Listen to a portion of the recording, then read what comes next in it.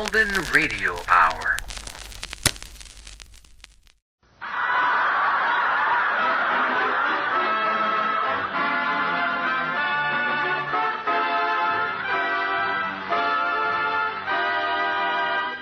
The Abbott and Costello program, brought to you by Camels, the cigarette that's first in the service.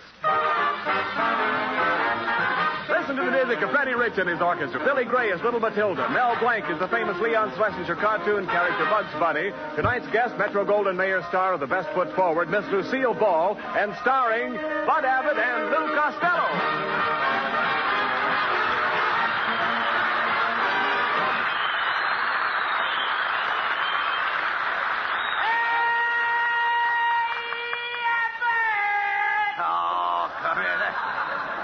Costello, late as usual. Why, what kept you this time?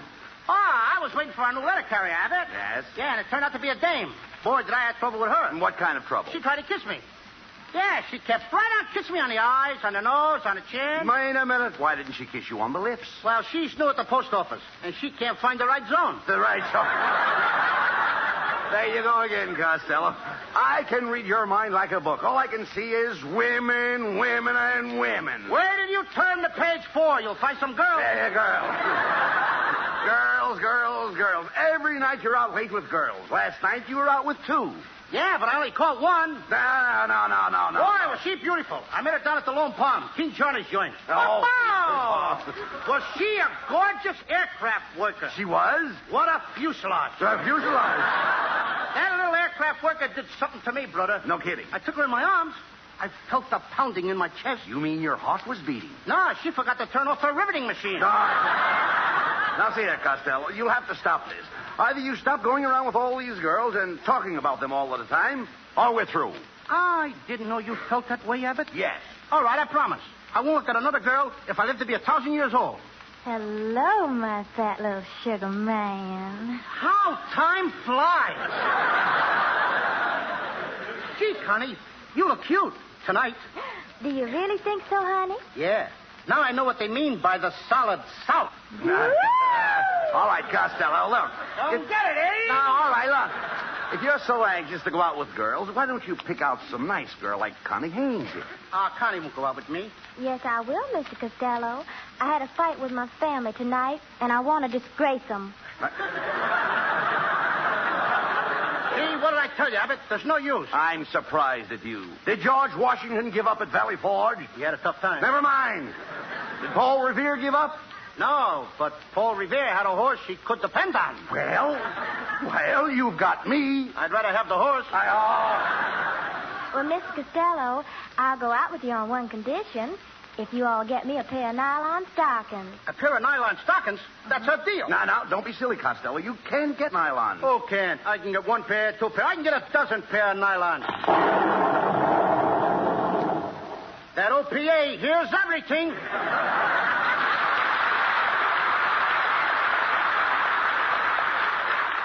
Goodbye, my fat little sugar man.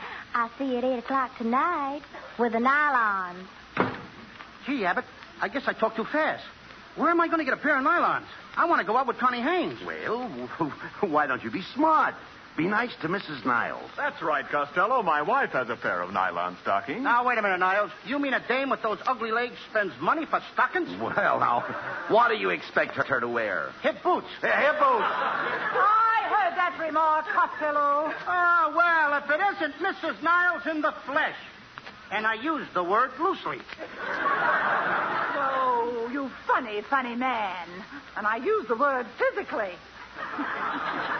You know, there's nothing wrong with my legs.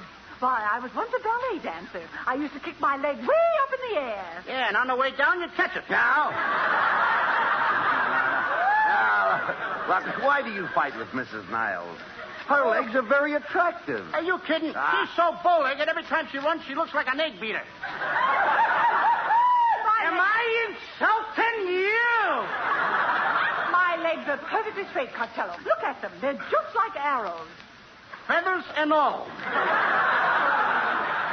Feathers? Of all the nerve. I'm not an old hen. Oh, no? Get back into your coop. Come on, get back in your Now, coop. you stop that. Hit. Now, stop that, I said. Quick. Stop that, I said. Quick. Get her from will you please say something? Kenneth Niles, you come with me. Niles? Door slams. Never mind that. No. Excuse me. Come here, Costello. Well, it was written here. Never mind what's written there. Excuse me, it's business. You've driven Mrs. Niles out of the studio again. Oh, pilot to navigator. Sighted dame. Tank same.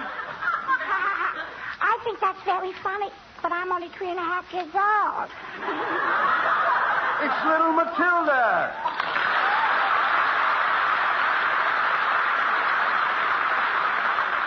Matilda, what are you doing out of school? My teacher sent me home because I kissed a little boy. You kissed a boy? Well, it wasn't exactly a kiss. We were eating the same liquor stick, and I chewed past my hair. Now, look, Matilda, will you please go home? I can't. I'll get lost. Oh, no, you won't. The train stops at every station. Why does it stop at every station, Uncle Louie? Because it's a milk train. Do they have to milk it at every station? How do you like a little kid, 3.5 years old, wants to know if you have to milk a train? Milk a train. It's impossible. You can't milk a train. That's silly. How's he going to get a big train to sit on a little stool? Now, look, Matilda, please. Don't worry, Uncle Louie. He's trying to get a pair of nylon stockings. You could get a pair of nylon stockings from my friend Betty Grable. Betty Grable? How do you know she has nylons? Because that's where I saw her put her money. The Bank of America never had branches like that. Wait a minute, Matilda. Maybe you can help Uncle Louie. Do you really know Betty Grable? Yeah. Here's a picture of us on bicycles. That's me on the handlebars. Mm-hmm. But why have you got such a surprised look on your face? Cold handlebars. Go ahead.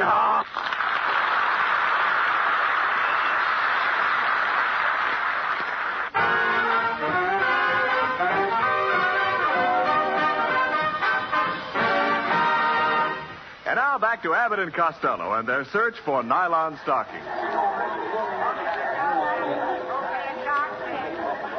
Well, Costello, I guess we came to the right place. Look at that sign. Square deal, Biggle Bottoms, the happy. Oh, so happy store. Yeah. Costello, what was that? That was Beaglebottom making a cheerful refund. Quiet. I wonder where the hosiery department is. Let's ask this fellow over here. Pardon me, mister. Are you the floor walker? What do you think I am with this carnation on a flower pot? After all, I'm not a jerk, you know. Well, you're not trying. Costello, don't antagonize the man. He might be able to help you, you know. Oh, I think you got something there, Abbott. Mister, please, mister. I wish you could do something for me. I gotta get a pair of nylons. We haven't any nylons, and stop licking my hand. It's no use, Abbott. All right. Forget about the nylons and the date with Connie Haynes. Just a moment, gentlemen. I can give you a tip on a real bargain. Due to a slight oversight in our tailoring department, we have 4,000 pairs of three-legged pants. Three-legged pants? That's great. I'll tell all my three-legged friends. But don't tell them all. Remember, only one pair to a customer. Come on, Abbott, let's get out of here. And away from this guy. All right, don't get excited. Wait a minute. We'll try the sales girl here. Oh, miss, can you tell us where we might get a pair of nylons? Sorry, I can't help you. You see, I'm in long underwear. Itchy, isn't it? Stop insulting people. Now, there's only one way to get those nylons, Lou. Listen to me. We'll have to see Mr. Beetlebottom. Personally, we've got to do this. Now, come on. Here's the elevator. Up. That's enough, Abbott. That's enough, Abbott. Abbott! Cut it out. Have you tried baking soda? Look, never mind that. All right, folks, step lively. Get a move on. Plenty of room on the second layer. Are you going up? Yeah. What's up, Doc? What's cooking, Pacho? Costello, look, it's Bugs Bunny.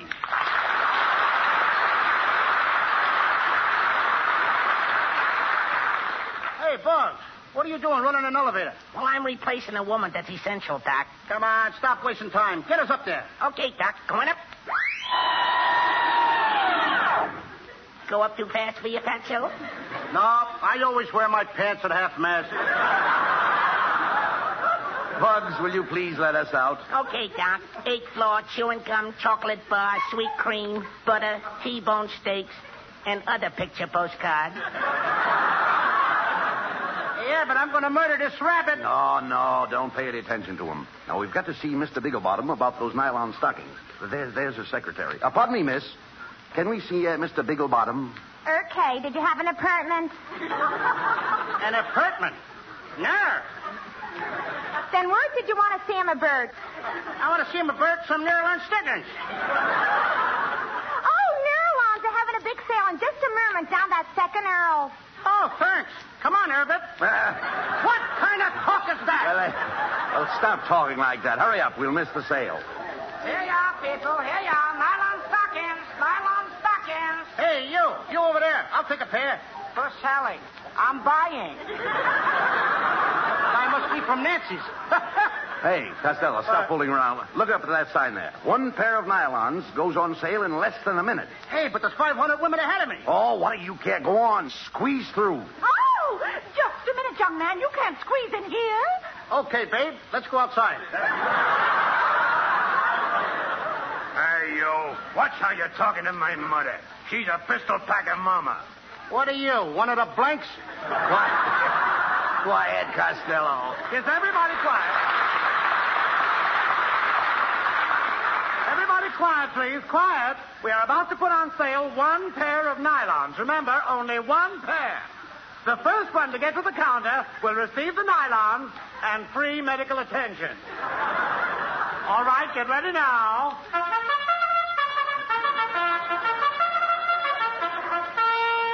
All right, Fatso, you gotta win this race, Doc. Hey, Bob, what are you doing on my back? I'm your jockey, Doc. How can I run fast with you on my back? Don't worry, I got a whip. Hey, Fatso, your stirrups are loose. Take your feet out of my garter belt. They're off, and they're running at Biggle Bottoms. It was a bumpy start, and Costello broke fast. Rounding the hard way, he's pulling away. At the half, it's Costello cutting through the girdle department. Hey, he's into the back stretch. It's Costello by 4, by 6, and now a final drive down to home. It's Costello all the way. There's nothing between him and the nylons. He can't lose. He's across the finish line. And ladies and gentlemen, here is the winner, Miss Lucille Ball.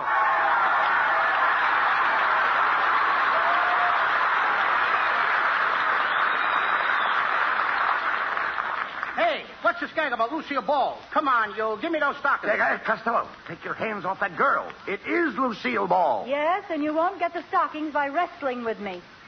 Who wants stockings? Miss Ball, I'd like to apologize for this unseemly conduct. I'm Bud Abbott. Oh, how do you do, Mr. Abbott? You're the organ grinder, aren't you? Yes. No. What makes you think I'm an organ grinder? Well, I thought I recognized that monkey with you.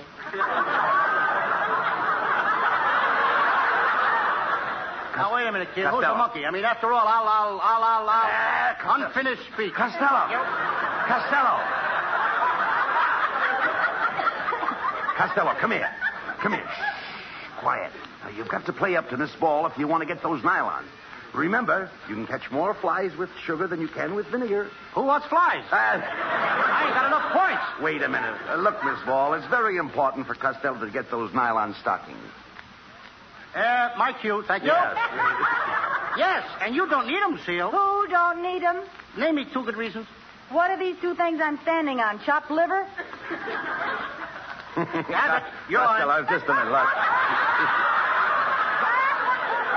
Look, you better let me take care of this. You know, Lou, after all, we understand things.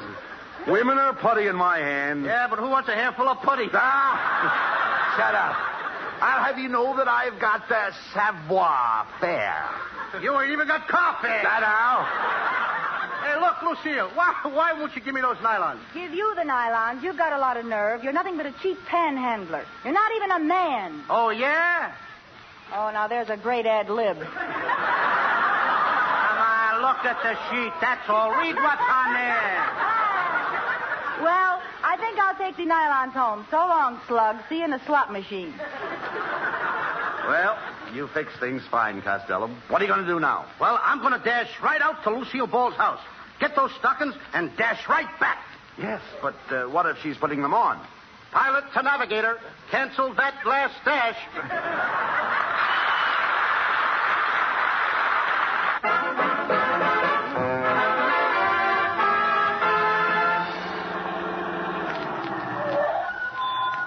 Well, Costello, here we are at Lucille Ball's house. Now, remember, you've got to make an impression on her to get those nylon stockings. Comb your hair. It is combed, Abbott. Look, ain't it plastered down nice? What did you use to plaster it down? Plaster. Plaster? How come your hair's so yellow? Mustard plaster. Ma! Boy, watch me go to work on that Lucille Ball. I'll turn on the tom. You'd better let me handle it, Costello. She's more of my type. I go for those trim ankles. You couldn't afford the upkeep on an ankle like that? Why not? That's a very classy joint. Oh, shut up here. I'll ring the bell. Never mind. Don't ring the bell. Can't you read the sign? Maid sleeping. I'll knock. Oh, it's about time you guys got here. You'll find the ladder and saw in the basement. Ladder and saw? Yeah, aren't you fellows from the tree surgeon? I was expecting somebody here to trim my tree trunk. We're only interested in your limbs. Look, Miss Ball, I'm afraid you have us confused with somebody else. You met us in the department store, remember? I'm Abbott. And I'm Costello. You must have a poor memory for faces. Yeah, especially for poor faces. Listen, what do you guys want here? It's too late for Halloween. It's too early for Groundhog Day. Now, wait a minute. Do I look like a groundhog? No coaching, please. Quiet, Costello. Get away from me. I'll take care of this. Miss Ball, we're just trying to be neighborly. You know how the laundry situation is, and we're here to help you with your washing. For instance, we wash stockings and... Yeah, stockings. Yeah. Well, that sounds interesting. Is your laundry service fast? Fast. We bring it back before it's clean. You see, Miss Ball, we're especially expert in the care of nylon stockings. Yeah, nylons. Nylons. Wait a minute. Are you fellas trying to talk me into something? No, we're trying to talk you out of something. Well, I'm not interested. You'll have to leave now. Hey, Abbott, I think we're sunk. What am I going to do? Turn on the charm. Go ahead. Make love to her. Okay. Oh, Lucille, please don't send me away. I've always admired you. Come, sit with me on this love sheet, baby. Please, baby. And put your feet, or your face, your foot in my hands. Now. Put something in my hand. Yeah, now turn it on, Costello. Turn it on. Go ahead. Lucille, I've lived for this moment. We were meant for each other. I was born to kneel at your feet. Get this GI haircut with a civilian approach. Don't spur me, Lucille. Did everybody go out? Don't spur me, Lucille. I love you. I love you, Lucille. I love you. I adore you. When I look at your face, it sets my brain on fire. I thought I smelled punk burning. Hey, Abbott, what should I say? Recite poetry to her. Recite poetry? Yeah. Okay. Ashes to ashes and dust to dust. If I don't get you, Tommy Manville must.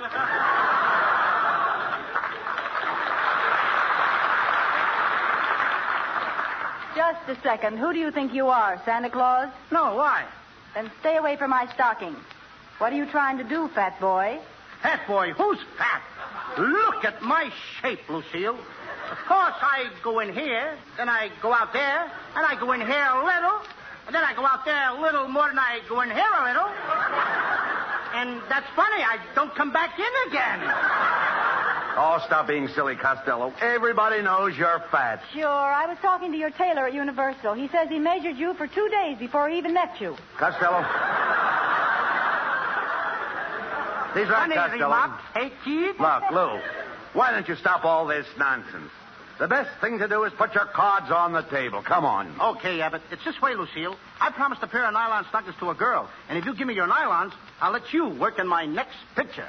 Threatening me will get you nowhere. Oh, we could do a terrific love scene. Come here, Lucille. I'll show you the kiss. I'm getting the hiccups. The kiss that made me famous. Ready? Ready. Contact. Wow, where did you learn to kiss like that? Siphoning gas out of cars. Well, what do you say, Lucille? How about another kiss? No, thanks. I'd rather give you the stockings. You fellas turn your backs and I'll take them off. Come on, Costello. Turn around. Yeah, and no rubbernecking. Don't worry. I won't rubber. Ball.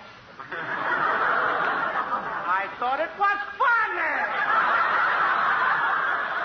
funny. You're just the type that would rubber, heel. Well, I hope you're happy, Costello. You finally got those nylons. Now let's go. Come in. Hello, Lucille, darling. I just came over to... Why, my fat little sugar man, what are you all doing here two-timing on me? You all are kids, sir. I never want to see you again. What do you say to that? Well, shut my mouth. Abbott, she did. It serves you right. Okay, so what are we going to do about it? I mean, after all, look, Connie, why do you treat me this way? Look, I got to get you the... I got you the nylon stockings. Why, sure enough, honey. Bless your fat little heart. Well, why didn't you have them wrapped as a gift? Wrapped as a gift? I thought you were going to wear them.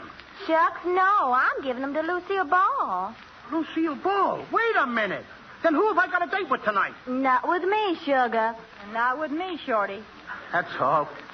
Nobody wants me. The world's against me. Don't talk like that, Lou. I'm your pal. My arms are around you. How do you feel? I still feel lonesome. Then rest your head on my shoulder, Lou. Okay, Abbott. Now, how do you feel? Much better. Let's dance. Get out of here!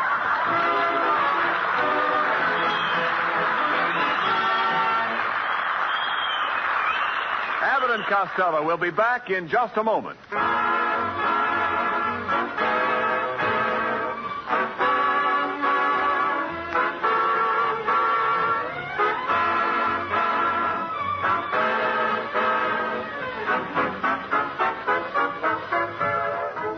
And now here's Abbott and Costello with the final word. Thanks, Ken. Well, folks, next Thursday is Thanksgiving, and Jane Wyman will be here to help us celebrate. And be sure to tune in, everybody. We won't have a turkey, but that Jane Wyman. What a chicken! Woo! Good night, folks. Good night. Good night, everybody at the Lone Pond.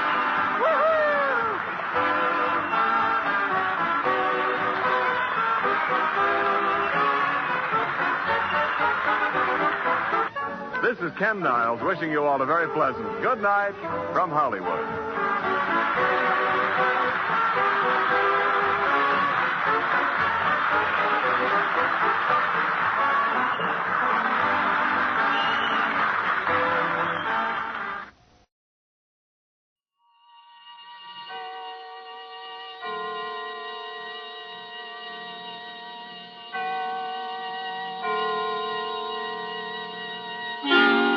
Suspense.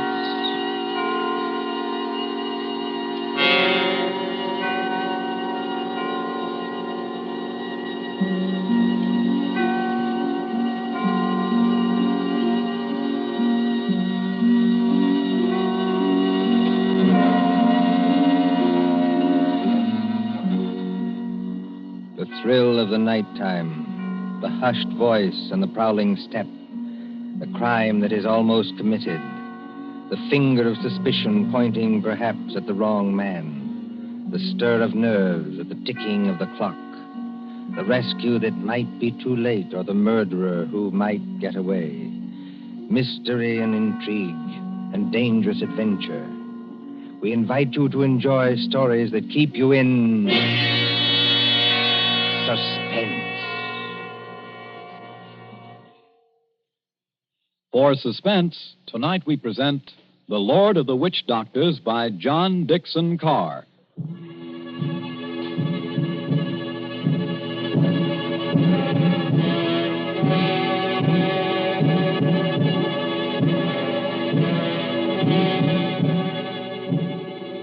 The drums were beating that night. The Lord of the Witch Doctors was on his way. 20 miles off the East African coast, fanned by the blistering heat of the Indian Ocean, lies the island of Zanzibar. Here, many years ago... To be exact, in the year 1889. 3 nations were rivals for imperial German eagle. At Mogadishu were the Italians. A mixed population boiled along that coast, Portuguese, Arabs, Swahili. On the island itself, Sayyid Khalif, Sultan of Zanzibar, ruled the remains of a once mighty empire. Mohammedan Bantus of the tribe of Zeng. Look over there, in the moonlight. That white building, patched and rotted, was the palace where Sayed Khalif lived with his fat wives and his captive lion.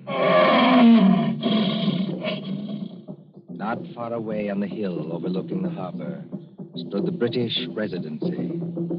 The British resident, or crown official, held uneasy sway against German and Italian influence. And at the Residency on that hot night long... Martha. Yes, Father? Come away from the windows, please. But, Father, those drums are on the mainland. Never mind. 20 miles from here. I'd rather you stood back. It's the fires I don't like, sir. You can see the red light all this distance. They're having a beano of some kind. You'd better stand back, too, Mr. Harris. Look here, sir. Yes, Mr. Harris? I've been your diplomatic attaché in this place for 3 years. Couldn't you call me by my first name in private? Just as you please. Lower the sun blinds and turn down the wick of that lamp. You don't think there's any danger? There's no danger whatever, but... Nero seems terribly restless tonight. Only natural, my dear, with the drums going. Everybody seems restless. This has been going on for days. You begin to get in your nerves. So you feel it too, eh? And I do wish Sayed Khalif wouldn't tease Nero. Jab at him with the meat fork and that kind of thing. If that lion ever got loose... Nerves, my dear, nothing but nerves. Let's face it, sir. There's something very queer going on over on that mainland. Well, suppose there is. All we know is what Nyoka knows. This great witch doctor, whoever he is, has been making a triumphal progress to the coast. The whole bush is afraid of him. You alarm me. Nyoka says he's got horns. He can make himself 7 feet tall, like stretching an accordion. Oh, really, Bill Harris? Well, I don't say I believe it. I say it might be dangerous. Now, for instance, could this be one of Dr. Schmidt's tricks? Dr. Schmidt is a friend of ours. Yes, he's also head of the German East Africa Company. Dr. Schmidt is a gentleman. Look at that coast over there. He's got every native chief in his pocket. Dr. Schmidt assured me that the German emperor has no more territorial claims in East Africa. We get our trade concessions from Said Khalif. Said's our only friend, but we can't even be sure of him. The Germans give him trade gin and a grand piano. The Italians give him 3 new wives for his harem. What do we give him? I have no instructions from London about the situation in this island. No. Somebody in Whitehall probably forgot to post them. For the last time, Mr. Harris, I will not hear His Majesty's government criticized like that. Sorry. These things take time. If there's any danger, we'll be notified in due course. Listen. Well, they're only our own natives. They beat their own drums, you know. Somebody went past that window. That's probably only Nyoka, my dear. Surely you're not afraid of our own servant. No, but Master! Nyoka, listen to me. Don't hang on to that big curtain. You'll pull it down. Now stand up straight and tell me. What is it? He here, Bwana. He here, yes, please. Who's here? Big witch doctor here, yes, please. He come up past in moonlight. He walk slow, boom, boom. He got big teeth eat with the outside front door now. What was that? the drums have stopped. Nyoka's right, sir. We have got a visitor. There's somebody coming down the hall. Better turn down that lamp, Martha. I can't seem to find the lamp. My fingers are all thumbs. There's a revolver in the table drawer behind you, sir. I don't need it. Stand perfectly still, all of you. Now, please, friends all, don't be alarmed. Are you English? That's right, miss. Born and bred in Streatham. Which of you is the British consul? I am the British resident, sir. My name is Richardson. May I ask the meaning of this tomfoolery? Well, that's just what I'm here to tell you. Or maybe I'd better show you. Now, observe me right hand. I hold it up so, and as I live, a lighted cigar. But perhaps the lady doesn't like smoking in the drawing room. Now, look here. There's nothing up my sleeves. I wouldn't deceive you for the world. I turn over my hand, and would you believe it? A glass of water. Is this man insane? Father, I think he's trying to tell you he's a magician. That's right, miss. Direct from the Egyptian Hall, Piccadilly. Animal taming and magic. That's my line. Then you're the famous witch doctor that's got all the natives in an uproar? Nobody else, young fella. Yes, well, you tell us what you mean by this nonsense. Scaring everybody when there's no danger. No danger? I suppose you haven't heard about Said Khalif and his Gatling guns? Gatling guns? Kindly presented by Dr. Otto Schmidt. And believe me, all you've got is an appointment with a Gatling gun, unless my nonsense steps in. Here, take a look at this. But you can't be from the British Foreign Office. Well, that's just what I am, Governor, and going up in the world, don't you think? By the way, I'd better give you your instructions. The envelope's pretty dirty and a little bit smelly from being under my furs and devil pink, but... Read it, sir. Go on and read it. Foreign Office, Whitehall. British Consul, Zanzibar. Bearer of this letter, the Great Mephisto. That's me. Real name, Barney Hicks. They must be out of their minds. Are they? Listen, old man. I've been 3 weeks in that jungle with a Swahili interpreter. I've been bitten and stung and fried to death. But Schmidt or no Schmidt, I've got those native chiefs just where I want them. You see what happens when I announce I'm a friend of the Great White Queen? Why, you'll have 'em eaten out of your hand. Well, that's true. And all we've got to do is get around Said Caliph here on this island. But do we need to get around him? The young lady, be good enough not to speak until you're spoken to. Oh, I'm sorry, Father. Sayed may be lazy and as fat as a hippopotamus. He's rather a fine old boy. Is he? You said something about Gatling guns. Now, listen. Here's the game. Father, I don't like this. I've never heard Nero as restless as that. Never mind, Nero. Go on. Well, I came over here tonight in a steam launch. Tomorrow I'm paying my state visit to the great Sultan Said Caliph. Now, you present me as your friend and a friend of the Great White Queen, and I do my best tricks at it. Is anything wrong with your native boy? Nyoka, be still. You're not afraid of our witch doctor friend, are you? No, I good Christian. Here, what are you doing? Come out from under that sofa. But, Bwana, I see something. I look out through window slats. See Bwana bald head coming up past. Well, a baldhead? That's Dr. Schmidt. Dr. Schmidt? Well, he mustn't find me here. Yes, I quite agree. This is most irregular. Is there a back way out of here? Yes, through that arch. Stay in the back room. Naoko will show you. Me go with witch doctor. Yes, hurry, please. I know like. Never mind what you like. You go. All right, master.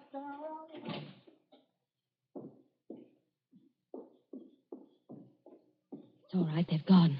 Yes, about time, too. Well, good evening, Dr. Schmidt. Pleasure to see you. Always a pleasure to see you.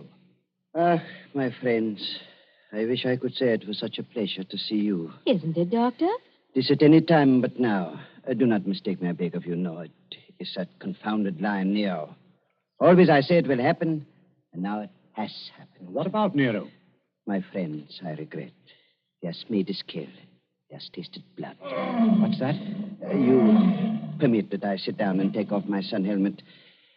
I am not young, and I'm tired. It's not Said Caliph. Yeah, it is so. He has teased that lion once too often. Oh, poor old boy. He was our friend. He's not dead. Yeah, I regret. Yeah, he is dead. Sultan of Zanzibar is dead. Oh, Gad. But how did the lion ever get at him? He drank too much pumba. That was his trouble. He got drunk and think he can do too much. So he opened the door and went into the lion's cage. Into the cage? Yeah, would you believe it? Not easily. But it is true. Over to Paris, there's what you call gnashing of teeth. His son Nobius in tears. Did you see this happen, Doctor? No. I go there later and they tell me. It's all the worse because of some foolish story, a doomhead story. That he has been struck over the head and thrown into the cage by someone who did not like him. That's more likely, if you ask me. My friend, it is foolishness. Everybody liked old man. He was a father to his people and a kind friend. Doctor, are you telling us that Said may have been put into that cage unconscious? It is what one African soldier says, yeah. Well, then he may still be alive. Alive? It is impossible. It's more than possible. A lion may maul an unconscious man, but it doesn't often kill him. This is vital. Vital to Said himself and others as well. You're a doctor. Can't you go and make sure? My friend, I regret. I am not that kind of a doctor. Harris, you may be right. I think I'd better go myself. Yes, that's a good idea, sir. I'll stay here and entertain Dr. Schmidt. Unless, of course, he wants to go, too. No. I thank you. I do not like sights of that sort. I have a tender heart and I have illnesses. Besides, you can do nothing. I tell you, he is dead. Yes, we'll see. Martha, you'd better come with me. Your nurse's training may be of some use at last. Of course. Hadn't we better go the back way and speak to Nyoka? Yes. Nyoka mustn't be troubled in that back room. A very good evening to you, Dr. Schmidt. Ah, Mr. Harris. They have good hearts, but they're so foolish. I would give my own right arm to aid that poor man. But Well, we must have philosophy. We must cheer up, bear it. Yes. Now, Doctor, we're all alone. So we are. We must sit down and have a nice, comfortable chat. Yes? Definitely, yes. Oh. I wanted to have a word with you anyway. Ah, so? About what, Mr. Harris? Oh, various things. I am happy to give you all the time in the world. I like talking to young people. It makes me feel young again myself. Like Nobi? Nobi? Said Khalif's eldest son, the new Sultan. Ah, one fine young man. Or a savage. Yes, but weak, easy to manage, and very fond of his father, too. It's a wonder he didn't have the lion shot after they got the body away. Shot with what, my friend? I beg your pardon, Himmel. I do not consider the matters funny. No. But shot with what? These brutes, they have nothing but loading muskets. Kill Nero with those? No. Suppose they had Gatling guns. Pardon? Just suppose that, of course. Of course. Well? Ah, my friend. Gatlings would be of no better use. You only wound. To kill a lion, you must reach the eye or heart with a high-power bullet. What is the matter with us? Why are we talking of these things? Talking of death, you mean? Of Said Khalif, who gave all the trade concessions on Zanzibar to the British? My friend, I was talking about express rifles. Look here, don't you find it warm in here? Yeah, a little. Yes, it smells of animal's fur, doesn't it? I'll just raise those sun blinds. No. You must not trouble yourself to do that. It's no trouble. I beg of you not to trouble. It is not necessary. Doctor, you've been mopping your forehead ever since you've been here. A little fresh air never hurt anybody. Here. Isn't that better? Much. Why not sit down, my boy, and we have a nice chat? Fine enough night. No smell of the animal's cage here. My friend, you talk like a hunter. Yes. Or a victim. Yes, it's a fine night. At least for this part of the world. Fire's still burning on the mainland. I wonder if that's a good sign. Of what? I wish I knew. And the sea is like skim milk under the moon. And, good Lord. What is it? What makes you jump? Look there, in the harbor. My friend, I see nothing. Perhaps if I take off my spectacles and Why, man, you must see it. In the harbor, out at the left there, beyond the shadow of those big palm trees. Don't you see our riding lights? It looks... By George, it is. It's a warship. It is only a German gunboat, my friend. Only a very little German gunboat. German gunboat? My friend, you must not be so distrustful. That is not kind. Let me get a telescope. But I tell you who she is. It is nothing. She is on what you call a goodwill tour. You're not angry. Angry? My friend. Well, I did not know. I could not guess. That is, the Englanders are hard to understand. We know that ourselves. I tell you something in confidence. The Germans are sensitive. The British objected. The natives feel too strong. I tell the gunboat to go away. I fire an express rifle. It has a sound. Boom! You cannot mistake one another. That is why I think of an express rifle. But if nobody will object... Why, not the least bit. Tell me, Doctor, do you like it here on this island? Well, just not barren. Don't you ever want to get away from a forsaken mud heap like this? My friend, I am a German. My duty is here, as I stay here. Yes, I know.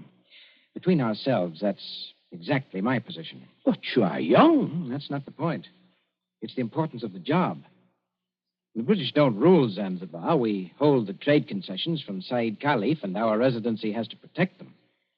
But even you, Doctor, would be surprised at the amount of trade that we have to protect and the revenue that comes out of this island. Is it so now? You don't say so. I do say so. Is it so much? More than you think. Of course, I'm not allowed to give you any figures. No. Of course not. I would not dream of asking you. How much would you say it comes to, roughly? Oh, come now, Doctor. As one gentleman to another, you're not asking me to give away secrets. Oh, no. It was only a joke, you understand? Please do not try to up-trip me. I would try to pull your leg, and it was only a joke, believe me. Yes. It's all in the game, as it were. Yes, all in the game as gentlemen. Oh, Doctor, you're quite a humorist. You're not offended? Not at all. No, as I was saying, I hold a rather important job. Of course, Mr. Richardson holds an even more important one. He's been very friendly with old Said Khalifa on this job. Of course, you know what that job is? Of course. He's the British consul. What is the matter with you? You're not smiling any longer. Why are you looking at me like that? So that's it. That's the game. You made exactly the same mistake that he did. Shoot it. Dr. Schmidt, have you met the great lord of the witch doctors?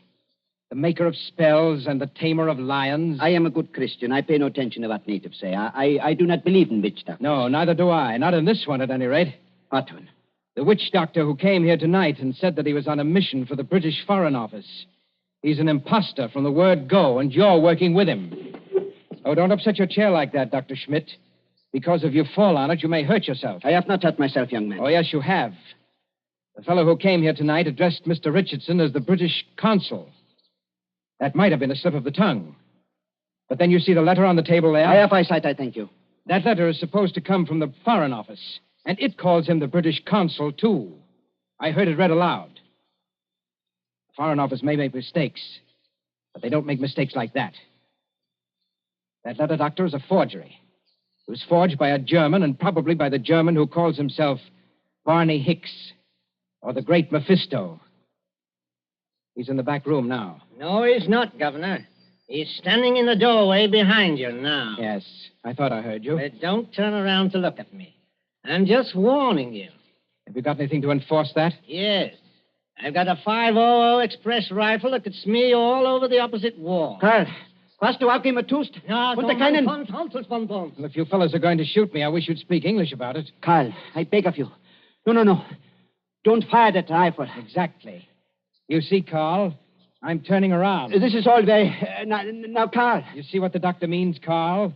If you fire that rifle, you'll send your gunboat out of that harbor just when you need it. Isn't that the signal, Doctor? To send the gunboat away? Karl, I beg of you. Yes, it is. Very simple, economical German signal. So, you two killed Said Khalif. That is slander. That cannot be proved. Had to do it, I imagine. Said was the one chief that you couldn't buy or frighten with your witch doctor, so you got rid of him. Tomorrow morning, the witch doctor would have appeared. He'd have scared the daylights out of a weak and superstitious son, Noby. I told you I was fairly good at my work, Governor. And I am. Yes, and then the witch doctor would have taken over everything. The British resident had to be bamboozled for 24 hours to keep him out of the way with a ghost story about a British agent. And there was a gunboat in the harbor in case of trouble. Slight mistake there, Governor. There is a gunboat in the harbor. Yes. It's really worked out beautifully. The Emperor should be pleased. I don't think your White Queen will be very happy, though. I'm the great witch doctor to that frightened mob over there. Say it is dead. And there's a German gunboat in the harbor. Listen. I think I hear something. Whoever's out there, stay back. Whoever's out there, stay back. Bill, listen to me. Sayed's alive. He's alive. This is impossible. Oh, we can see him breathe. We don't even think he's badly hurt, but he's still in the cage, unconscious. Still in the cage? You mean they can't get him out of there? If he wakes up or they attempt anything, Nero will tear him to pieces. The whole crowd over there is nearly crazy, but they don't dare go into the cage. Well, gentlemen, you should have been more careful. If they do get Said out of there alive, you're done for. Be quiet. Listen. Noby and the rest of the natives are coming up here now. See here, miss. Are you talking about the old boy's son? Noby, yes. He wants to see the witch doctor. The witch doctor? This puts you in some slight trouble, Carl. Listen to me, miss. I couldn't get that old buzzard out away from a mad lion, even if I... I've got to get out of here. Too late now, my dear witch doctor. The natives have surrounded the house. Who's that? It's Nobi. He's coming down the hall. Seva, Abu du Save. I Nobi. Speak white language. Carry Sultan's wand. Witch doctor? Much respect. Fall on floor. Go ahead. Play your part, Carl. Play your ruddy part. Get up again. Great medicine man. Father heard. Encaged with lion. You come. Say something, Carl. You can't be a dumb wizard. You come. My dear Nobi, my friend, the witch doctor can't understand you. Hey, witch doctor. Not speak everything. Bad witch doctor. No, it is not that. He does not hear you. He's in another world. See how his eyes close. See how he sway. I know this. He saved my father. Or maybe all of you. We will kill all white people here. Witch doctor saved my father from lion. You come. Nobi, listen to me. You needn't worry. The great witch doctor can save your father. Go in cage? No, not go in cage. Strike with fire? Yes, that's it. Strike with wizard fire. Open heaven. Flash great light. Nero scream and die. Father saved. Carl, you must not save him. If he remain alive, he will talk. Then the natives will know. You not want to save father? The witch doctor does want to save your father, Nobi. You see that gun under his arm? Gun? Gun no good. Not use gun. Only wound lion. Lion in pain kill father. No, that's not like your muskets, Nobi. It's an express gun. It's a magic gun. Magic gun? Listen, Nobi. Magic gun save your father with one shot. Just like that. Lion fall over dead. Your father well again. And our friend. We use gun. Give me gun. No, you could not use it, Nobi. The witch doctor can use it best. Tell him to use it. Tell him to be sure that he hits the lion. Look here, Harris. I've had enough of this. Yes, Nobi. If he wants to hit Nero with that white fire, he can strike the lion dead before you could wink your eyes. Then do. You'd better try it, Carl. And you'd better not miss him, or you know what'll happen to every white person in this room. My hands are shaking. Magician with shaky hands? That won't do. I take your shoulder. You follow. Yalla, Ngamba. All come.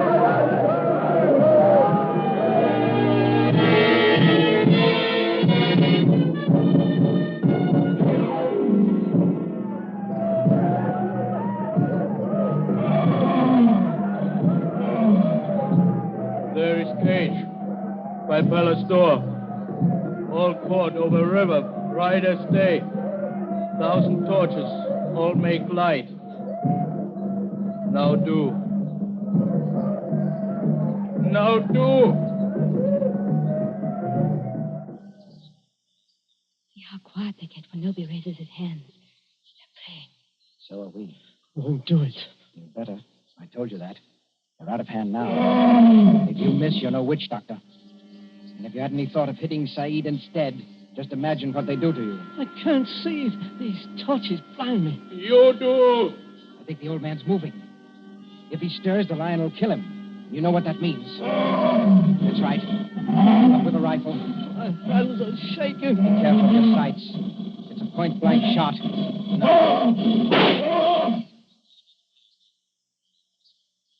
Allah! Furkan! All right, Nobi. The lion is dead. They can go in and carry your father out now. Lion dead? German magic is great magic.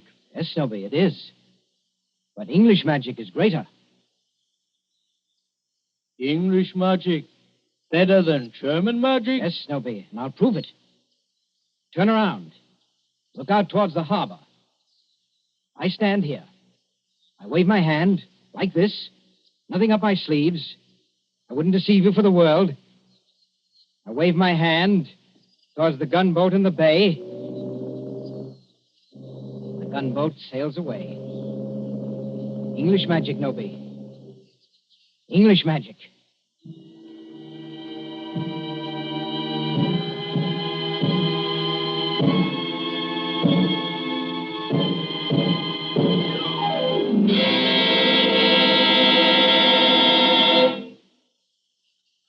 And so ends The Lord of the Witch Doctors. Tonight's story of Suspense.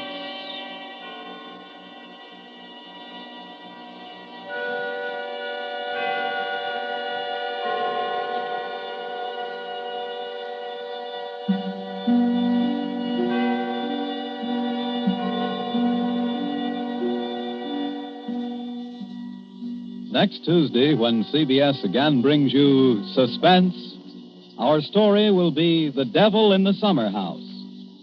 The broadcast for next week only is scheduled for 10 p.m. Eastern Wartime, a half hour later than usual.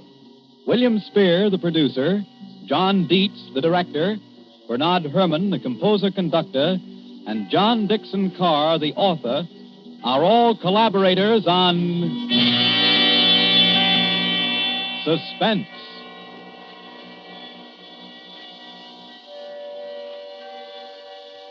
This is the Columbia Broadcasting System.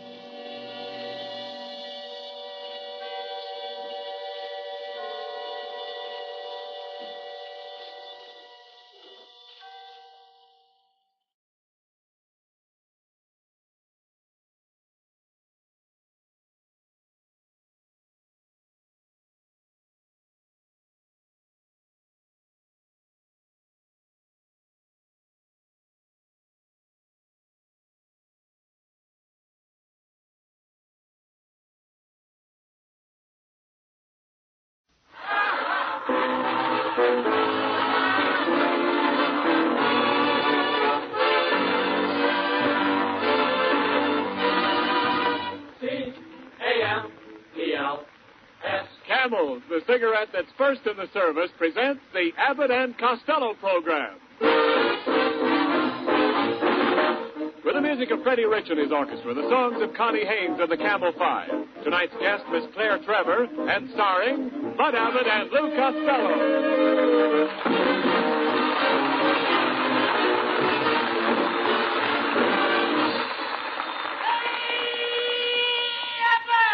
Oh, Costello, you're late again as usual. What kept you this time? Well, I got a phone call from my bank, and I had to run down there right away. What was the matter? The butter in my vault was melting. Oh. Costello! What do you want the vault for? Oh, in case I get some meat. Haven't you had any? Huh? Haven't you had any meat? No. The only way I can get meat is to stand over a gopher hole with a baseball bat. Oh, stop complaining. Things could be a lot worse. Nobody's worrying about getting meat. Oh, no? No. Yesterday I went to the market. The butcher put his arm on the counter, and before he knew it, 3 women bought it.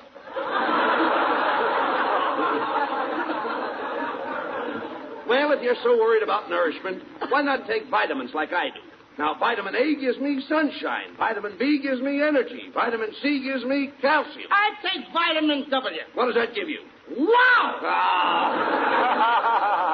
Good evening, fellows. What's the discussion all about here, Bud? Oh, hello, Ken. Hello, Kenneth. Costello's Kenneth. worrying about the meat shortage. Yeah. You know how he is. His eyes are bigger than his stomach. They are. Hello, fat eyes. Of course, I'm not worried about the meat shortage. Why should you, with that mutton head? You should talk, fat boy. Who's fat? I got a military figure. That's right. When you wear a belt, your stomach goes over the top. Now, quiet, Skinny. Why don't you get a pair of snowshoes? What does he need snowshoes for? When he takes a bath, he won't slide down the drain. That's no way to talk. Oh, no? When he gets undressed, it's like unveiling a golf stick. Now. He's so skinny he has to put a bell on his tonsils to prove he's breathing. Just a minute, Costello. You're always making fun of my physique. You should see my chest expansion. Yeah, go on, Ken. Show him. Take a deep breath. All right. And up, boy. No more, Ken. Deeper. That's it. Deeper. More air. Gee, guess I breathed too deep. Look, Niles, if that wife of yours only fed you some meat, you wouldn't fall apart that way. Oh, yeah? Well, look, my wife doesn't have to. I'm a vegetarian. I'm crazy about vegetables. You must be to be married to that old tomato. I heard that remark, Costello. Now, don't fret, darling. I'll tell him.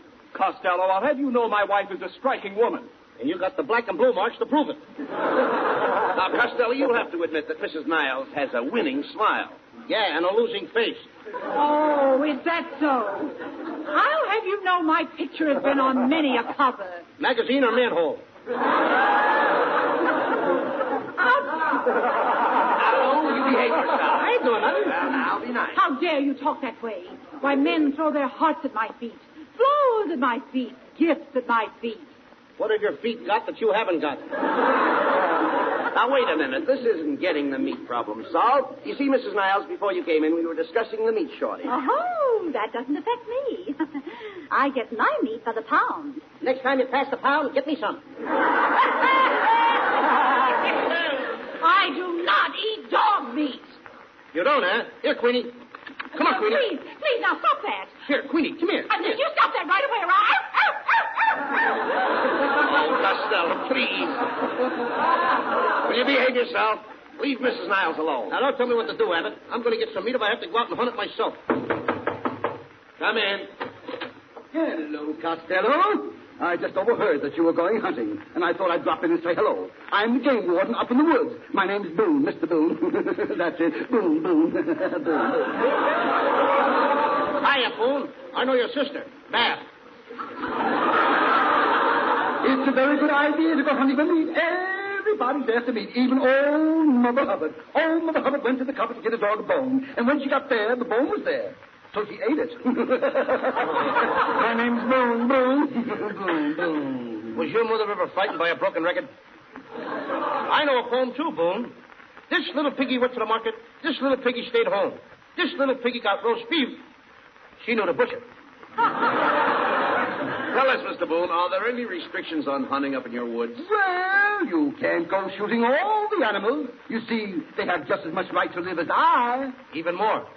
And now to the rules. Are you, Luke Costello, going hunting with Bud Abbott? Yes. Then kindly step forward. Do you both promise to honor and obey the hunting laws of the state? I do. I do. And do you both further promise to love and cherish the grandeur of nature? I do. And in the event of danger, do you solemnly promise to protect each other until death do you part? I do. Very well, then. I now pronounce you man and wife. The name is Boone, Boone, Boone, Boone, Boone. Man and wife? Well, Abbott, ain't you going to kiss me? Get out of here.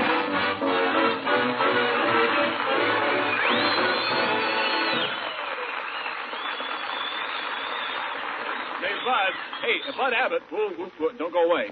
Yes, Dad. Bud, look, do you know anything about flying? Sure I do. I was flying even when I was a little kid. Yeah, really? Yeah, I jumped off the roof with an umbrella and I stayed in the air for 3 hours. Oh, wait a minute. How could you stay in the air for 3 hours? My pants got caught on the drain pipe. A ripping joke. No, Bud, look, I'm talking about real flying. Like trying to tear the wings off an experimental ship in a power dive. Stuff like that is just meat and potatoes for Red Hulse, the Curtiss test pilot who tried out the Navy's amazing new dive bomber. And whether it's planes or cigarettes, Red Hulse likes to test things out for himself.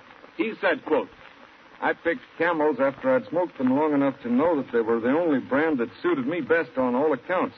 They're really easy on my throat, and they give me that full, rich taste I like. Unquote.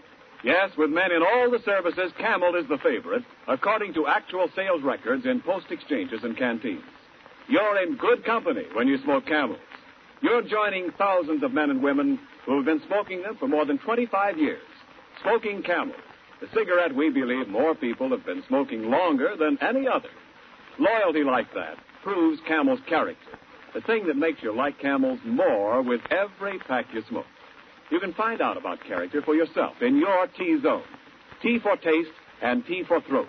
Your own proving ground for flavor and mildness. You'll find that Camels have more flavor, and it's extra flavor that helps them to wear well, pack after pack. Camels are extra mild, too, because they're slow-burning and cool smoking. For steady smoking, stick to Camels, the cigarette that's expertly blended of costlier tobaccos. C-A-M-E-L-S. Camel, get a pack tonight. You'll want to buy a carton tomorrow.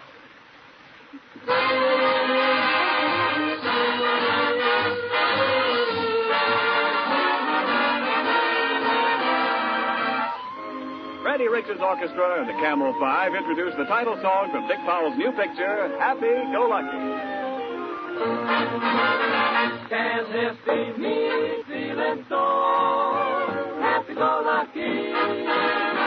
Looking in your happy-go-lucky eyes. Can this be me feeling so happy-go-lucky? Me who always acted so smart and wise. Can this be me singing home? Everything's a key. Follow your hand with a happy-go-lucky way. Well, if it's me feeling so happy-go-lucky, pardon me while I forgive to say, heaven bless this happy-go-lucky day.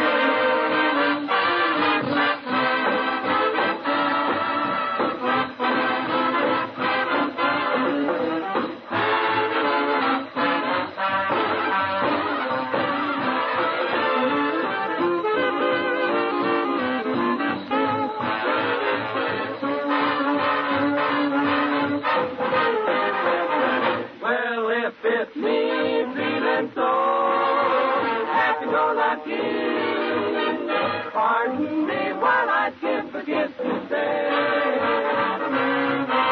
heaven will bless this happy-go-lucky day.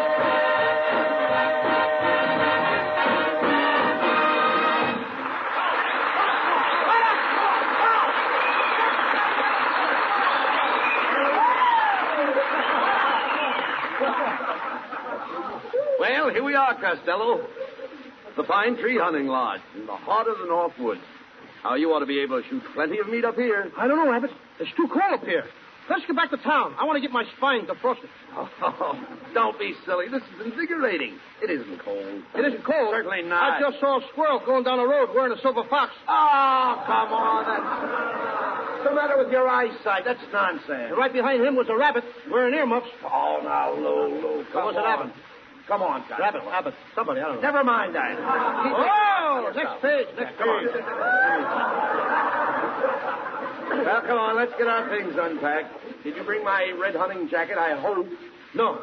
You dummy, I can't go hunting without a red jacket. Now, you know Don't worry. You'll have a red jacket. I will. Yeah, I brought you Palm Beach suit and 4 bottles of ketchup. Oh.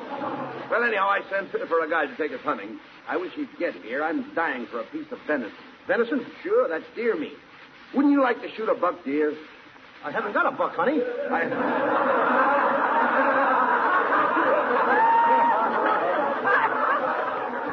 Look, I'm talking about hunting. Haven't you ever hunted before? Oh, sure. I caught a mink that shot $9 in 15 minutes. Now, that's ridiculous. How could you shoot $9 in 15 minutes? Did you ever go out with a hungry blonde? Sure, I should say not. Oh, skip it. And get that suitcase unpacked. Hey, wait a minute. Sounds like a mouse in that suitcase. Open it up. It's a mouse, all right. And I'm only 3.5 years old.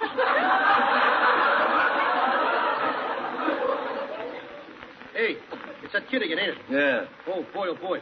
Hey, Matilda. Now, look, this is no place for a little girl. A girl, or whatever it is. Why don't they make bigger tights? All right, never mind that. Now, be nice. There's a lot of wild animals up here. I'm not afraid of animals. My daddy's an elk. Elk? Matilda, that kind of an elk isn't an animal. You never saw my daddy. Why don't you stick your head in a bear trap and don't let go? Costello, how can you be so unkind to that child? She has a good head on her. Her head in a bat would start a softball game. Uncle Louie, can I go hunting with you? I know how to handle animals.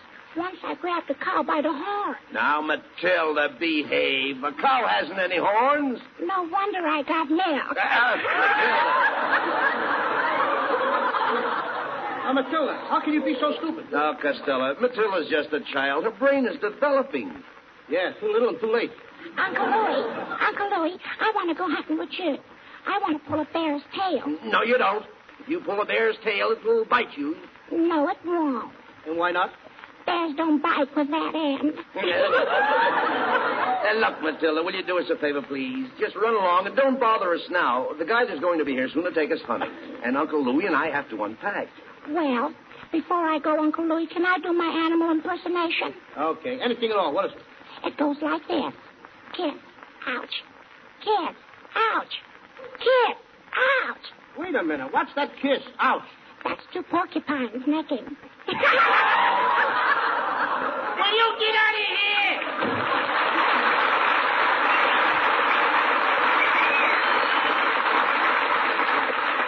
Hey, I'd like to find out who Matilda's rider is.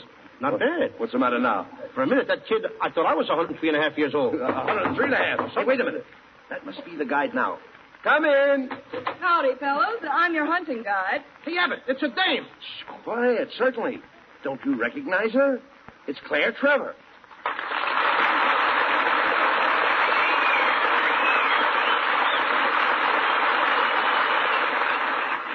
Now, wait a minute, Miss Trevor. We weren't expecting a girl. We thought a man was going to lead us. Well, didn't you ever follow a woman before? Well, once I followed a woman who used to catch minks. Papa? No, another guy beat me to her. Now, don't talk like that, Lou. Oh, that's all right, Mr. Abbott. You know, my sister thinks Costello is the best comedian on the air. Oh, gee, thanks. I'd like to meet her. Well, you can't. We never let her out of the attic. What a clever Trevor. Costello, behave. Now, Miss Trevor. Oh, won't you call me Claire? Well, will you call me Bud? Will you call me when this is all over? By the way, Claire, how did you happen to become a guide handling guns and rifles? Well, you see, in pictures, I used to be a gangster's mole. Mole? The word is mal. I know, but I can't get a laugh with Mole. Mm-hmm. That takes care of me, sister. All right. Now, just take it easy. No remarks, Costello. You see, Claire, the reason we came up here in the woods is because of the meat shortage. Costello wants to do a little hunting. Oh, really? What's your favorite animal? Roast beef? Costello. People don't hunt roast beef. What was that line in front of the butcher's this morning? Termites? All right. Now, just let it go at that. Take it easy. All right, boys, let's get to the hunting trip. Now, you start out at 5 o'clock in the morning. You tramp for 15 miles with a pack on your back, a lilt in your voice, a song in your soul. And a blister on my heel. We should reach the mountain by noon, don't you think, Claire? Yes, that's about right. And 12 to 1, we climb the mountain. 12 to 1, I don't make it. It must be beautiful on top of the mountain, Claire. Oh, it is. And you can listen to your echo. You simply say, hello, and then the echo says, hello. Sociable, ain't it? And then I yell again, how are you? And the echo comes back, how are you? And then I say, it's a nice day. Say, Claire. Yes? You enjoy that sort of thing? Quiet, Costello. Go ahead. All right, never mind. Please.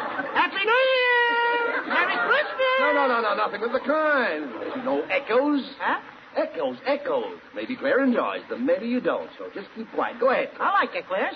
Not eclairs, not those things. This is entirely different. Now behave. Oh, it's very exciting. Yes. And as you're standing there, suddenly you hear a loud roar, and through the brush comes the most ferocious bear in the world. Oh, Grizzly. Costello, you rush up and grab him with your bare hands. What kind of a fool do you think I am? Why, are there different kinds?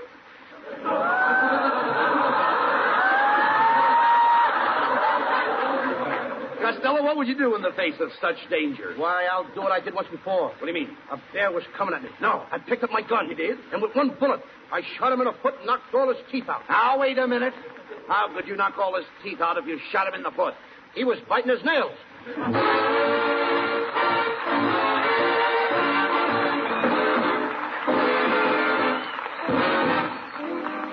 Here's Connie Haynes of the Camel 5 with a sparkling tune from Paramount Star Spangled Rhythm, doing it for defense.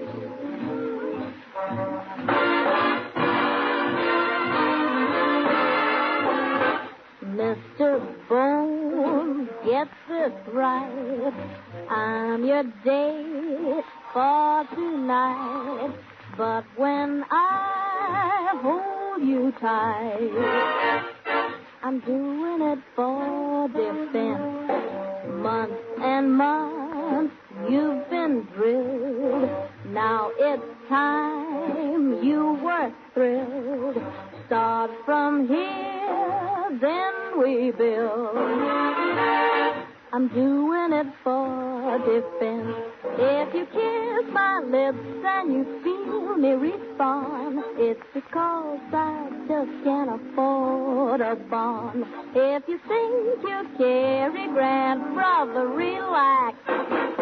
You're just a rebate on my income tax. Don't be hurt, don't get sore. I'm a pal, nothing more. This ain't love, this is war. I'm doing it for defense.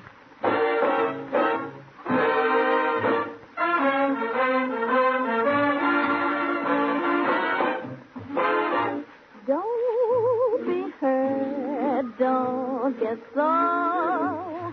I'm a pal, nothing more. This ain't love, this is war. Mister, don't take offense.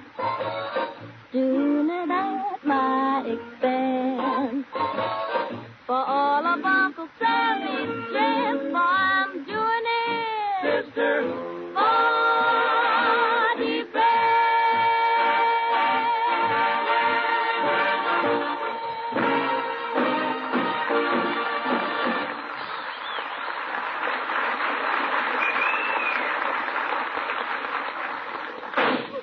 Costello, what are you shooting at? We haven't sighted any game yet. It says in my hunting book, if you get cold, take a couple of shots. Oh. Yeah, but you almost hit me. What's the matter? Eyes bad? What, Claire? Eyes bad. Is who? Oh. Is you a bad girl? No. Is you? Miss Trevor's trying to pick up some animal tracks. Follow her. Okay. Gee, Claire, that's a nice bustle you're wearing. That's no bustle. The knapsack slipped. Oh, say, my dog must be on the trail or something. Hey, go away. Get him away from me.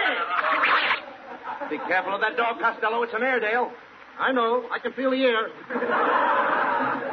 Oh, dear, I suppose I should have brought a muzzle. A muzzle? Muzzle.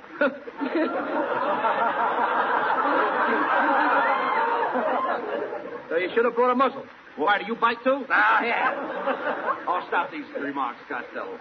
Claire's dog is very intelligent. He certainly is, and I'll prove it to you. Roger, how much is 1 and 1? Good. How much is 2 and 2?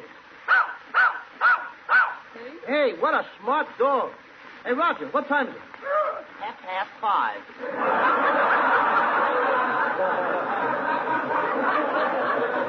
That ain't a hunting dog. That's a watchdog. Thank you. You're welcome. What am I talking to, a dog? Well, boys, you better get your guns loaded. We may come across some game any minute. Your gun loaded, Costello? Yeah. Wait a minute. Look. There's a wild turkey over there. Hey, Abbott. A turkey. A real turkey. Woo! I'm finally going to get something to eat. All right, take it easy now. Sight your gun. Now, ready? Aim. Mustn't shoot the bird when his back is turned. I'm the warden named Boom Boom. Boom Boom. Just a second, Warden. I'm the guide, and Mr. Costello isn't doing anything wrong. Yes, he is. That's too large a gun for such a small bird. Naughty named Boom Boom Boom. Hey, boom, boom, boom. Wait a minute. Can I use a bow and arrow? Oh, no. That's much too sharp. Then can I use a slingshot? No, that would bruise the bird. Do you mind if I just give him a dirty look?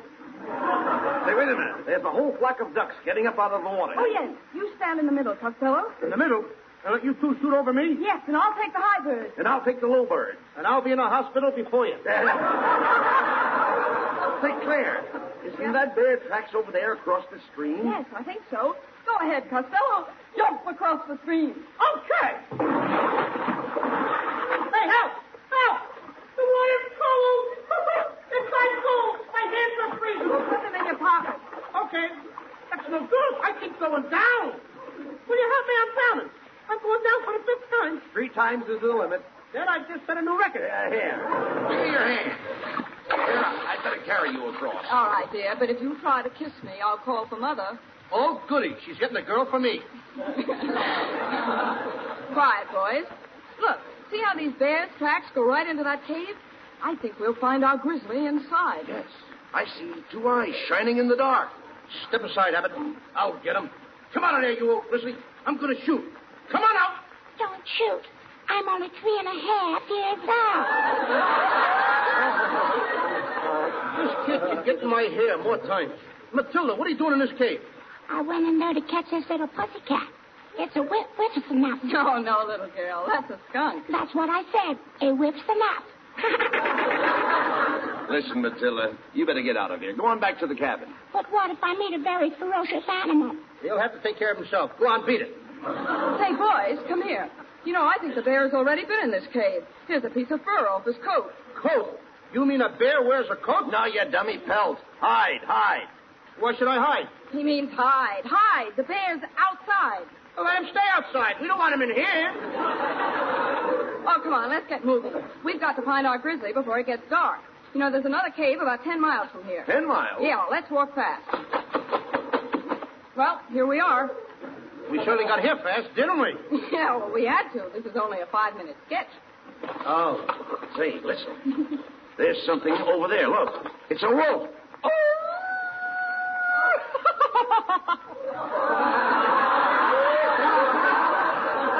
Now, wait a minute. That's Ken Niles. What's the idea, Niles? You can't be a wolf. Why not? He's from Hollywood.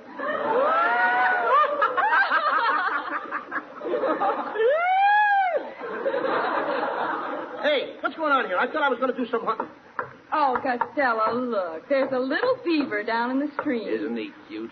I wonder what the little beaver's doing. Probably waiting for Red Ryder. Red Ryder.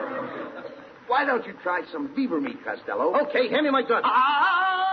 I'm Boom, Boom, Boom. Mustn't shoot the little beaver. Fur tax, $50. After all, beavers build dams. You mean dams?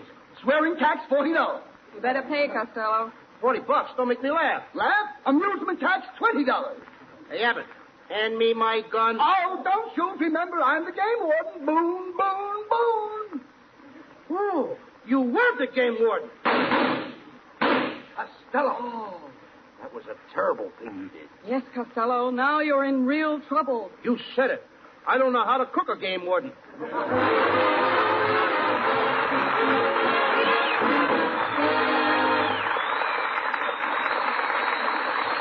Land and sea and in the air, it's camels. Camels, first with the men in the army. Camels, first with the men in the Navy. Camels, first with the men in the Marine Corps. Camels, first with the men in the Coast Guard.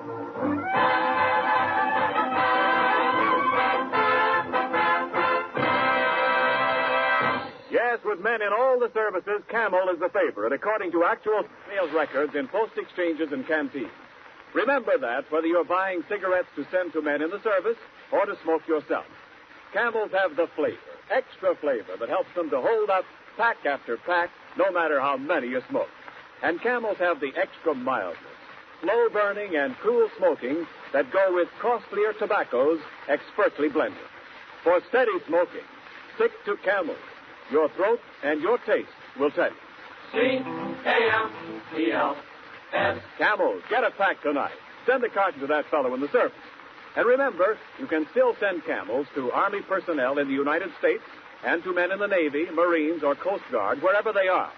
The Post Office rule against mailing packages applies only to those sent to the overseas army.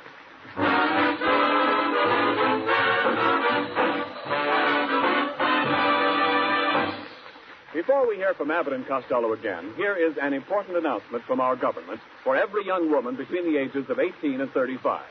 Your country is facing a shortage of nurses, a shortage so serious that the safety of our war wounded and the health of our civilians are in grave danger. Mid-year classes for student nurses are being formed now. Every student nurse will immediately help to free trained nurses for overseas duty because students start hospital work right away. Women who are unable to afford tuition may apply for scholarships. Here's what you do.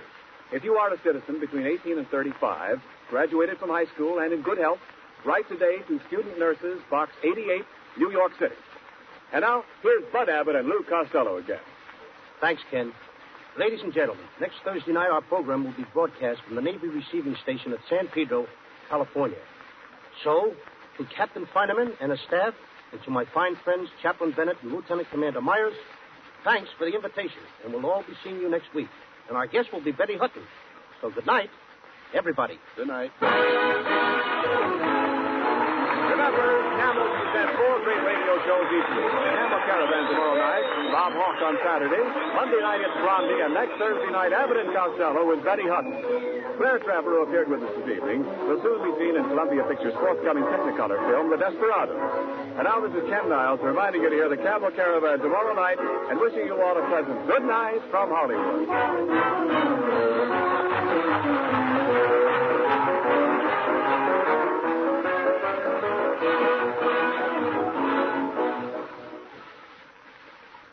Say, Mr. Pipe Smoker, how does your tongue feel after smoking a couple of good long pipefuls? If it feels uncomfortable, why not switch to Prince Albert, the pipe tobacco that's no-bite treated for cool, tongue-happy smoking comfort. PA's crimp cut, too, and that means it's easy to pack, easy to keep lit, and easy to draw.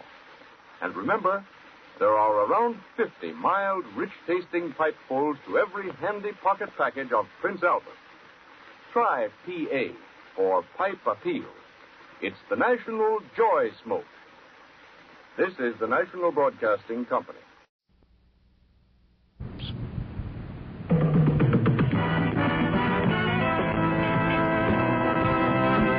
The Sears Radio Theater tonight presents host Vincent Price with a tale of mystery. Ellie, you're putting us on. I am not, I swear. My fingers are barely touching the pointer. What sort of message? I don't know. Let's find out. Just be still and concentrate some more. The Ouija Spells Murder will begin after this message from your local station. This is Vincent Price. The nights are getting dark so early now. This is Ellie Sims' first thought as she locks up the bookstore, leaves the friendly lights of the shopping mall, and steps out into the dark, deserted city street to wait at the corner bus stop, alone. Ellie sits down on the bench to wait. The bus should be coming along any moment. She smiles as she recalls a frivolous purchase made during her afternoon lunch break. A Ouija board, an old-fashioned parlor game.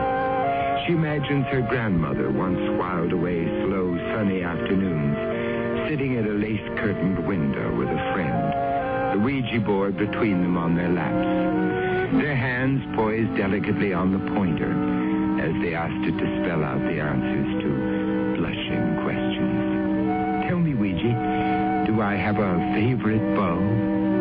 When we go to the band concert in the park next Sunday afternoon, will he hold my hand? They wait patiently until at last the pointer slides hesitantly across the board to spell out the desired answer. Yes. Ellie shivers suddenly in her winter coat. It's getting colder and darker. She wishes the bus would come along. There's a newspaper vending machine beside the bench. She could at least read a bit of the paper under the corner streetlight while she waits. She walks over to the machine, fishing a coin from her purse, drops it into the slot, and lifts the lid to take out the paper. Only then do her eyes focus on the bold black headlines splashed across its front page. Another body found. 7th young woman victim of sidewalk slasher. Which brings us to as good a place as any to begin our story.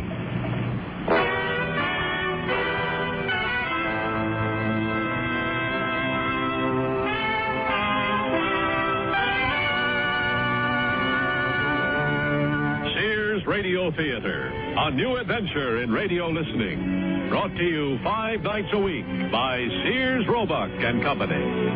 Sears, where America shops. Your hosts, Lorne Green. I'll bring you stories of the Old West and the New. Andy Griffith with a look at the funny side of life. Vincent Price with tales of mystery and suspense. Cicely Tyson with stories about love, hate, and related things. Richard Widmark, I'll bring you stories of pure adventure. 5 nights of exceptional entertainment every week. Brought to you in Elliott Lewis' production of the Sears Radio Theater.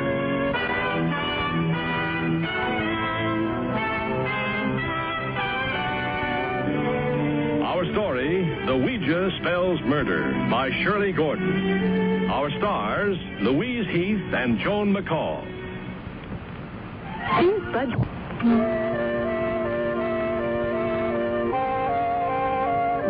A young woman sitting in a bus, riding through dimly lighted streets. She gets off at her stop, shivering in a sudden icy wind, and hurries home, clutching a Ouija board. That you, Ellie? Me? You're a little late. I know. I must have missed my regular bus somehow. I had to wait almost a half hour for the next one. How grim. Grimmer than you think. The street's so dark and deserted outside of the mall, and there wasn't another soul around at the bus stop. With all those terrible murders lately. There's been another. It's all over the front page of the paper. Oh, dear. Ooh, how awful. Well, no good dwelling on it. What do we have for dinner? Well, since you were late, I went ahead and combined our leftovers into a casserole. It's already in the oven, okay? Great. I'll do the salad. It's done. Marvelous. I think I'll miss my bus every night. Don't push your luck. Oh, what'd you buy? Open it and see. You sure? I bought it for us. Really? Oh, if it's a new jigsaw puzzle, I hope it's easier than the last one. I nearly went blind. It's not a new jigsaw puzzle. A Ouija board? I've heard of them, but I don't think I've ever actually seen one before. I thought we might have some fun with it. How does it work? You just ask it questions and it spells out the answers. What kind of questions? I don't know. We'll find out. Well, let's give it a try right after dinner, shall we? Bill's going to drop over. He'll be intrigued. Are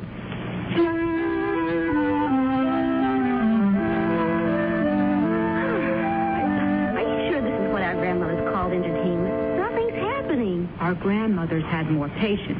We're too used to instant pictures on the TV screen.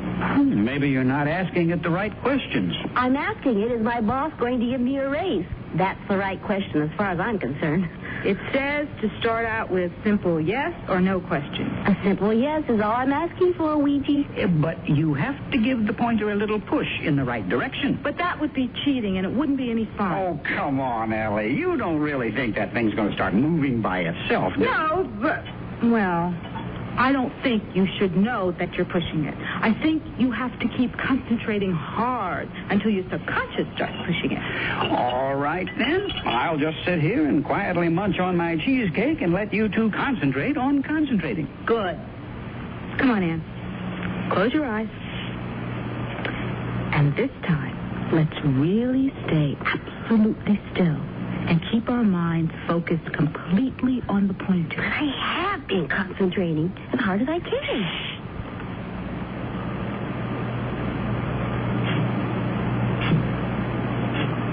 It's moving. You're pushing. I am not. You must be. But I'm not. I swear. Come on now. One of you has to be. I think it's starting to spell out something. F-I-N-D. Find. It's going to tell me to find a new job. There you are. It is your subconscious. You probably really want to quit your job and find a new one. I do not. My subconscious doesn't know what it's talking about. Be quiet, you two. Maybe we're getting a message of some sort. Oh, come on, Ellie. You're putting us on. I am not. I swear. My fingers are barely touching the pointer. What sort of message? I don't know. Let's find out. Just be still and concentrate some more. I'm not making it move. I'm really not. T-H-E. Find the... I'll bite. Find the what? Be quiet, Bill. K-I-L-L. Kill? E-R. Killer.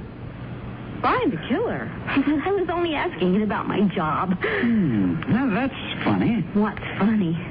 All the time you two have been fooling around with that thing, and I've been sitting here having my coffee and cheesecake, I haven't really been able to keep my eyes off the front page of this paper and thinking about those murders. Then it's your subconscious that was the strongest force in the room. And the Ouija board picked up on it. Well, let's face it, all of our subconsciouses are probably thinking the same thing. We're all wishing they'd find that killer. But it's still kind of remarkable. The pointer began moving so fast I couldn't keep my fingers on it. I know, me too.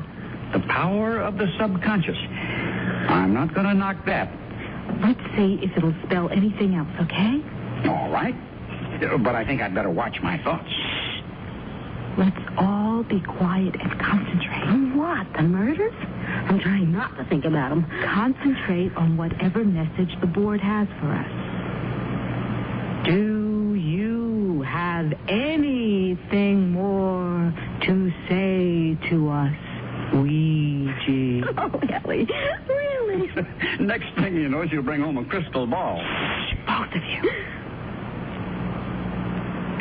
Ouija, do you have anything more to tell us?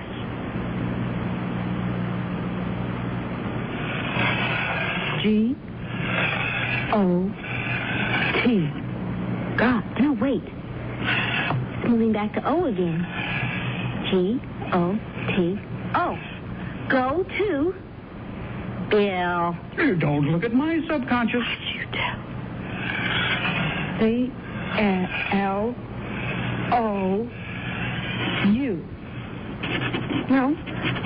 No, it's changing the last letter.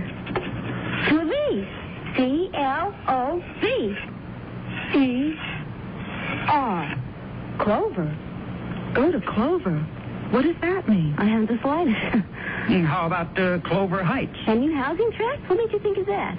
I don't know. It just popped into my head. It's the only Clover around here that I know of. But why is it telling us to go there? You don't suppose that was the second part of the same message, do you? What do you mean? Put them together. Find the killer, go to Clover. You mean the murderer is in Clover Heights, and the only one who knows about it is your friend Ouija? Look, it wasn't my idea to play detective with this silly thing. Then let's not. Let's put it away and turn on the TV. Or play a nice friendly game of three-handed rummy, okay? Okay. Only you're curious, right? Right. So am I. So let's all jump in my car, drive over to Clover Heights, and find the killer. No. But let's at least see what else my friend Ouija has to say. Just for fun? Some fun. Well, you might say it beats curling up in bed with the latest Hardy Boys. Especially considering Ann's cheesecake. Don't let him fool you, Ellie. He's just as curious as we are. I think so, too. Yes, but curiosity kills. Remember?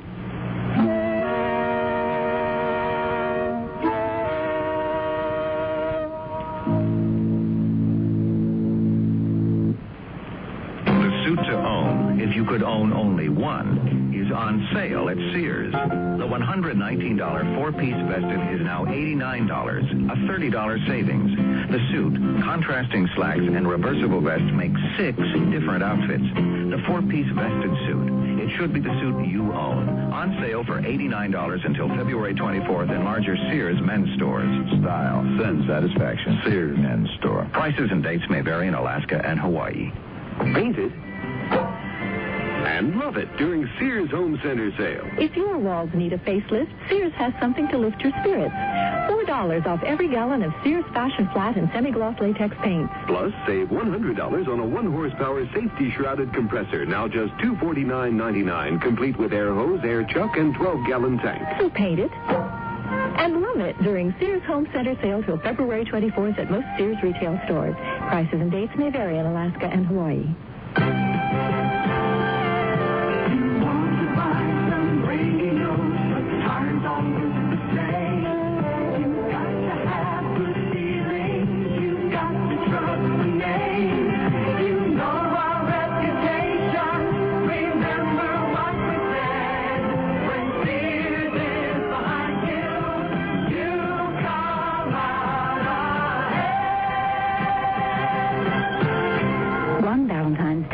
never forget is the time I received a diamond. There's nothing quite like diamonds for expressing love, and now there's no better time to buy them for your love. Now, at most Sears retail stores, all tradition diamond jewelry up to 1 carat is 20% off till February 24th.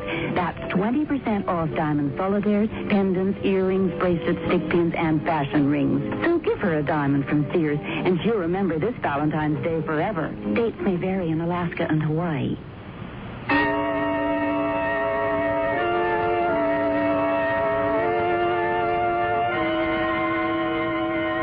They sit there, the three of them, hardly daring to breathe. The Ouija board, waiting a question, seems to be a tangible, living thing. Absolute stillness for what seems an incalculable time. Then it moves. G-E-T.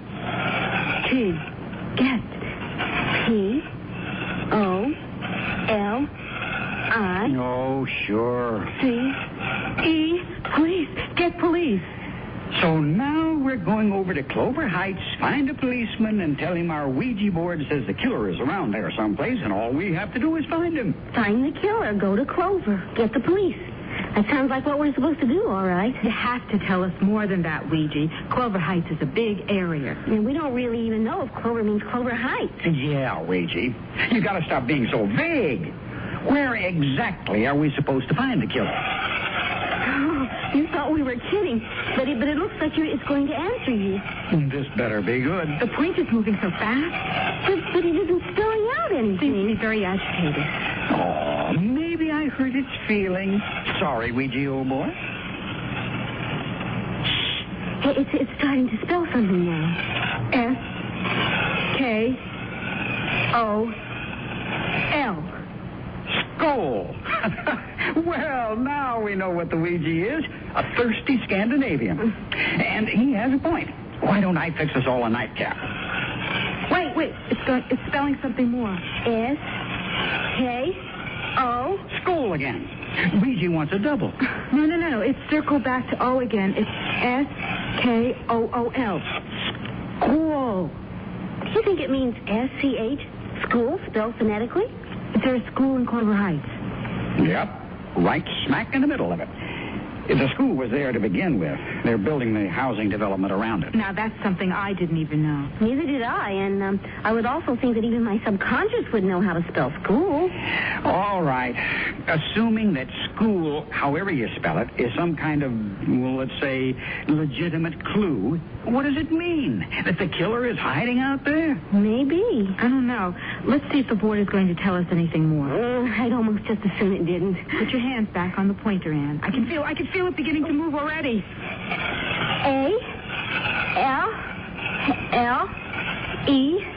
A-L-L-E-Y. Alley. Correct spelling this time.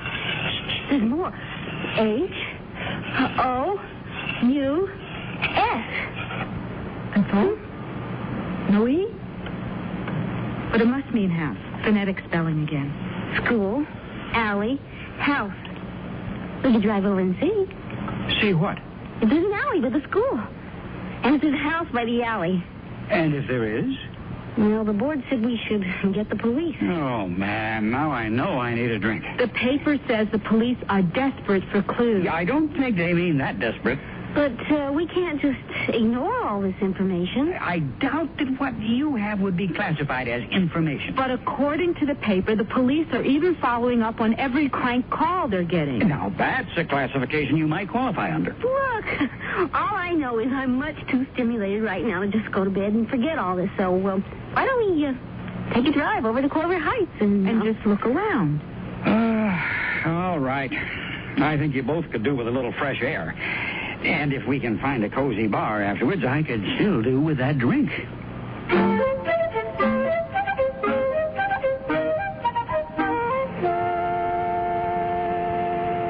Well, for what it's worth, here we are, Clover Heights. It's so dark. I guess they haven't got all the electricity in yet. Not here, where the newer houses are going in anyway. Should be plenty of light up by the school, though. I hope so. Anyway, we're just going to drive through for a quick look-see. If there's a cop around, he's liable to haul us in for trespassing. Better a cop around than my killer. There's the school. Drive around it. See if there's an alley. All right. But there really isn't any point. There is an alley. Looks like it goes all the way behind the school. You could call it a driveway. I'd call it an alley. A very dark alley. Drive through. Let's just see. We will get taken in for trespassing.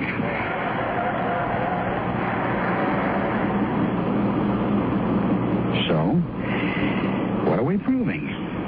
We found the alley, and on one side there's a school, and on the other side, look, a house. School, alley, house. And none of us has ever been here before. And how do you explain it? Coincidence. And let's get out of here. Yes, let's. But how can you explain it? I can't. And whenever anything happens that I can't explain, I figure it's a good time to have a drink. Let's go find that cozy corner bar I promised myself.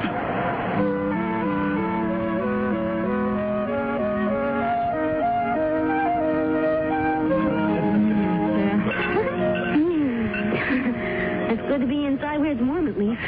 Yeah, I'd say the only thing this whole little escapade proves is my faithful old dog devotion to the fair Anne. For which I thank you. Again. You have to admit, Ellie, Bill's been a brick to go along all the way with our fun and games tonight, hasn't he? Yeah. Ellie, what's the matter? I think we ought to tell the police. But what would you tell them? That your Ouija board told you all this? All right. So they think I was some kind of weirdo. But they would still check out the house, just in case. Find the killer. Go to Clover. Get the police. That is what the Ouija told us to do. The Ouija didn't tell me to do anything. And if you two are really serious about bothering the police with all this nonsense, I'm afraid you'll have to count me out. What happened to my faithful old dog? He'll sit right here with his keg of brandy around his neck and wait for you. Okay? Then can we borrow your car? All right. But remember, I won't have any way to get over and bail you out.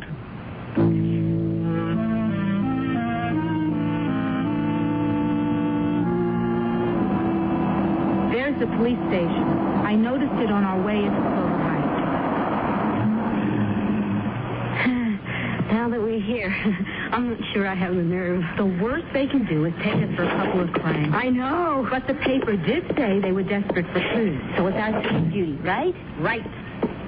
Oh, I'm still right behind you. What time is it getting to be? Going on midnight. A perfect time for a murder. Well, at least we'll be safe inside the police station. If the desk sergeant doesn't kill us when we tell him why we're here. Yes, can I help you? We've come about the murders. The ones that have been in the newspapers so much lately? The sidewalk slasher, you mean? Yes. Well, if it's protection you're concerned about, young ladies, I'd suggest first off that you not be out on the streets alone this time of night with what's been going on. Oh, we have someone with us. That is, he's waiting for us. He didn't think we should bother you with this, but we thought. That we should. And it's something to do with the murders? Yes. Now, have your names, please. Our names? It's routine for my entry log. Oh, yes, of course. I'm Ellie Sims, and this is Ann Benson. That's Ann with an E. Right. Now, just what is this information you have regarding the murders? I don't know if you'd call it information exactly. Sergeant, do you know what a Ouija board is? A Ouija board? Yes. That's where our information came from. A Ouija board? I know. You're probably thinking we're a couple of cranks. But we aren't, really. You see, I bought this Ouija board only this afternoon, just for fun. And tonight after dinner, we were asking it some perfectly harmless questions. Like whether or not my boss was going to give me a raise. When it suddenly started giving us messages about the murderer. What kind of messages? It said, find the killer. And that's all? No. That was only the first message. Then it told us to go to Clover. Which we figured out meant Clover Heights. How did you figure that? Well, it was the only Clover we could think of. And besides, later it said there was a school and an alley behind it. And a house. Just this one house behind the alley. I see. The Ouija board also told us to get the police. It did. Yes, it did. Anyway, we thought we should come and relate all of this to you, just in case it might mean something. We didn't want to bother you or anything. Well, that's what we're here for, miss. I think maybe you better wait in the next room for a minute. But that's really all we have to tell you. Well, and my friend is waiting for us. You see, he let us borrow his car, and... We won't keep you for long. Right in here, please. Someone will be right with you. What do you suppose he wants us to wait for? I don't know. Do you think we ought to telephone Bill? On TV, they always allow you one phone call. Oh, Anne, we're not under arrest. I don't think. Miss Sims? Yes. And Miss Benson? Yes. I'm Detective Lieutenant Connors. The desk sergeant told me a story. If you don't mind, I'd like to have you repeat it. About the Ouija board. Now, I understand that's how you say that you came by the information which you relayed to the officer outside. You mean you don't believe that what we told him is the truth? Oh, but it is, Lieutenant. We were just fooling around with this silly game. Now, just a moment, Miss Benson. First of all, where did you get this, what'd you call it? Ouija board, Lieutenant. It's a kind of an old-fashioned parlor game that used to be popular several years ago, before television. Where'd you get this particular one that you were, as you say, fooling around with? I bought it just this afternoon at a toy store and shopping mall where I work. Well, what kind of work do you do? I'm the assistant manager of a bookstore, but I don't see why that... And you, Miss Benson? I'm a secretary for an advertising firm. And you were asking this Ouija board a question about your job, right? How did you know? Oh, I guess I must have mentioned that to the desk sergeant. Yes, I was asking it if I was going to get a raise. Well, did it answer you? No, it started giving us these other messages instead. What other messages? Can you remember them exactly? Yes, of course. The first thing it said was, find the killer. And you assumed this meant the so-called sidewalk slasher. Well, what other killer could it mean, Lieutenant?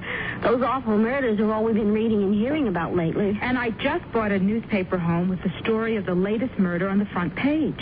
Okay. So then did you ask this Ouija board where you were supposed to find the killer? Not exactly. We only asked if it had any further message. And it did. It spelled out, go to Clover. Just Clover, not Clover Heights? That's right. But Clover Heights was the only Clover we could think of. All right, then what? The next message after that was, get the police. Which brought you here? No. I mean, not right away. That is, we thought it was all too vague. So we asked the Ouija board, to be more specific. About what? About where in Clover Heights the killer was to be found. And was Ouija specific at this point? Yes. Well, that is, it spelled out 3 clues, you might say. Which were? School, alley, house. I see. Anything else? No. That's when we decided to drive over to Clover Heights just to see if there was a school with an alley near it and a house. And there was. So then we thought that maybe we should come here and report all of this, in case it would be of any interest to you. I assure you it's of interest to us, Miss Sims. It is? Yes, in fact, I'm going to ask you both to accompany me to the location you've described. But, is that necessary? I mean, we didn't think... You didn't think what, Miss Sims? That we were going to take your story seriously? We weren't sure, but I guess we didn't really think you'd take it this seriously. After all, Lieutenant, the Ouija board is just a game. But murder is not, Miss Benson.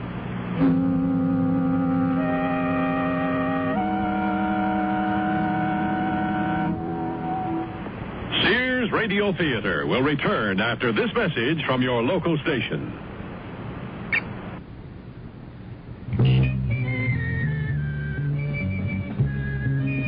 You've heard it said, Smitty's, putting it all together just for you. Now, that's not a slogan. It's a fact. Smitty's team of qualified experts are trained to select the best buys that continually offer the value you've come to depend upon. This week's Smitty's feature from the meat department is tender, succulent cross rib roast, only $1.79 a pound. You'll want to buy an extra large roast so you can enjoy really good roast beef sandwiches, too.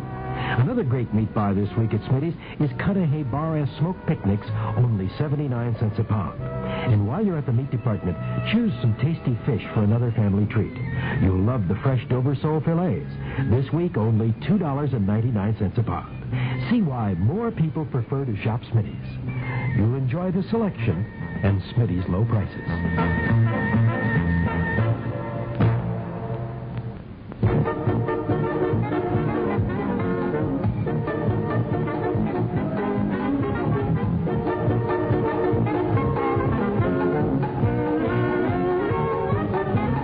Want to be happy and feel good? Then listen to Cool Radio 96 afternoons on the Joe McNamara Show. Joe is on from 2 to 6 every afternoon, Monday through Friday. Now, we could tell you about the music, the news, and the special traffic reports, but that really wouldn't do justice to the show. We'd like for you to be the judge and the jury. Tune in and hear the Joe McNamara Show. You'll find out how Joe adds a dash of flavor to your listening with his unusual sense of humor. You can be happy and feel good when you listen to the Joe McNamara Show on Cool Radio 96. That's Joe McNamara, 2 to 6 weekdays on Cool.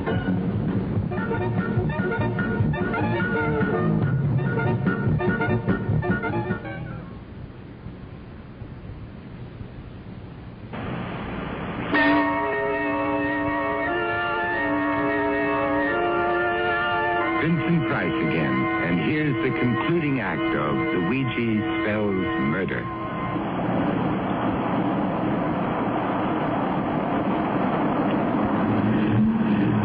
Is this the house you were referring to? Yes, Lieutenant. That is, it's the only house beside the alley. So we thought that it must be the one. According to this information you received. Yes. You two wait here a minute. Oh, Lieutenant. I'll be right back.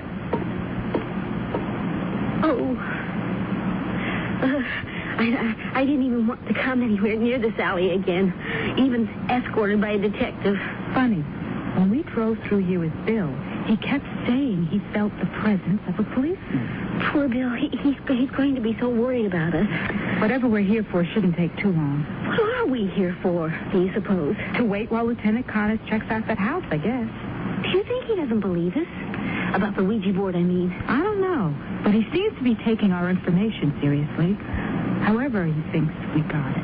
Where did he go? I don't know. It's too dark to see. Oh, I wish he'd hurry up and come back. Oh, I think I hear him coming now.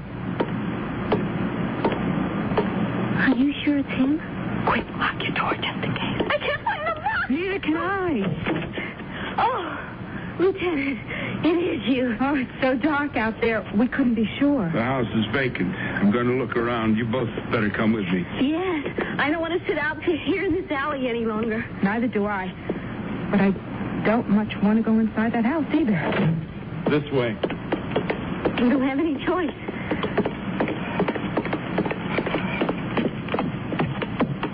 In here.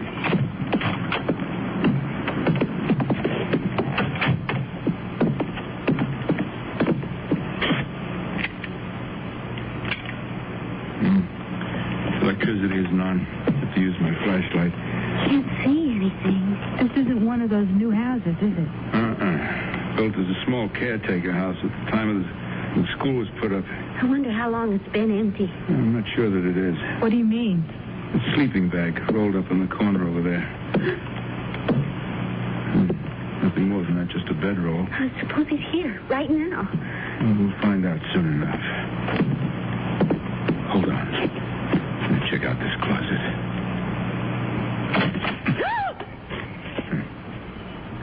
Nothing, just an old coat. For a second, I thought it was someone standing there. Oh, I felt worse than that. No labels, nothing in the pockets. Something off the second-hand rack at a Goodwill store, I'd guess. You two can wait here if you want. I'm going to check out the other rooms. No, thanks. We're sticking right with you, Lieutenant, if you don't mind. Especially since there's only your flashlight to see by. All right, come on, then.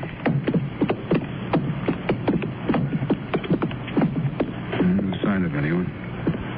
Only the kitchen left. Beer cans. Old wine bottles. Transient's been making himself at home here, looks like. Harmless transient, perhaps. But maybe not harmless. Maybe not. And he might come back here at any time.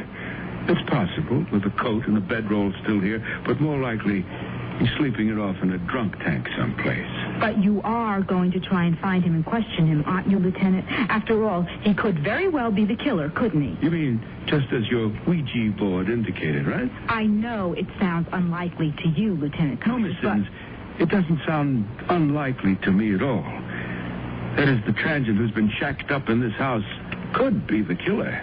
Then the Ouija board might be right. We have, in fact, had this man under surveillance for some time now. But I don't understand, Lieutenant. Then why did you bring us here just to conduct this pretense of an investigation? The existence of this suspect and this area of investigation haven't been mentioned in any newspaper account, Miss Sims. So what I'd like to hear from you right now is a reasonable explanation of how you secured your information. But we told you, Lieutenant. I said a reasonable explanation, Miss Benson. But what we told you is the truth, Lieutenant Connors, and I still don't understand why you brought us here to this house where a man who is a suspect was a suspect, Miss Sims. At the time of the latest sidewalk slashing, we had our transient friend in actual custody on a minor charge. But what about the time of the other murders? He has alibis which appear to hold water. We now consider him in the clear. Then why were you interested in our story at all, Lieutenant? If it was old news to you, if you'd already checked out this house and everything. There are two other developments which have also been withheld from the newspapers, which make your coming into our precinct tonight with this story of yours seem something more than coincidence. What are those two developments, Lieutenant? The body of the slasher's latest victim. It was found right here in this alley. No wonder I have such an awful feeling about this place. Lieutenant, can't we get away from here, please? And the other development, Lieutenant Connors? There is the indication of a possible involvement in this case by a member of our own department. Oh, you mean... Lieutenant, are you saying that the killer might actually be a police officer? You both appear to find it hard to believe that an officer of the law could be subject to the same human flaws as any other man. Yes, I suppose so. Oh, my God. Tell me, the latest murder victim found at this location, Cynthia Baker, are you certain neither of you were acquainted with her? Yes, that is, I wasn't, and I'm sure... I wasn't either, Lieutenant. She worked as a secretary, too, Miss Benson. Yes, I read that in the paper. All of the victims... They were young women of approximately the same age as yourself. Yes, we know. Unwisely venturing out on the city streets at night, alone. As you, too, did this evening. But we were only trying to... Assist the police in their bumbling attempts to solve these horrendous crimes. Yes, of course. Lieutenant Connors, you should remember that the desk sergeant knows that you brought us here. That's right, Lieutenant. Yes. Of course. I'd better be getting you back to the station now.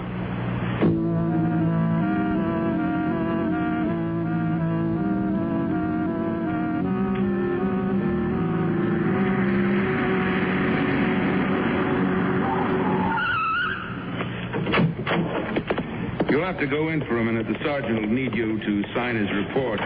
Then will we be free to leave, Lieutenant? I still don't buy your story of being brought here tonight by some kind of mumbo-jumbo. But I've no cause to detain you any further. Which way do we go? This way.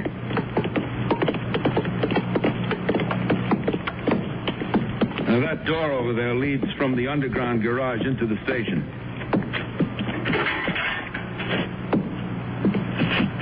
The lobby's right through that door at the end of the hall. I have to get back to do some work in my office. Thank you, Lieutenant. Good night. Good night. Oh, Ellie, let's get out of here as quickly as we can.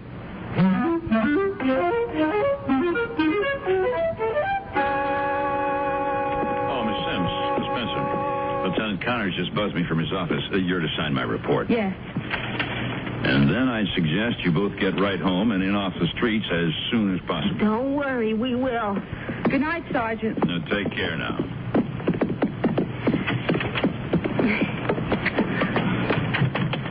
Ellie, I could have sworn that Lieutenant Connors back in that house in the alley, he acted so strange. No. Do you think the killer Could be a policeman. Let's just get in the car and get away from here. All right. I never want anything to do with a Ouija board again. Oh, I hope my old faithful dog hasn't given up on us again. Don't move or scream, either of you. I have a knife poised at the back of one of your lovely necks. Oh, Lieutenant Connors. Oh, I'm so sorry. As a police officer, I should have cautioned you. Before getting into your car, particularly on a dark, lonely night, always make sure that no one is waiting for you in the back seat. Lieutenant, please. Stop the car, Miss Benson, and drive until I tell you to stop.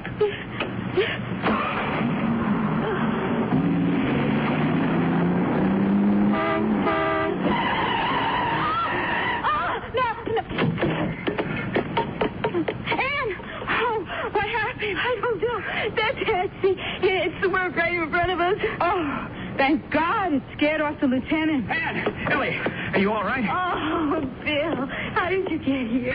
In that cab. We pulled up just as you were pulling away. And just in time for our headlights to catch the glint of that knife at your neck. It was chancy, but the quickest thing we could think of to do. Thank goodness it worked. Bill, that man with the knife, he's a police officer. He got away. No. The cabbie brought him down with the best flying tackle I've ever seen. Oh, Bill, it's so lucky you came. How did you happen to come just at the right time? It was closing time. I got locked out of the bar.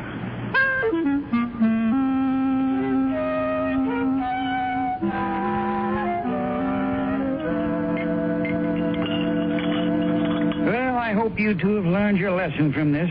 No more messing around with the occult. Right? Right. I'm even going to give up my tarot cards and go back to solitaire. But it is amazing. The Ouija board actually directed us. First to the house of a legitimate suspect and the alley where the latest victim was found, and then to the killer himself. I just assumed the Ouija hadn't gone that far. Wonder what? What the Ouija board would have to say now. I thought you said you were swearing off. Good night, folks. This is where I came in. Oh, stick around a few more minutes, Bill, and see what happens. We'll just give Ouija one more quick try. Come on, Ann. Well, all right. But I still think we may be tempting fate. Close your eyes and concentrate. It's moving already. Oh, man, here we go again. What is it, Ouija? Do you have another message for us? P-E-L-L. Tell. P-O-L-I-C.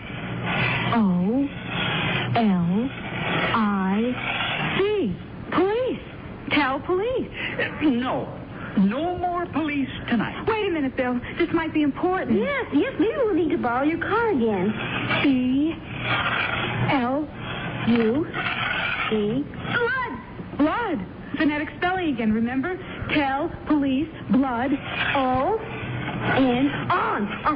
Tell police blood on. What? I don't want to know. No more Ouija.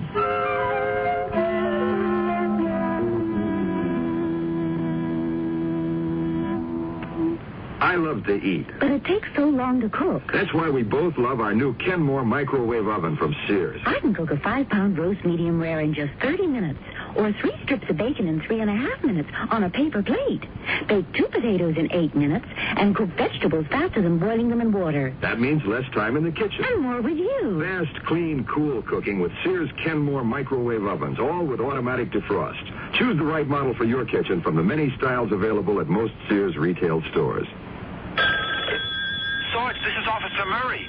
Women carrying babies have been going into Sears all day long. All week long, officer. What? It's Baby Week at Sears, Murray. A great time for play suits, snap-side shirts, playpens, Jenny-Lynn baby furniture, blankets, and a whole lot more. Mothers and mothers-to-be shop Sears all during Baby Week. Come on, Sarge. How come you know all this? Because my wife and Sarge Jr. are probably at Sears right now. Because Sears has baby buys bundled up.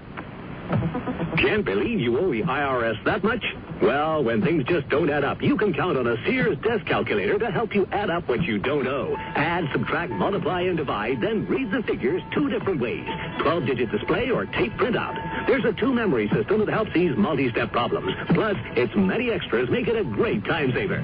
Sears two-memory desk calculator now cut $25, just $99.99 through March 10th at most Sears retail stores. Prices and dates may vary in Alaska and Hawaii. When I need advice, I go to my mom. Why not? It's free. Now that I'm married and moving into a new house, I want all the advice I can get. So when Mom says shop Sears, I listen. You should. Sears is a great help on those big items you'll need for your new home. Major appliances like washers, dryers, and refrigerators. They'll deliver, install, and service. I always depend on Sears. You should, too.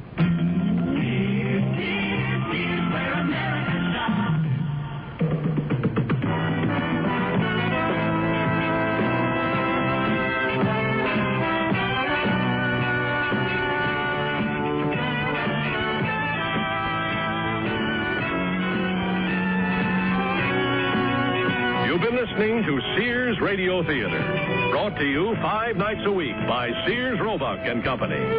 Sears, where America shops. The Ouija Spells Murder was written by Shirley Gordon, produced and directed by Elliott Lewis.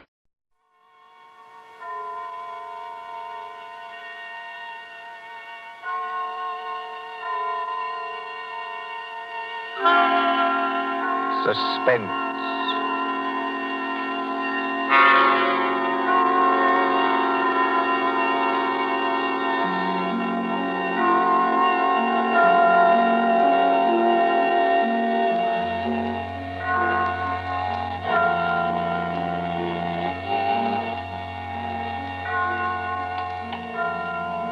Now let's see. Suspect, suspectant, suspend. Ah, here we are. Suspense. The condition of mental uncertainty, usually accompanied by apprehension or anxiety. Fear of something which is about to occur, as do not keep me any longer in suspense. For our story of suspense tonight, we invite you to enjoy The Devil in the Summer House by John Dixon Carr.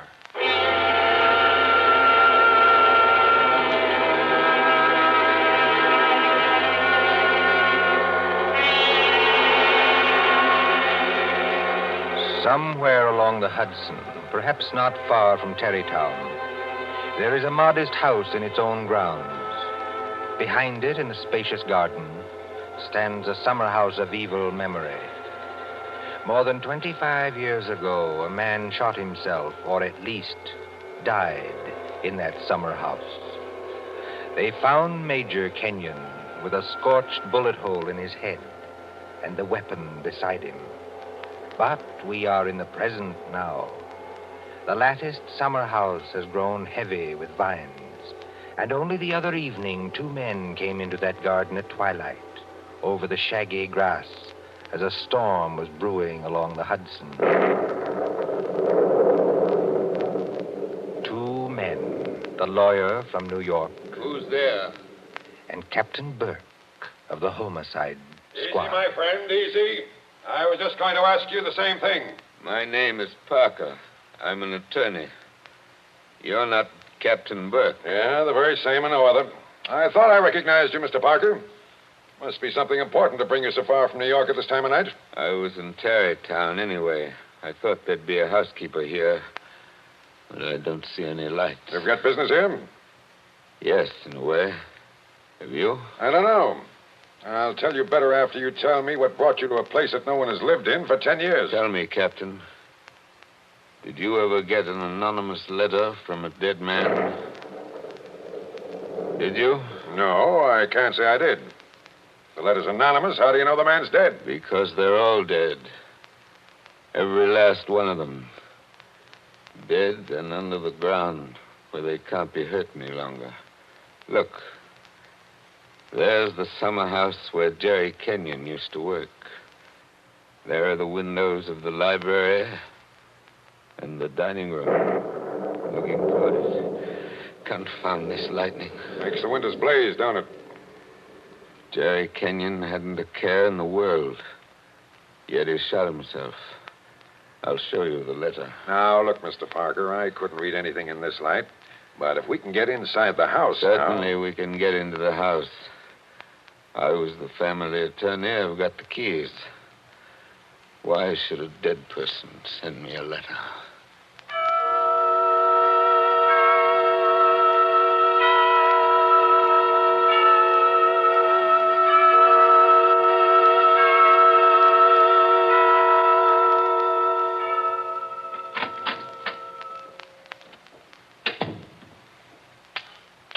No lights working, eh?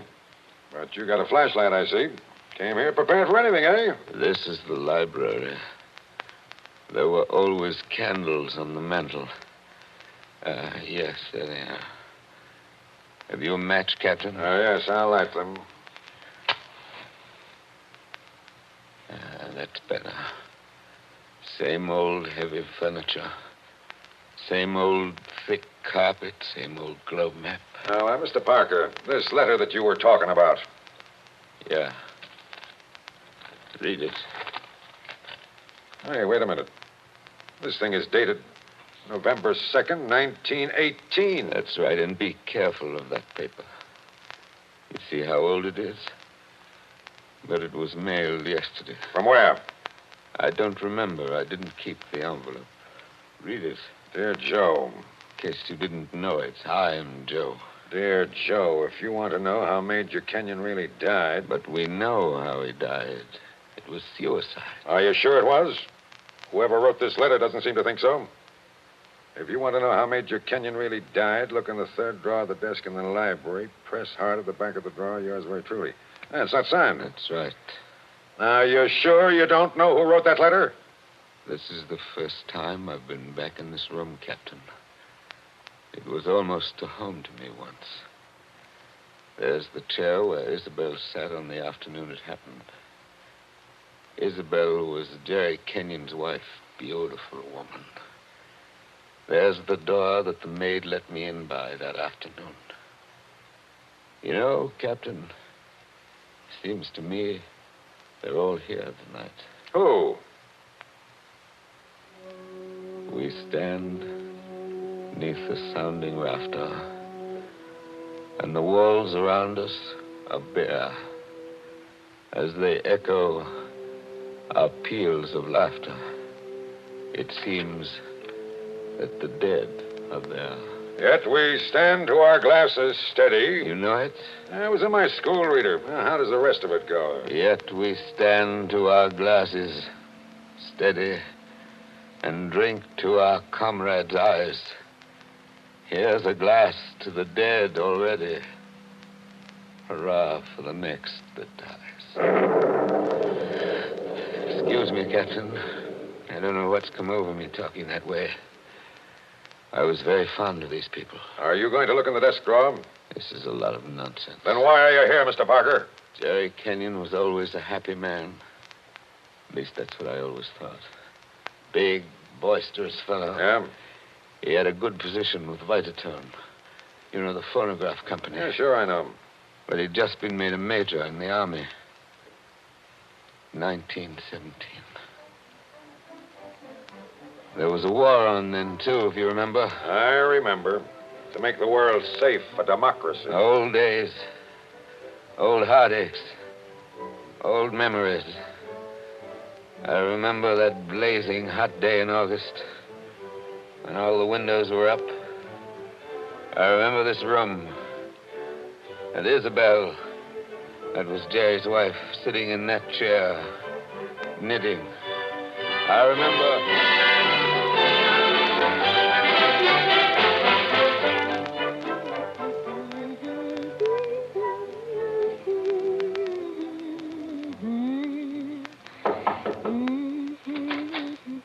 Oh, yes, Kitty. What is it? There's a man to see you, Miss Kenyon. He says his name's Parker. Yes, I'm expecting him. Show him in, please. All right, ma'am. Shall I take your knitting in your knitting bag? Why should you take my knitting? I don't know, Miss Kenyon. I just wondered. You can come in now. Thank you. Hello, Joe. Hello, Isabel. You sent for me? Joe, I must apologize for Kitty. Servants are getting to be a problem nowadays. She looks pretty enough to get along. Oh, Kitty's got large ideas. She wants to go on the stage, if you please, and do imitations, like Miss Draper. She only knew how hard it was acting all your life. Isabel, you've been crying. I have not. At least, Is that why you sent for me? I've missed you. You haven't been here in over a week, Joe. I had an idea Jerry was getting a little tired of having me around this house. Oh, no, Joe. Why, Jerry... Yes, what about Jerry? I wish I knew, Joe. That's why I wanted you here. Where is he, by the way? I want to say goodbye to him before he leaves. He's probably out in the summer house where he works with all those papers. He's got a lot of work to catch up with. He's going overseas tomorrow. Yes, I know. He's out there. He's been out there all day. His last day here, and I've been alone. That sounded like a shot. Yes, it was a shot, Joe, In the house. dear. Doesn't seem to worry you. It's only Paul, Jerry's brother, Paul. Oh, thought you'd gotten him off your hands for good. Jerry asked him out. He got here 2 nights ago. That doesn't make it any easier for you, does it? No, I don't mind. Jerry's fixed him up with a pistol range in the cellar. Paul's a terribly bad shot. Not like the rest of us. You don't seem to like it, Joe. Shall I have Kitty go down and tell him to stop? No, it's bearable. As long as he keeps away. Poor Joe. But, about Jerry, who is it this time? Joe, Jerry's been home 5 days on leave from camp. Well, never mind what camp. But he spent 4 evenings of those 5 with that Fisk woman. Diane Fisk? The redhead with all the money? Oh, she got money? Well, She must have some attraction then. Please understand me, Joe. It's not that I'm jealous any longer. It's just no, that of course not. Jerry goes his way and I go mine. I may not be without admirers myself, if it comes to that. You've no idea how true that is, Isabel. No, I was thinking about Jerry.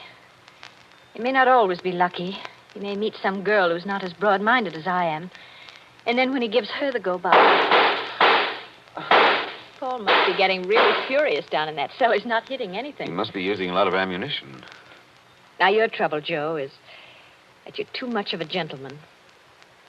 And if you really want to see Jerry, there he is now. Where? Just standing in the door of the summer house. Look out the window. Infernally bright out there. Doesn't he look noble in his new uniform? Sam Brown belt and revolver and everything. Look how he turns around and waves his cap at us. Like a real soldier. Real soldiers don't exactly wave their caps, do they? He does. Jerry? Jerry! Hello there. Jerry, Joe Parker's here. Who? Joe Parker. He wants to see you. Well, give him a drink or something. I'll be up in a minute. Into the summer house again. Not a care in the world, has Now, he? listen, Isabel, you've got to slow down. You'll be crying again in a minute. Come on over here and sit down. The light hurts my eyes, that's all. Well, then we'll just pull these blinds. We'll still be able to see it. There, how's that? It's better, thanks. Now, can I get you anything? Oh, no, you heard the Great White Chief's orders. I'm to get you something. What'll you have, Joe? A highball? Don't bother with that. Oh, it's no bother. Everything's out in the dining room here. The iceman didn't deliver today of all days, so I'm afraid I can't give you any ice.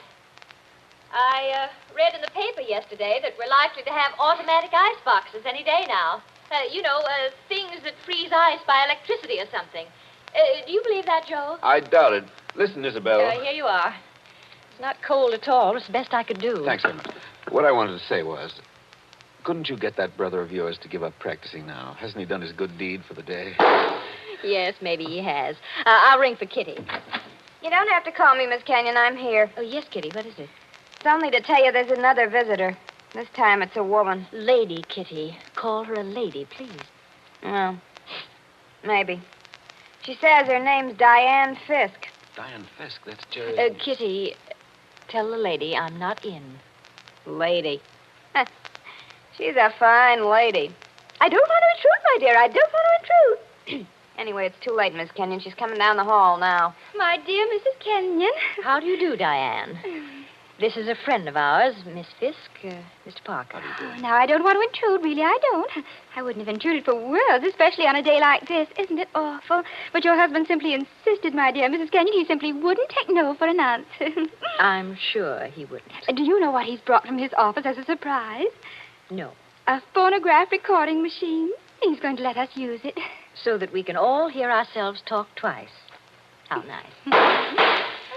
Heaven's name, can't somebody stop that firing? Don't fly off the handle. Take it easy now. Kitty. Yes, ma'am. Would you please go down the cellar and tell Mr. Kenyon's brother he's driving us all crazy. Tell him to stop.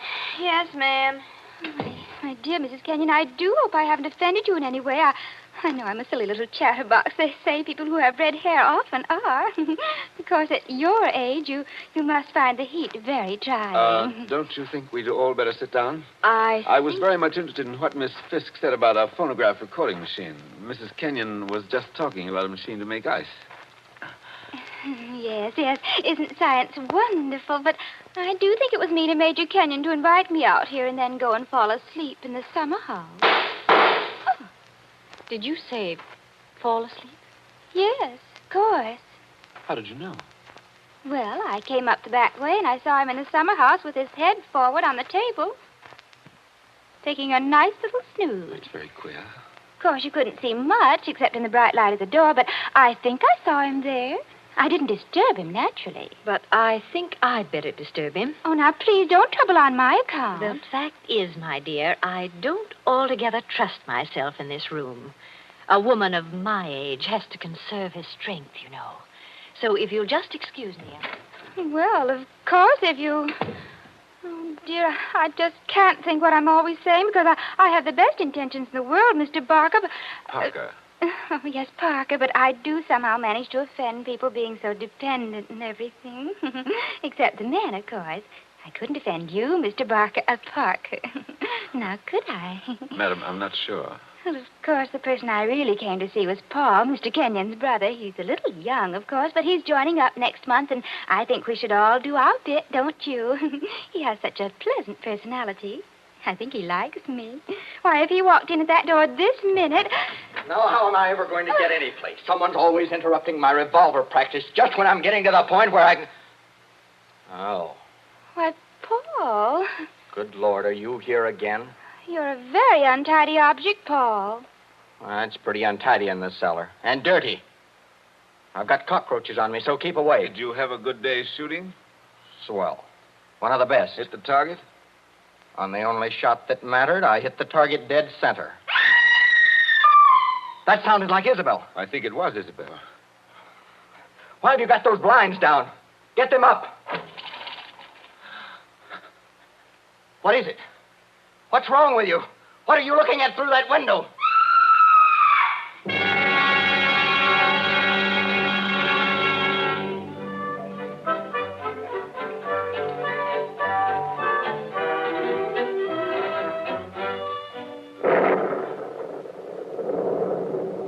That was 25 years ago, Captain Burke. We found Jerry Kenyon lying across the table in the summer house. He'd shot himself through the head with his own revolver from the holster. It was lying on the floor beside him. Shut up, right? I see. When Isabel found him, he'd been dead about half an hour. The doctors proved that, did they? Yes, that shot had been fired against his head. The front of his uniform cap was powder burned where the bullet entered. There's no doubt about that. None at all.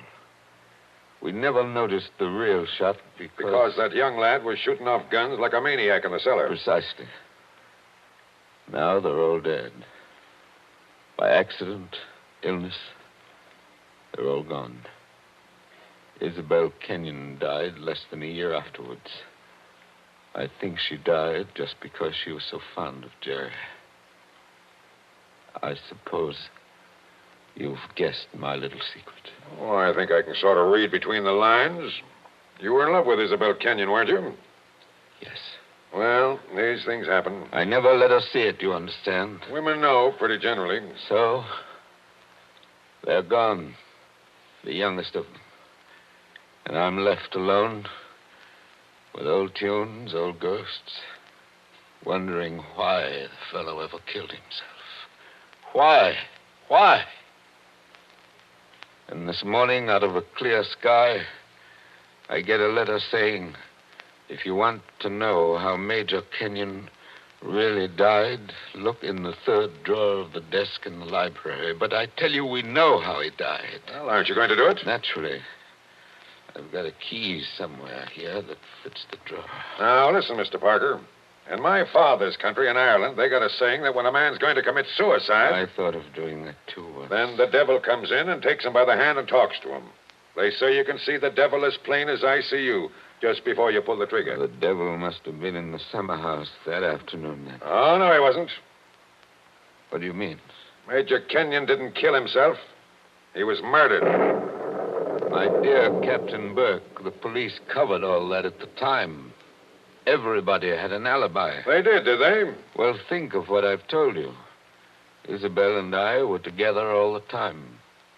Paul, her brother, was shooting off guns in the cellar. Yeah? Diane Fisk. Yeah, what about her? Her chauffeur who drove her there swore he saw her walk straight up to the place. She passed the summer house, but didn't stop there. Well, that checks. Even Kitty, the maid, could prove she'd never stirred out of the house until just a minute or so before Isabel went herself. Oh, and why did the maid have to leave the house at all? She was taking Jerry the black coffee he drank every afternoon. He'd already been dead half an hour then. And that, my dear Captain, disposes of everybody. Well, now listen, Mr. Parker. You're a good guy, and I'm not going to hold out on you any longer. You see, I say Major Kenyon was murdered because I know he was murdered. By an outsider? By one of the people in the house. That's impossible. Is it? Well, why don't you open that desk drawer and see? What time is it? It's 7:45. 7:45, and I haven't got much time. For what? Holy St. Patrick, will you open that drawer? If it's waited 25 years, my friend, it can wait a minute more. I've got the key somewhere in this bunch of keys. Everything the same. Paul never altered what he inherited. Same old desk, same old phonograph. Same old... I think this is the key. Yeah, it opens. There's nothing here except one or two old newspapers. Everything very dirty. The letter says to press hard at the back. Now, have you tried that? Doesn't seem to. Yes, by George, it does work. Well? There seems to be a movable back on a hinge. Well, what's inside? Some sort of flat brown paper parcel sealed with wax. And about as dirty as it can get. Open it, man. Open it. I'm going to. It's a phonograph record. There's a plain white label. Something on it written in pencil. I don't see too well nowadays without my glasses. Oh, here, give it to me. I'll read it to you. Go on. A record of how I killed Jerry Kenyon. Say, don't you get it, Mr. Parker? This is the real goods.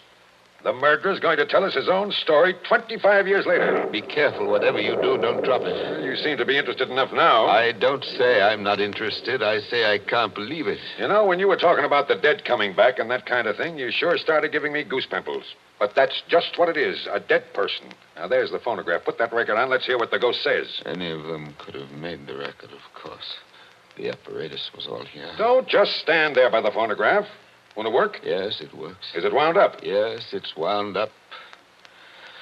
Here goes. Now, look, Mr. Parker. Whose voice do you think it's going to be? I don't know. Now, I want to warn you. The voice you're going to hear from there... Please, be quiet. Listen. I've started it up. Well, speak up. Who killed Jerry Kenyon? I killed him, Joe, dear. Isabel.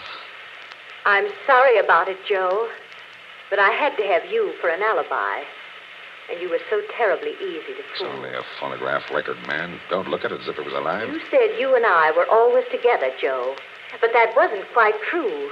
I left you to go into the dining room and mix a highball, remember? Yes. And I was carrying my big knitting bag. Remember that, too? And there was something else in it besides knitting. I'm an awfully good revolver shot, Joe. I told you we were all good except Paul.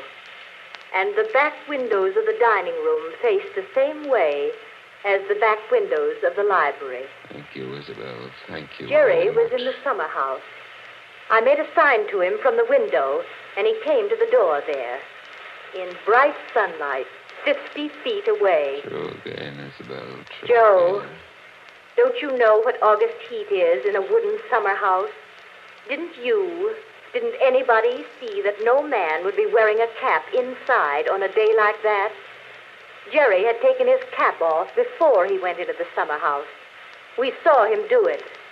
He was bareheaded when he came to the door. So I lifted the revolver and shot him through the head. Then I dropped the gun back in my knitting bag and went back into the library with your drink. Isabel. Don't talk back to the thing, There man. was You'll drive me something else screwy. in my knitting bag, too. I had to use it. It was a duplicate of Jerry's army camp with a powder-burned hole already fired through it in the place I wanted. Very clever of you, Isabel. So I've been the goat for 25 years. I waited for some time and then slipped out to find the body. I fitted the new cap over Jerry's head in place where it ought to go. I put the old cap in my knitting bag. I took his revolver out of the holster and kept it. The gun that I'd used, I dropped on the floor beside him. So I proved it was suicide. You see? You proved it to me. Joe, listen, I'm very sick. They tell me I'm going to die. You are dead. Joe, I'm afraid. I'm going out in the dark, and I don't know what's there. Don't go away, Isabel. Come Joe. on. Just for a minute. Okay, I've had just about enough of this. Joe, I want you to tell everybody about it. I want you to tell them how a poor, crazy woman couldn't stand that man any longer, and how... There. It's cut off and it's going to stay cut off. Thank you. I've heard about enough, too. But you can't arrest her now, my friend. You can't arrest her now. After hearing that, I'm not going to arrest anybody. Tell me, Captain. Did you know what was on the record? No. That's why I had to hear it. I knew about it, but I wasn't sure what it had to say. But so help me, I never guessed how hard it would hit you. Man, don't you get it even yet? Yes, I get it. Oh, no, you don't. You don't see anything. That was how the fake suicide was managed, yes. That's just how it was all done, bar one or two little things. Only... Only what? Only it wasn't Isabel Kenyon who committed the murder. Did I hear you correctly? You did? This is another one of your little jokes, I imagine. Can't you let me alone? Have you some kind of personal spite against me? What did I ever do? You're going to hear the real truth now if I have to hold you down in that chair. I know Mrs. Kenyon didn't kill her husband because I've just come from talking to the real murderer up the river. But they're all dead. Oh, no, they're not. And I haven't got much time either. That clock's just going to strike 8. What's the time got to do with it? Good deal if you'll follow me. Mrs. Kenyon died less than a year after her husband, didn't she? Yes. But it wasn't Mrs. Kenyon's voice you just heard on that record. What? I'm telling you, the real murderer hated her. Hated her like poison and wanted her blamed for the crime. When Mrs. Kenyon died, the real murderer wrote a letter. Well? But she never mailed that letter. She made a lying record of Isabel Kenyon's voice as evidence. Now you figure it out for yourself. Who was pretty enough to take Major Kenyon's eye and strike back like fury when she got thrown over? Who wanted to go on the stage and do impersonations? Kitty, the maid. Ah, you're talking sense. She shot Jerry from the dining room window. When she couldn't borrow Mrs. Kenyon's knitting bag, she went out to the summer house with a gun and the fake cap wrapped in a napkin on a coffee tray. She did go out, I remember. Actually, she got there before Mrs. Kenyon did. But the summer house was dark inside, and Mrs. Kenyon never noticed her. The next day, Kitty wrote that letter, but she couldn't bring herself to send it. So she kept that letter till the day before yesterday. Then one of the boys at Sing Sing... Wait a minute. Thinking he was doing her a kind action, put a stamp on it and mailed it. Did you say Sing Sing? Yes. They're electrocuting her tonight for the murder of an Italian down at Collier's Hook. I found out about the record, all right. But the one thing I wasn't sure of was that she had done the job alone. Now, frankly, the way you acted, I thought that you might have been in on it, too. Oh, that's why I had to hear it through. And it was anything but a joke. And now, here it goes to blazes forever.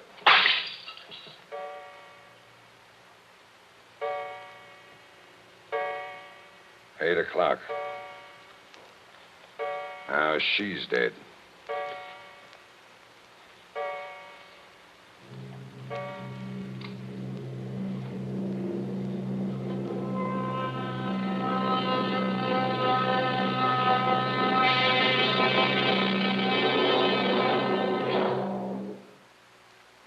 And so ends The Devil in the Summer House. Tonight's story of Suspense.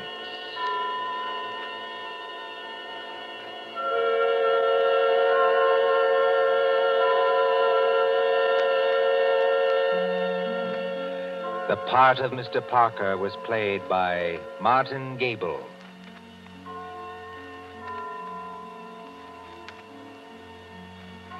Again next Tuesday at 9:30 p.m. Eastern Wartime. A story dedicated to the thrill of the nighttime, the hushed voice and the prowling step. Another adventure in suspense. William Spear, the producer, John Dietz, the director, and John Dixon Carr, the author, are collaborators on Suspense. This is the Columbia Broadcasting System.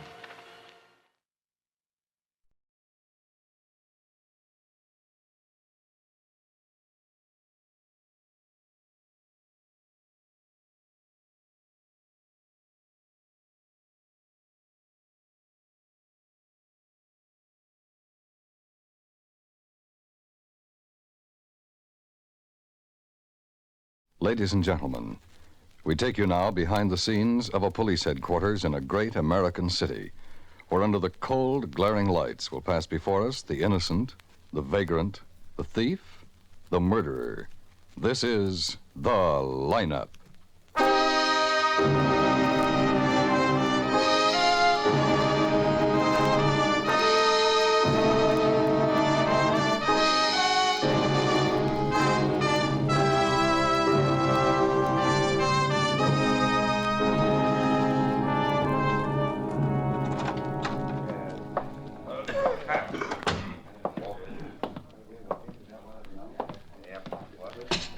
Wouldn't you like to sit a little closer, Mr. Phillips? Oh, Lieutenant. No, thanks. This is fine. I'm a little far-sighted. Oh, I see.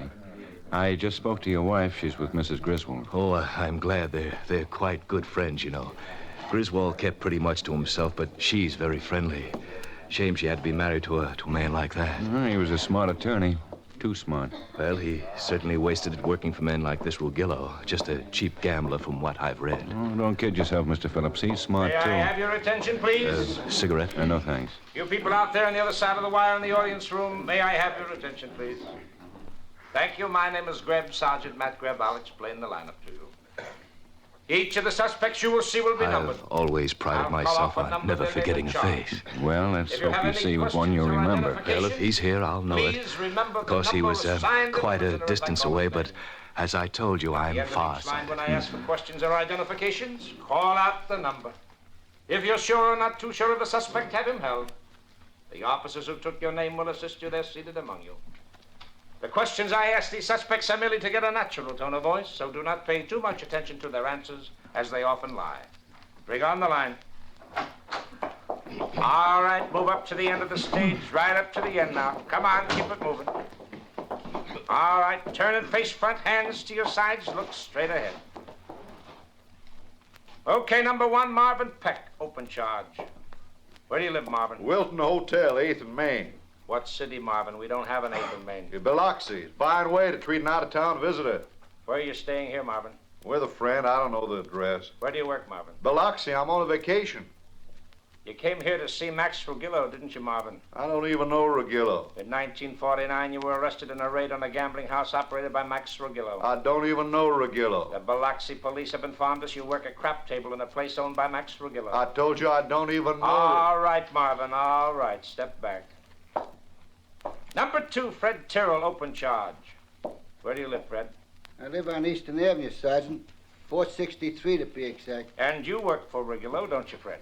Well, I really don't know who I work for, Sergeant. I just do my job and pick up my money every week. Doesn't make much difference what the fellow's name is, see? What were you doing when you were picked up, Fred? Having a friendly drink with a girl.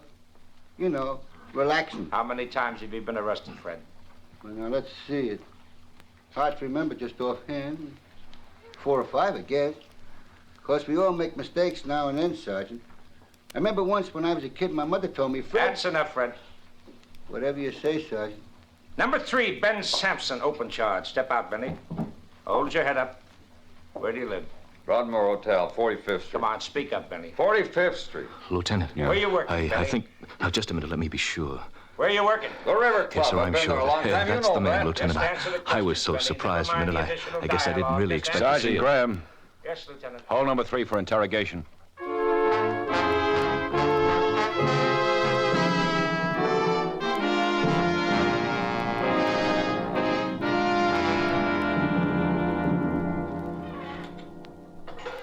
Say, you mind if I open the window? It's stuffy in here. No, go ahead. You know, I'm surprised at Benny. This isn't his kind of work. Yeah. I wish Phillips had seen the guy with him. He probably did the dirty work. Suppose Regillo did this setup. How do we get to him? I don't know. But I'm going to enjoy trying. Federal boys will send us a large bouquet if we can nail him. When was Griswold supposed to testify? Next week. He could have told that committee enough to crucify Regillo. Well, Regillo must be a bug for realism. One of his $200 suits got blood all over it. Yeah. Well, let's go have a chat with Benny. I got a good feeling about this, Matt. Close the window, will you? It's blowing all the papers.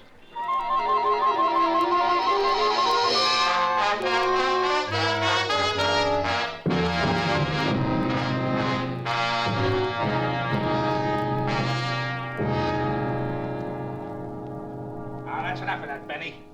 Don't you know how to say anything without cussing? Sorry, I didn't know you were sensitive. We're all sensitive, Benny. Even Regillo's sensitive.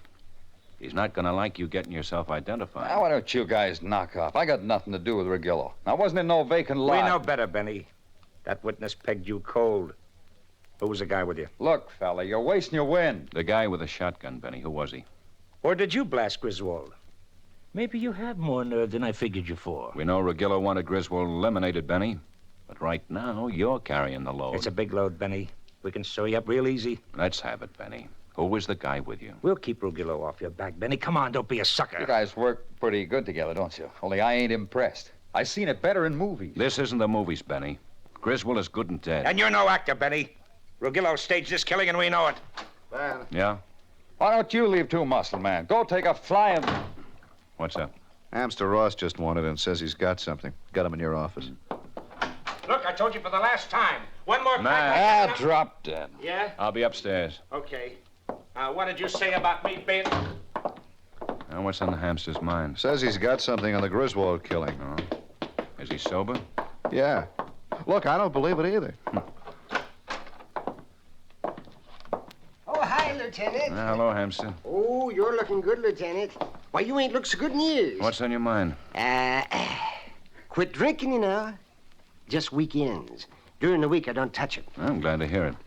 Well, what have you got? I'm pretty busy. Well, you know, it's funny. Since I quit drinking, I notice a lot more. Why, I can almost see. I heard about Benny being picked up, and I remembered what I noticed. That never used to happen. What did you notice, hamster? Well, I was in Louis', not drinking, of course, just visiting with the boys.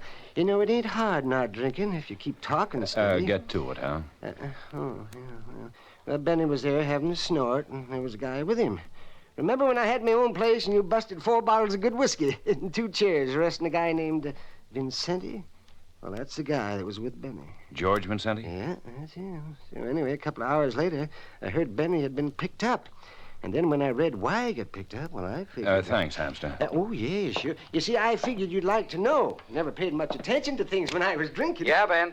Drag out a package on George Vincenti, will you, Ash? I want it fast. Right, Ben. And put out an APB on him. If anything comes in after 6, I'm having dinner at Matt's. I figured it was important. I wouldn't have bothered you, Lieutenant. Yeah, it's very important, hamster. Thanks a lot. I figured it was important because this whole deal's pretty hot since Benny got picked up. Max Regillo gets talked about a lot. Oh, what about Regilla? Well, it won't bother you any, Lieutenant.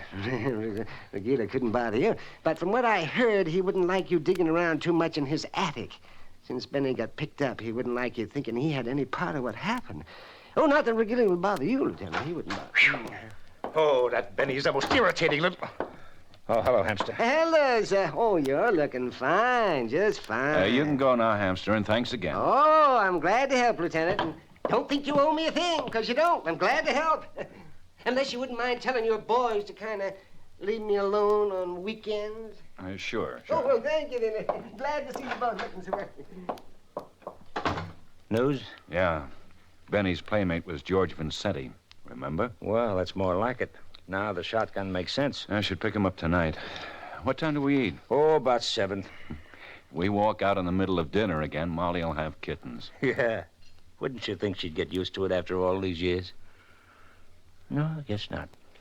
Well, come on, let's go.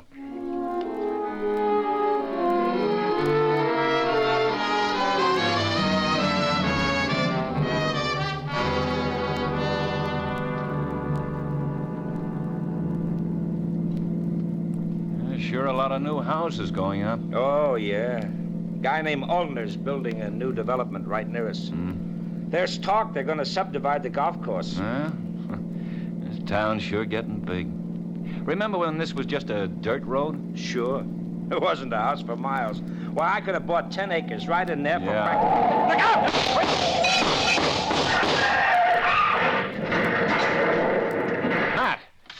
Matt!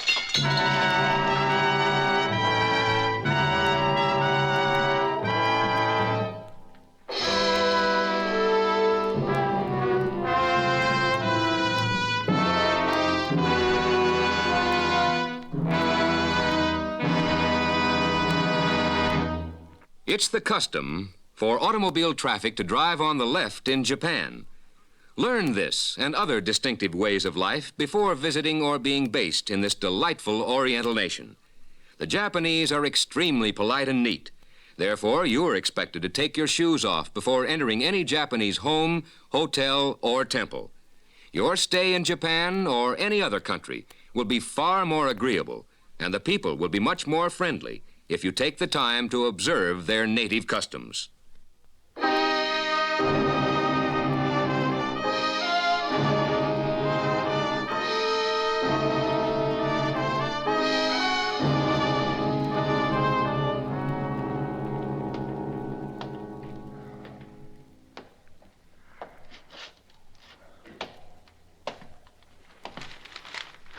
What's in the papers, Mitchell? Oh, Yanks lost yesterday. Dr. Tully, report Here, to I'm second done with floor this desk, section. please. No, Dr. no, Tully, thanks. second floor Slow desk, down, please. Lieutenant. He'll be all right.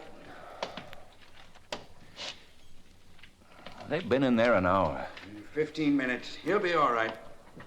You like the races, Lieutenant? Yeah, they're fine. I hope you don't like them the way my wife likes them. She don't bet much money on one horse, just a little on all of them. Why don't you sit down and relax? Don't do you no good walking off a lot of shoe leather. Dr. Tully, report to second floor I desk, see him please. come in and go Dr. out, all Tully, kinds. second floor desk, please. I can spot how bad. Gets to be kind of a hobby. Sergeant Greb, he's gonna be okay. I'll bet you. How long you been on this detail, Mitchell? 7 years. 7 years I've been sitting here watching him come in. Take my word for it, Lieutenant. Here's a doc. Well, how about it? How is he? That thick-headed Irishman? Yeah, he's fine. I accused him of faking just so he could get a rest. Is he conscious? No, he just came around. He's got a slight concussion, a lot of bad bruises, but I'll get him a pretty nurse. Want to see him? Yeah. He'll have to stay flat on his back for a couple of days. I'll call Molly now. Is that his wife? Yeah, I wanted to know first. Ben, we got George and Senny spotted. Where? The apartment house on the north side, 74th Street. Doc, tell Matt I'll be in later. Tell Mitchell to call Molly, will you? Sure. All right, let's go, Quinn. Oh, Doc, as long as Matt's okay, better save that pretty nurse. You'll just spoil him.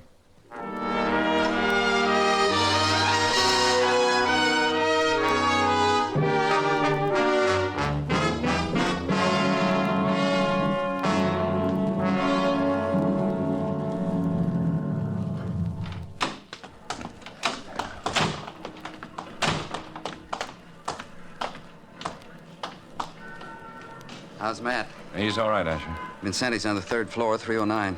We cleared everybody out of the building. Block staked out. 4 men in the back in the alley. 2 men at the side entrance. Anybody inside? 2 men in the lobby covering the elevator and the stairs. Want to come along? Sure.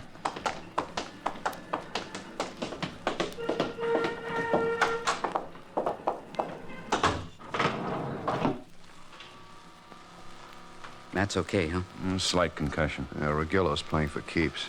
Yeah. But if we get Vincenti in one piece, I'm going to make Regillo pay for a lot of things, including my car. It's next to the last door on the left. Hold it. Yeah, it's Vincenti. Nuts. Wouldn't you know he'd step out and spot us? He knows me. Yeah, knows me, too. Yeah, and he's got a good idea why we're here. Well, no sense being backward about it. Come on, Vincenti, open up. Okay, let's go in. Boys in the alley. Fire escape. There he is, halfway down. He busted a window. Asher, go down from here. We'll take the stairs. He's not... Ben! All right, please don't shoot no more, please! Here. Here's my gun.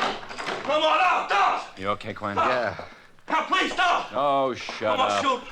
Please. That's okay. No more shooting. What took you so long, No more Asher? shooting, huh?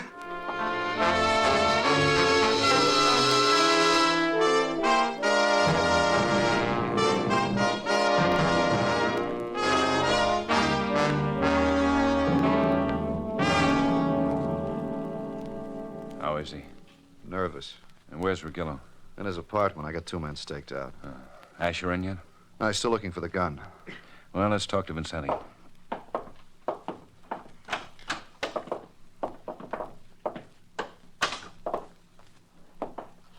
Why'd you kill Luther Griswold, Vincenti? I didn't.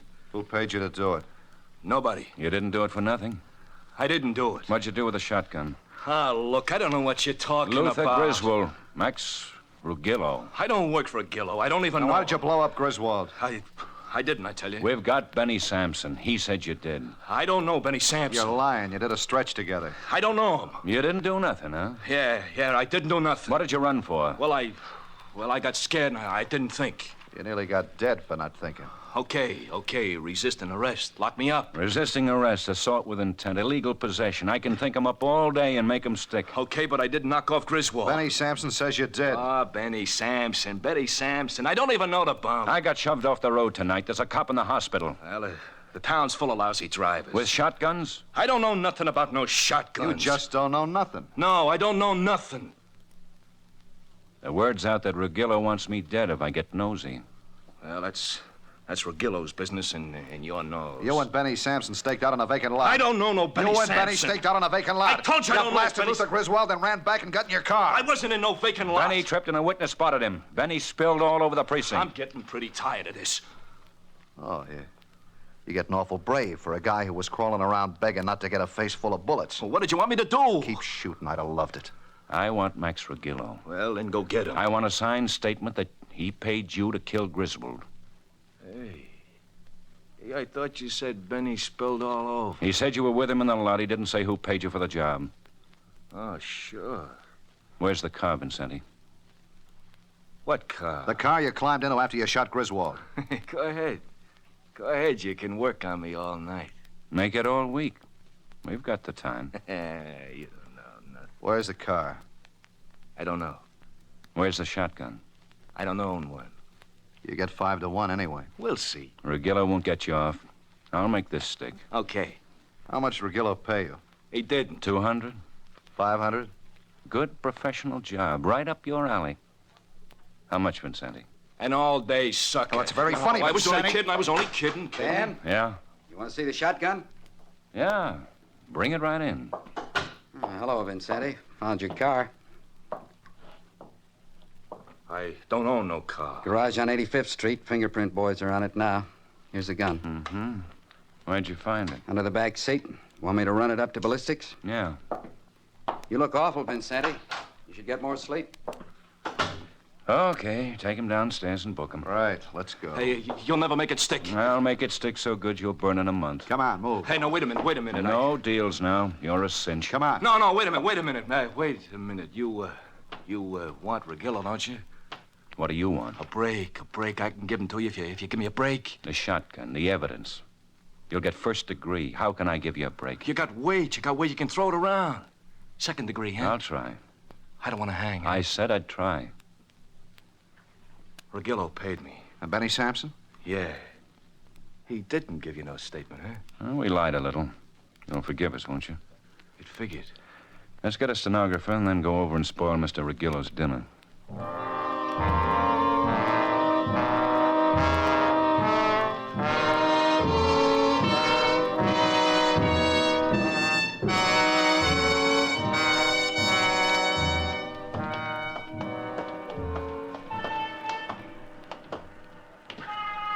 He's still in there, Ben. Who's with him? 2 men eating with him. That's his car, the sedan. There's a guy in it. Yeah, look out. Well, let's show him how careless he can get. Get him fast and don't let him touch that horn. Don't move. Don't touch that horn. I told you to stay away from that horn. Catch him. I got him. All right, drag him out of the way. Right. Let's go.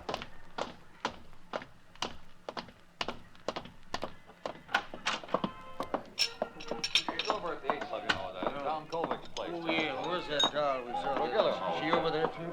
Yep. What do you want? What is this, Guthrie? You're under arrest, Regillo. Keep your hands on the table, boys.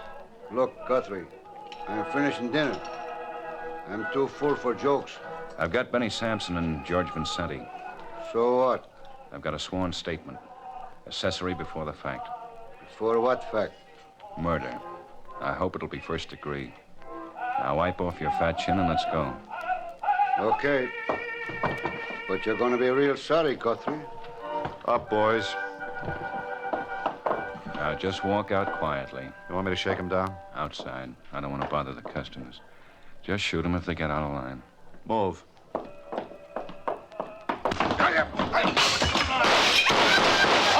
Don't shoot! Don't shoot! All right, you. Get over there with the Regillo. And both of you, put your hands behind your head. I'm sorry, Benny slugged me so fast. All right, everybody. Calm down. It's okay. Okay, Ben? Yeah. Get an ambulance for this one. That bum nearly broke my jaw. He sure paid for it. You made him a dead bum.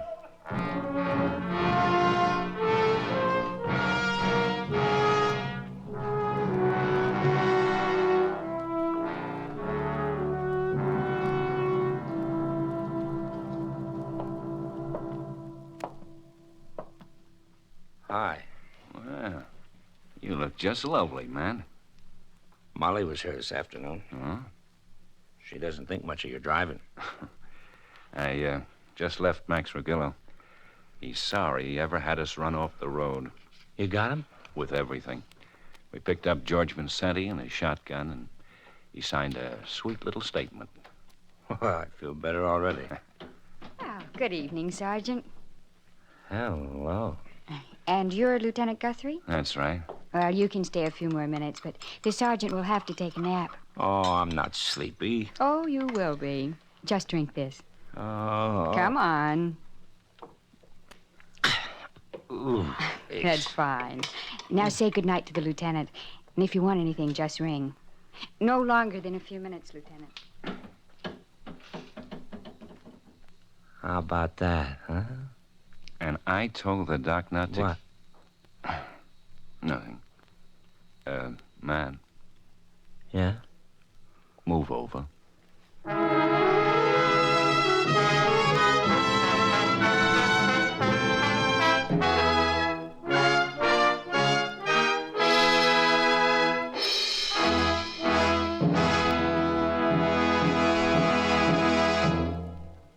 The lineup, where before you pass the innocent, the vagrant, the thief, the murderer. Listen again next week when we again bring you The Lineup. May I have your attention, please? You people out there on the other side of the wire in the audience room, may I have your attention, please? Thank you. My name is Greb, Sergeant Matt Greb. I'll explain the lineup to you. Each of the suspects you will see will be numbered. I'll call off a number, then name and charge.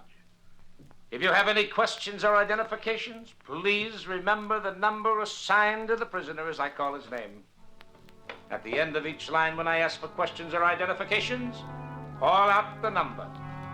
If you're sure or not too sure of the suspect, have him held. The officers have took your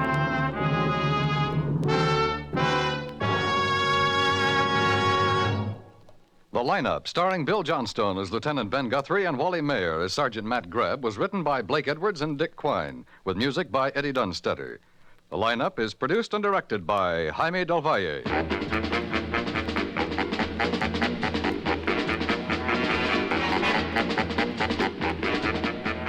Lineup has come to you through the worldwide facilities of the United States Armed Forces Radio and Television Service.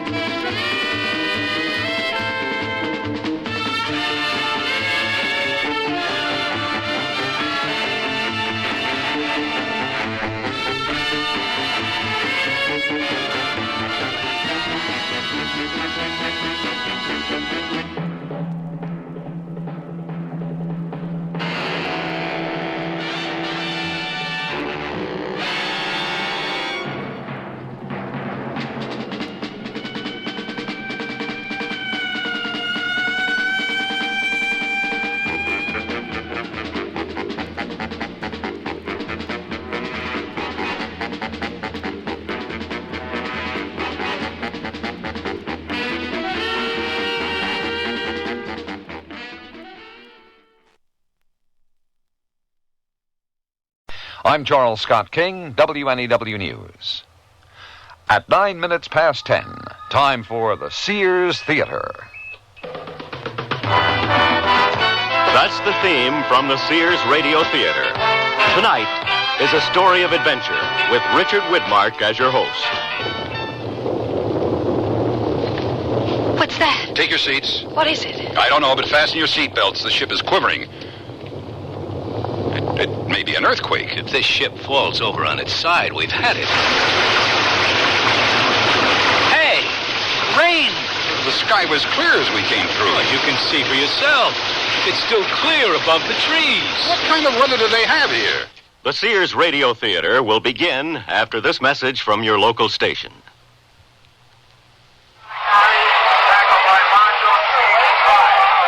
Yeah, that was about 2 weeks after Dad had his stroke. Did he have high blood pressure? Don't know. He's doing a little better now, but he can't speak too well. Has trouble walking too, doesn't he? Yeah, it's truly a shame. You have high blood pressure? I don't know. I feel okay.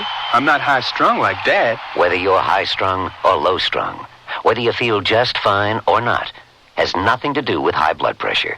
High blood pressure is a major risk factor in stroke and heart attack, but it has no obvious symptoms. It can only be detected by a simple, quick, and painless test. The American Heart Association also wants you to know that black Americans, as a group, are more likely to have high blood pressure than whites. We don't know why. But high blood pressure can usually be controlled if it's detected. For more information, contact your American Heart Association. We're fighting for your life. This is Richard Widmark. Do you hear that? It's silence. We're in deep, dark space, and we hear nothing but silence. But there's a spaceship silently coming toward us. We can make out the name on its bow, the Omega.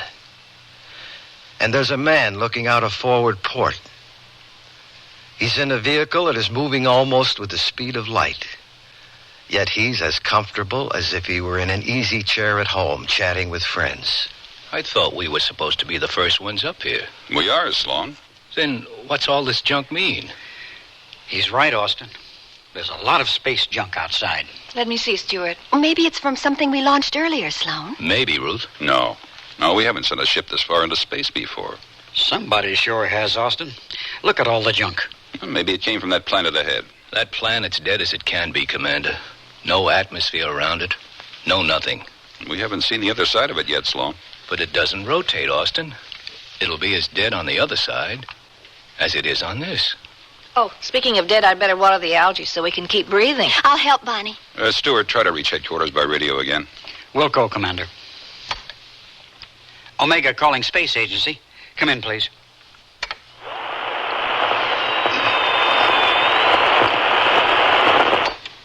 Omega calling Space Agency. Come in.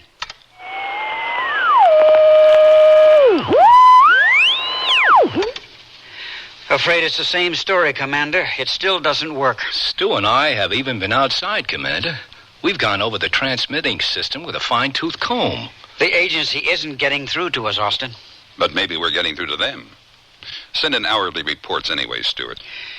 Wilco, Commander.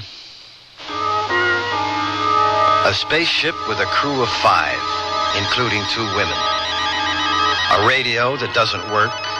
Space junk that nobody can account for. Oxygen supplied by algae. A dead planet that doesn't revolve and has no air around it. And that's only the beginning of our story.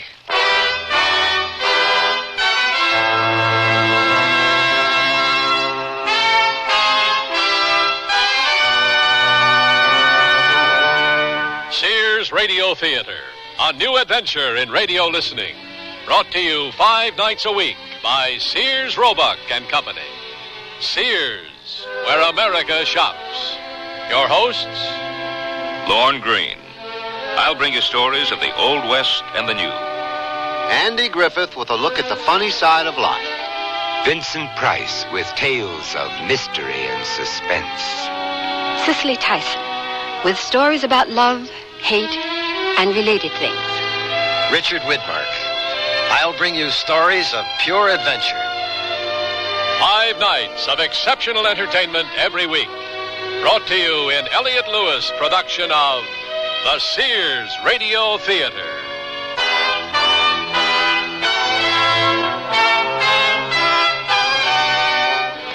Our story, Then There Were None, by Ted Scherdeman. Our star, Keith Andes. Dear, today I found the bedroom suite of my dreams at a great price. That's a coincidence. I found one that has all the features. Well, mine has authentic country styling. So does mine. Does yours have a beautiful 26-step finish? Nothing but, and I get a choice of 13 different pieces. All built to last for a long time? Yes, with sturdy tongue and groove construction and dovetail jointed drawers. Is yours Sears Open Hearth Bedroom Furniture? Sears Open Hearth Bedroom Collection. Expert craftsmanship at a reasonable price. Select from 13 different pieces. Now at most Sears retail stores. Darling, I'm a mattress who knows what to wear. Solid color percale sheets from Sears Medley Collection, of course. This gorgeous sheet I'm wearing speaks for itself. The color is called Indian Sand. Isn't that stunning? I wear sheets of royal blue, lemon yellow. Sears has a dazzling selection of up to 24 colors. And the fit? Well, just look. I can't understand why mattresses wear anything but these smooth permapress sheets. Honestly, darling, I wouldn't wear anything else. Sizes from twin to king in most Sears retail stores and in the catalog.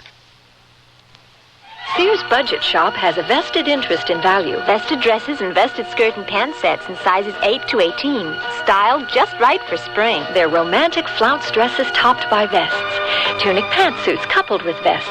Also the tunic and skirt smartly finished with a vest. The vest, the season's fashion basic. Lots of exciting print and solid color combinations, so you can be choosy. Invest in fashion. Invest in value. Vested dresses and vested skirt and pant sets in the Budget Shop at most larger Sears retail stores.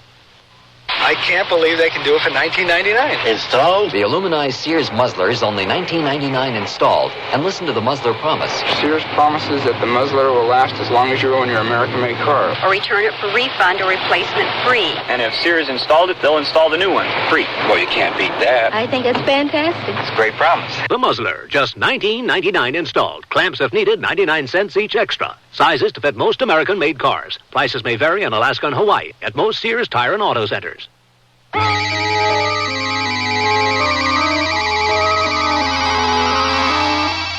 The spaceship Omega speeds silently through the stillness of space. Its commander, Austin Baker, peers out a port at the dead, dark planet they're approaching.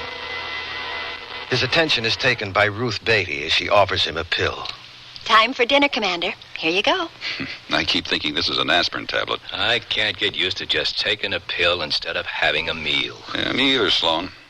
But I must say, pills take up a lot less space aboard this craft. Takes up a lot less space in your stomach, too. I'm with Sloan Overton. I'll never get used to them. Yeah, they're convenient. Oh, may I have some water, please, Ruth? Oh, sure. Here. Me, too. Thanks. Thank you, Ruth. You're welcome. These meal pills rob you of all the things you associated with eating. Like what? Conversation? I never conversed anyway. Usually read the paper, the ads in a cereal box, or watched TV. Oh, you must have been a scintillating dinner companion. You don't get command of a spaceship like the Omega by being a scintillating dinner companion. Maybe not, Sloan, but the thing that really worries me about these pills is where do I get the bulk? The fiber I'm supposed to have. It's in the pills. This little thing? Not a chance. Hey, Commander. Yes, Stuart. To the left of the planet. The entire left side is bathed in light. We'll be at the lighted edge in a moment. Want me to circle around it? Yes. You and Bonnie keep an eye out for launching sites. And Ruth, prepare to make photographs. Wilco, Commander. I'll slow the craft down and pass around the lighted edge. Same altitude, Commander? I think so, Stuart. I see the source of the light, Commander. So do I, Stuart. It's that star. It looks dead down there, sir. Yeah. So it seems, Sloan. Well, what's that planet nearby? Well, it doesn't show on any of our charts, sir. For that matter, neither did this dead one. Well, that near planet must have atmosphere around it, Austin. It appears so, Stuart. And it rotates. That star must be its sun. Bonnie and I have seen no launching sites that could even come close to putting out all that space junk. We've seen no launching sites, period. Planet below us is dead. Let's have a closer look at that nearby planet.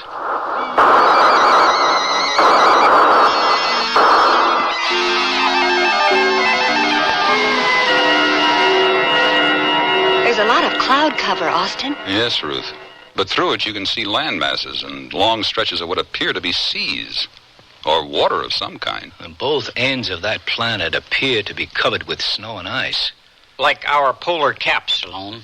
Those are seas, Commander. Yeah, appear to be. It's very blue, isn't it? One of the signs of a breathable atmosphere. Oh, by the way, the algae beds are doing beautifully, Commander. Since they provide the oxygen we breathe, Bonnie, let's be grateful. Oh, I am. I even made some soup out of some of it. At my urging, Austin. I can't stand those pills either, Commander. And they're more nourishing than algae soup. And don't taste as bad. How do you know, Sloan? It hasn't finished cooking yet. At least Ruth will get her bulk. Oh, right now, get to your cameras. I want a full record of this planet we're approaching. Wilco, Commander. Wilco. I'll take over the controls now, Stuart. Right, sir. We'd better slow our descent. Give me some forward jets. Wilco, Commander.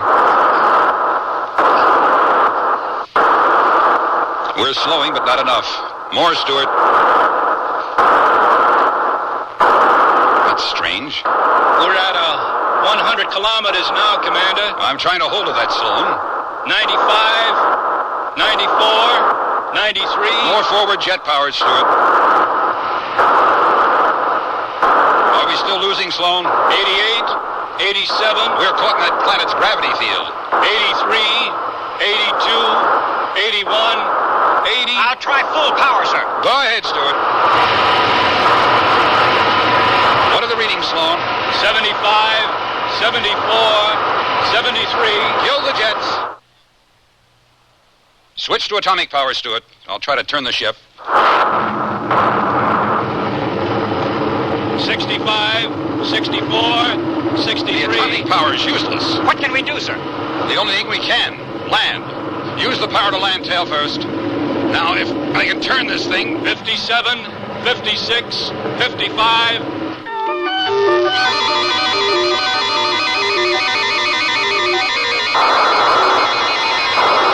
There's a city below. See it, Bonnie? I can see vehicles, Ruth. They're on what looks like our freeways at home. They sure do.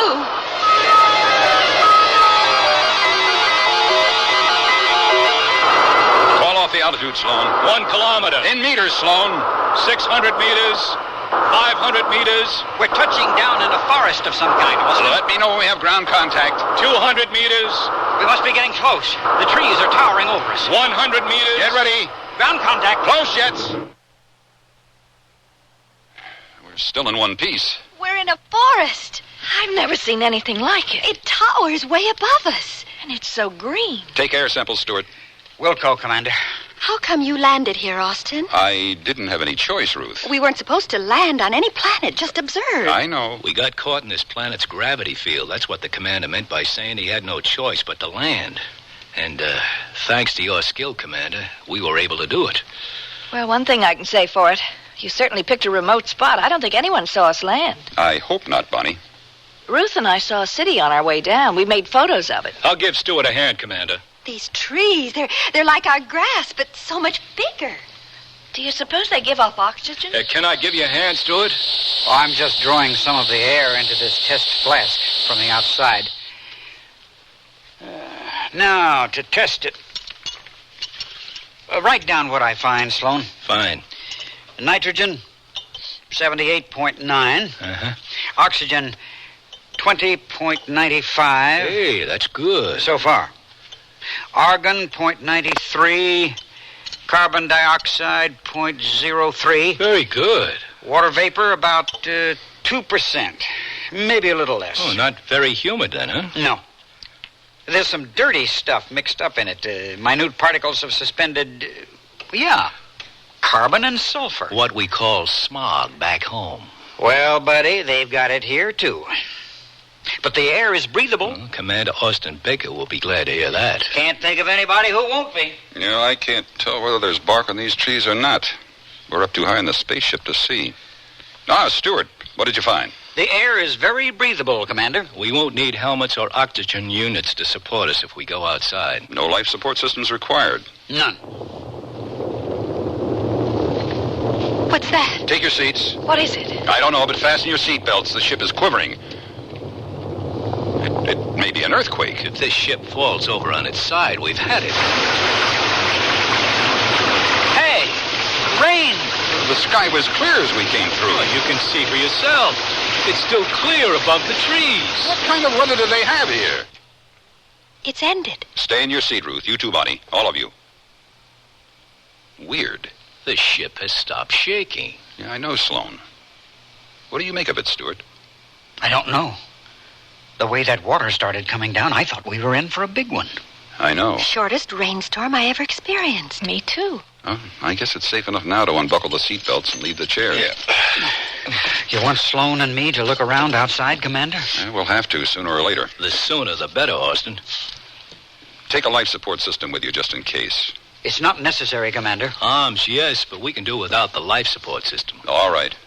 But check the breathability of the atmosphere before you venture too far away. We will, Commander. Come on, Sloan. And keep in touch with us by radio and pick vision. We'll go, Commander. Coming, Stewart. We'd better stop at the armory first. Right. Laser pistols, 3 grenades apiece. Well, that should do it. And I'll take an atomic rifle just in case. Okay, Sloan, that does it. The personal radio's working? Well, we'll soon find out. Sloan to Commander Baker. Do you read me?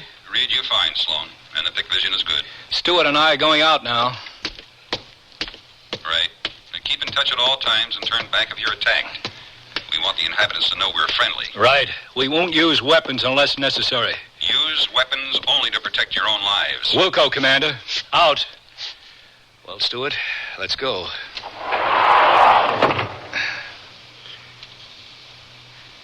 Air is as breathable as we said it was. Right. We'll make a circuit of the ship. Then head due north. Right. Let's go.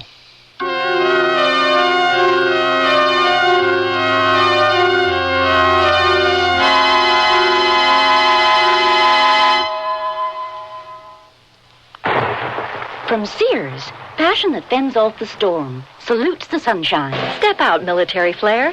These double-breasted trench coats get down to details. Choose olive green or khaki tan Dacron polyester and cotton, sizes 8 to 18. Another fashion winner, the new quilt trim sheared shoulder coat with self-belt, in chino beige polyester and cotton, sizes 6 to 16. Both coats come with a nylon lining. Fashion that stands off the storm, salutes the sunshine, in the coat department at most larger Sears retail stores. Light it, clean it, and love it during Sears Home Center sale. With lighting buys that shine. Save $10 on 4 chandeliers with colonial, transitional, or country moods. Your choice, $29.99 each. And save over 20% on a 15-pound box of Sears laundry detergent. It removes more soil than the nation's leading detergent. So light it, clean it, and love it during Sears Home Center sale till February 24th at most Sears retail stores. Prices and dates may vary in Alaska and Hawaii. Can't believe you owe the IRS that much? Well, when things just don't add up, you can count on a Sears desk calculator to help you add up what you don't owe. Add, subtract, multiply, and divide, then read the figures 2 different ways. 12-digit display or tape printout. There's a 2-memory system that helps ease multi-step problems. Plus, its many extras make it a great time saver. Sears 2-memory desk calculator now cut $25, just $99.99 through March 10th at most Sears retail stores. Prices and dates may vary in Alaska and Hawaii. Oh, here I go again. It's time to rent one of those steam-type carpet cleaners. Why rent? Now Sears puts power in a carpet cleaner you can own yourself. The Power Spray from Sears for easy home carpet cleaning.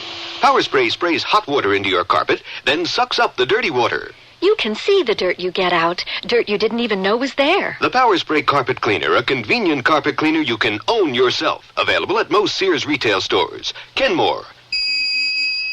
Solid as Sears.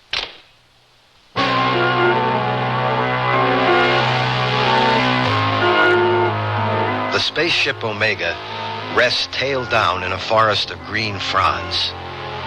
The air is breathable on this strange planet, however, and Sloan Overton and Stuart McGill are on an exploratory trip. They're armed with laser pistols, grenades, and an atomic rifle as they make their way through the jungle of towering green trees. They are watched and listened to on a PIC vision tube in the control room of the spaceship by Commander Austin Baker and the 2 women, Ruth Beatty and Bonnie Claire. Well, we should have brought machetes to hack our way through this stuff. Take more than a machete to cut through these trees. Chainsaws would be more like it. Well, there's no bark on these trees. They've no trunks at all. They're green all the way to the ground. Yeah. What's this? A steel wall? Oh, it's a metal of some kind. Help me scale it. Can you reach the top? Okay. It's kind of flanged up here and almost a meter in width. And hey, what do you see, Sloan? Well, it ends right down there, or begins. It begins there, and there's another wall across from this one. It's identical, and hey, wait a minute. There are divisions here of wood or something that looks like wood. And do you suppose this is a railroad track? I'll go to the end and try to get up there with you. Commander Baker, do you read me? Loud and clear, Sloan. Is the picture clear, too? Very clear, and the girls and I agree with you. It is a railroad track. Yes. I agree. For extremely large people, no doubt. No doubt. Stewart's coming into the picture now. Yeah. Oh, I see you made it all right. So that end down there, it has no bumpers. But you're right, Sloan. This must be a railroad track. And these are ties. Follow it. We'll go, Commander. Come on, Stewart. There are signs of rust. Maybe this was abandoned. Well, why was it ever put down in this jungle of green trees to begin with? I don't know. But it was constructed by a race of giants, that's for sure. Well, let's hope we don't run into any. Amen. Can you imagine how large their trains must be if this is just the track? No, and I don't want to. How far apart would you say the rails are? Oh, 10 meters. About. We should have brought a tape so we could get accurate measures. Do I see the end of this track? Well, you sure do. We see the end of it, too. What do you make of it, Commander? I don't know. That track begins nowhere and comes to an end nowhere. Doesn't make sense. Whoever put it down must have had a change of mind. Well, at least they didn't skimp on it. It's beautifully built. Even at this end, as well built as the other. I'll help you down, Sloan. No sweat. A slight jump ought to do it. Okay, come ahead, Stuart. Sloan, Stewart, I think you'd better come back to the Omega now. Whatever you say, Commander. We'll go, Commander. If we keep that wall... Oh, I keep calling it that. That rail to our right. We'll wind up at the spaceship. Right. Let's go.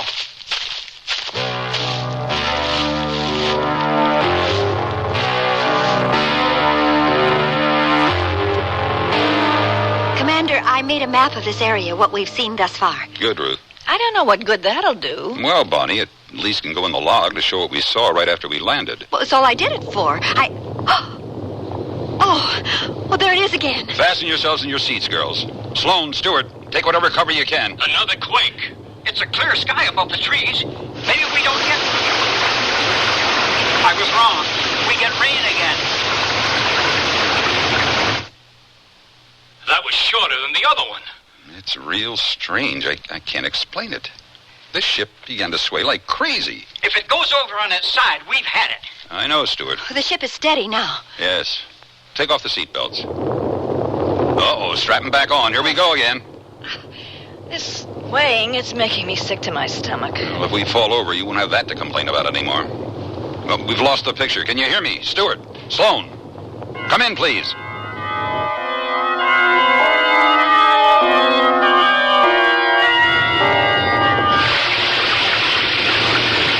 Commander Baker, come in, please. Our radio's out, Stuart. Probably this downpour. I don't understand it. Well, the sky's clear as a bell above the treetops. There's not a cloud in sight. I'm drenched. There's no shelter around, that's for sure. I don't understand it. What's going on?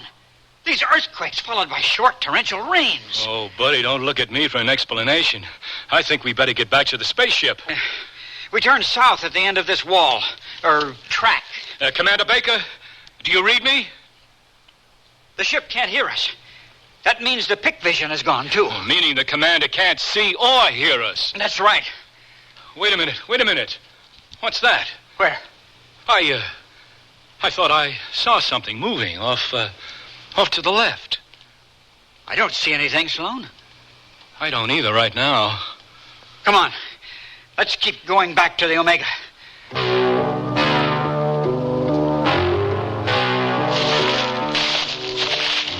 I can see the end of the wall ahead, Stuart. The track, Sloan. I see it, too. We turn south there. Do you see what I see? Where? Oh, my God. Stuart, I don't know what it is. It looks like a giant dinosaur of some kind. We'll take cover. I'll use the atomic rifle on it. It's a lizard. Or a reptile of some sort. It's gigantic, but nothing can survive this atomic rifle. You hit it, Sloan. It's not going down. Another hit, but it's coming this way. Use your grenades and your laser pistol. The atomic hits have only angered it. Can you see through the smoke? It's still coming toward us, Sloan. Maybe a blast from this laser pistol. Sloan, run for it! The beast is still coming! Just a few more grenades! Stuart, where are you? Over here, behind this tree. I can't see you. I'm right here, Sloan. Oh, my God!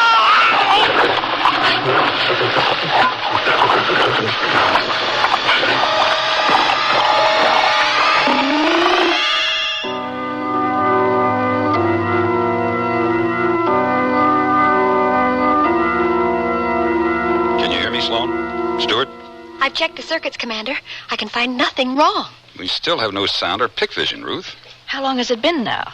Exactly 3.5 minutes, Blondie. They should have been back by now.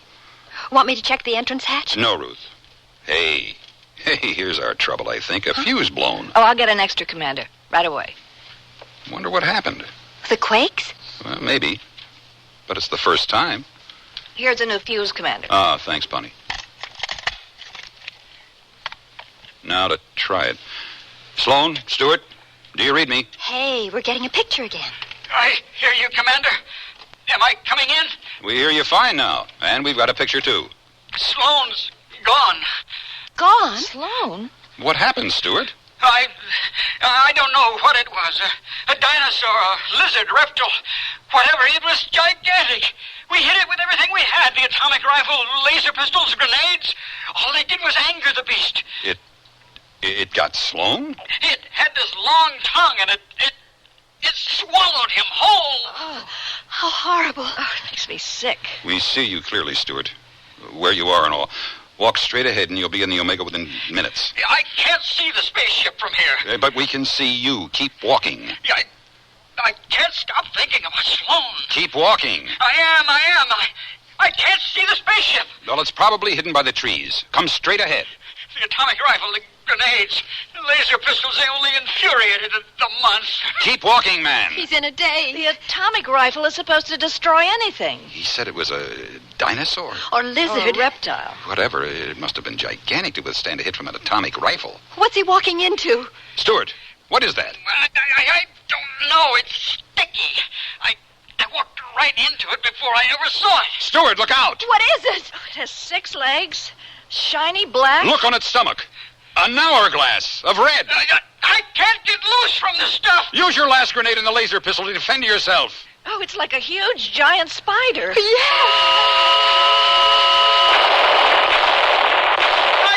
I can't get loose! Stuart, I've got to help him. It's too late, Commander. The spider has stung him. Stuart! Stuart, can you hear me? He's dead. Oh, no, the spider... Oh. I can't watch. He's gone. Stuart's gone. What kind of planet have we landed on? I don't know. Giants. All carnivorous giants. First Sloan, now Stewart. There are only 3 of us left. That's right. You, Ruth, and me. How do we get out of here? That's a good question, Bonnie. I don't know. Gravity forced us to land here, and gravity may keep us here. Oh, these giant creatures, they're impervious to our weapons. Nothing we do has any effect on them. Maybe... Maybe what, Austin? I was just thinking maybe Sloan and Stewart haven't died in vain. Maybe we can learn something from their deaths. Like what? Well, to keep away from these giant creatures, we must not antagonize them in any way with our weapons. What do you plan to do? We can't stay in the spaceship indefinitely, Ruth. It's only a matter of time before one of those creatures discovers the Omega. That's exactly what I was thinking, Bonnie. Well, then, what's your idea, Austin? To find or dig a cave someplace. We'll live off the land as long as we can, but we can't stay here. Take your seats. Strap down. Oh, yes. Just another reason for leaving this ship. If one of these quakes should tip us over, we've had it for sure.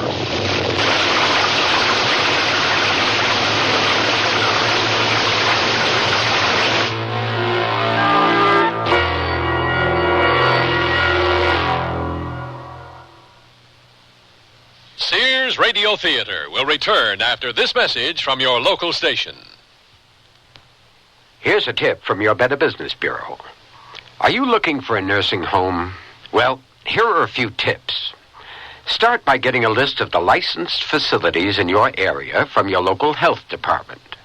Find out whether they are certified to receive Medicare and Medicaid payments. Also, talk to your friends and talk to your neighbors who've placed a family member in a home. You see, it's important to visit a nursing home to check the facilities and the services. For example, food handling, patient care, in-service staff training, housekeeping, and patient activities. Now, before you sign an admission agreement, you read it carefully, including the fine print, and ask a lot of questions about what's included in the price. A number of nursing homes charge extra for such items as wheelchairs, air mattresses, and personal laundry. A tip from your Better Business Bureau. If you have a child with a handicap, we have some good news. And some very good news. The good news is there's a new law that guarantees your child the right to the special education he needs. Evaluation procedures conform to the corresponding requirements in the final regulation of Section 504. But here's the very good news. The term continuum, as with least restrictive environment, is commonly used by... You don't have to hire a lawyer to explain how this rather complicated new law can help your child. It is in accordance with specific performance criteria related to the program objective. We can explain the law in clear, simple language. Free. Information under sub-clause E of Clause 1 of subsection B. The commissioner there... Just write Closer Look, Box 1492, Washington, D.C., 20013.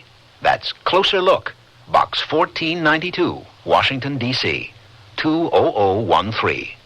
A public service message on behalf of the United States Office of Education.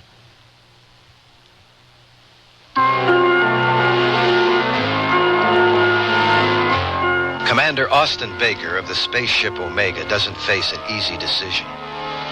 He and the two women left on the spaceship Omega are doomed. So their only possible choice is to leave the craft and seek survival in a cave that they can either find or dig themselves. I don't know what good our weapons may be against the hideous creatures we may find, but being armed will make us feel better. You know how to use this atomic rifle, Ruth? Yes, Austin. Bonnie? We went through the same training with them as you did, Commander. Yeah, a training that never prepared us for this, unfortunately. Laser pistols, grenades. If we have to dig a cave, we should have entrenching tools. Yeah, I thought of that too, Ruth. For you, for Bonnie, and for me. What about food? I've got vials filled with meal pills. At least we won't starve, Bonnie. Well, I guess we've got everything. Let's go. That's what I like about you, Austin. He closes the door as if he was coming back. Who knows? We may. All set? Ready. Set as possible. Nothing outside. Come on. I'll take the lead. Follow me. The trees are even taller than they seem. Hold it. I see some of that sticky stuff Stewart got caught in. Where? Right ahead there. Any sign of that spider-like creature that got him? I don't see it. Me neither. All right, follow me closely. I'll try to lead us around the stuff. It seems to be web-like. These trees are so thick. Keep your eyes open for that giant spider. Don't worry, I am. We're nearly around the sticky stuff now. Well, is that the railroad track ahead there? Yes, Is that the same one we saw in the Pic Vision? the same. I don't know whether we'll find one, but keep looking for a cave.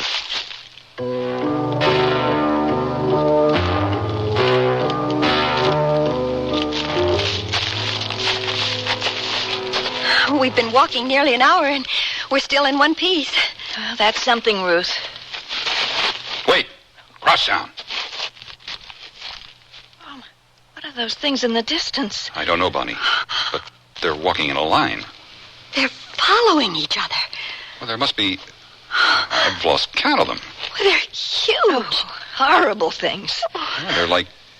Well, at home, they were tiny insects called ants. See the mandibles and antennae? Oh, these are anything but tiny. They're so big. Edge back so no one can see us. Oh, we were lucky we weren't attacked. Attacked?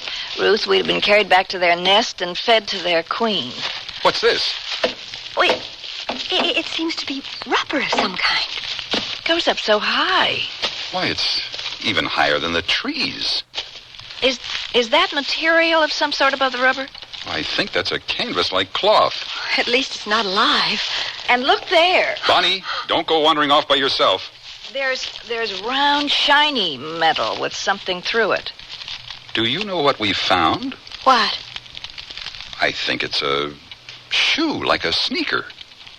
An abandoned shoe? I think so. Look at the length of it. A sneaker-like shoe from some giant. And that material from the round eyelets. I'd guess those are laces. It's so big.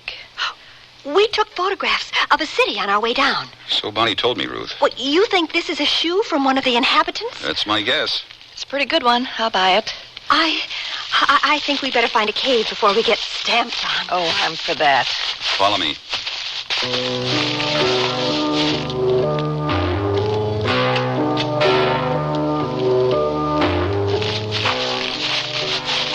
Is there no end to this park? What? Oh, I didn't say anything, Ruth. Well, at least we haven't been attacked by anything. Like poor Sloan and Stewart were. No, but stay alert, Bonnie. Oh, uh-oh. There it goes again. Lie down. Bonnie, lie down before you're knocked off your feet. The earth is shaking. It's another quake. There's the rain again. We're in for a soaking. It's a deluge. Wait, be still a moment. I heard gurgling. There must be an underground river beneath us. I can hear the water rushing through. I can feel it. I'm soaked. Well, we're on top of an underground river. I don't hear it anymore. Can we get up? The earth has stopped shaking now. That's strange. The sound has stopped. What did you say, Ruth? I asked if we could get up now. Oh, yeah, sure. I don't understand it. Oh, I'm soaked through and through. I heard water flowing like an underground river. Didn't either of you hear it? Oh, I was trying to keep from drowning. Me too. Well, so was I, but I still heard it. Well, we'll try to find higher ground. Follow me.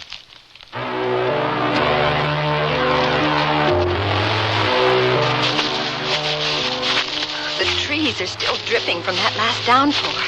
Do you suppose we're in a rainforest, Ruth? I don't know. Maybe if I scaled one of those trees to see where we are. Well, how can you, Austin? There are no branches on these trees. I know, Ruth, but... Oh, no. They've spotted us. All three of them.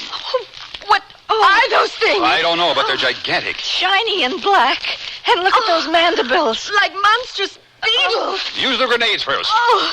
Take that, you hideous creatures.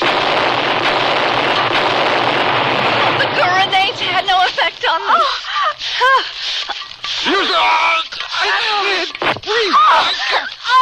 Neither can I. Yes.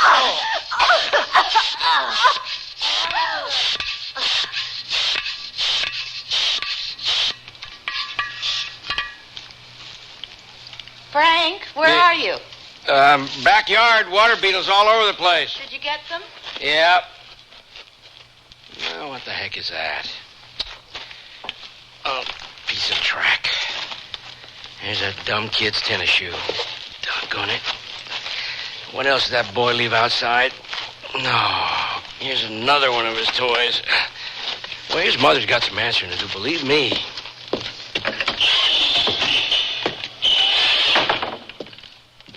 Laura! All through, Frank? Yeah, I'm through. Would you come here? I want to talk to you. You know, it's just ridiculous. You all through fixing the sprinklers? The sprinkler timer, Laura. The timer was screwed up. The sprinklers work fine. Well, the timer then. You fixed it? I said I did. Now, look there. Where? On the table. Frank, how many times must I tell you not to put your shoe... Why, it's Junior's sneaker. Mm-hmm. He's been looking all over for it. You know where I found it? Where? In the backyard. Oh, he'll be so pleased. Well, I'm not. You're not? Do you have any idea of how much these cost? What with inflation and What all was that? it doing in the backyard? I don't know. All right, where's the kid now? Out playing? We take you now by transcription behind the scenes of a police headquarters in a great American city, where pass before us the innocent, the vagrant, the thief, the murderer. This is The Lineup.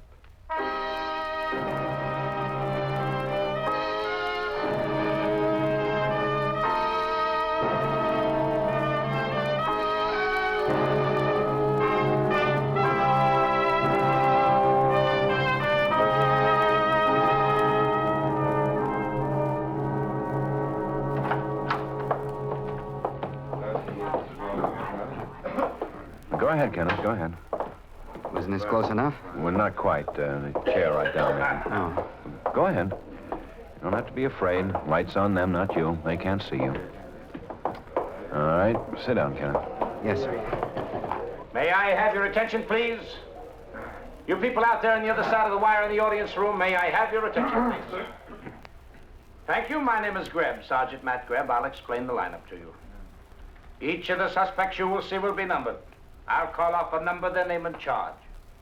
If you have any questions or identifications, please remember the number assigned to the prisoner as I call his name. At the end of each line, when I ask for questions or identifications, call out the number. If you're sure or not too sure of the suspect, have him held. The officers who took your name will assist you. They're seated among you. The questions I ask these suspects are merely to get a natural tone of voice, so do not pay too much attention to their answers as they often lie. Bring on the line. All right, boys, come on, move it along. Snap it up now. We're late this morning. Go to the end of the stage, turn and face front with your hands to your side. Well, Kenneth? Come on, let's hurry, boys. He's not there, sir. You now, sure, when Kenneth? You answer my questions, You've got to be sure. Speak up so the people out I there told you, can- sir, he was wearing a red checked shirt. I am sure he's not up there. All right. All right, Kenneth. Number one, I'll leave and wait Albert for the Weiss. next line. Is that Weiss or Weiss, Albert? Weiss. Albert Weiss. Vagrancy.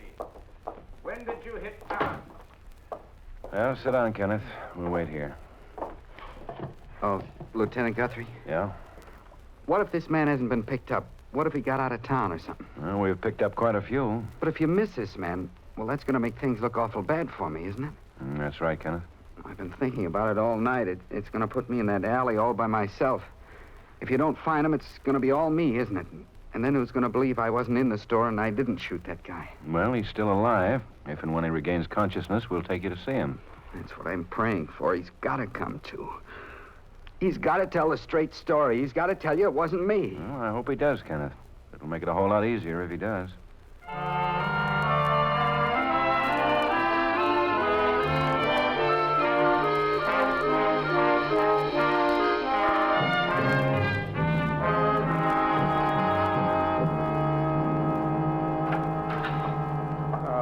Hi, Ben. He's not here yet, huh? He's having his lunch. He'll be up any minute.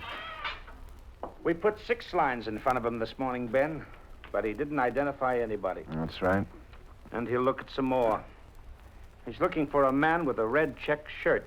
But did he recognize the man or the shirt? Well, I've asked him, Matt. He says he spotted the shirt first, but he thought he could identify the man from size and features, too. A lot of things wrong with this story.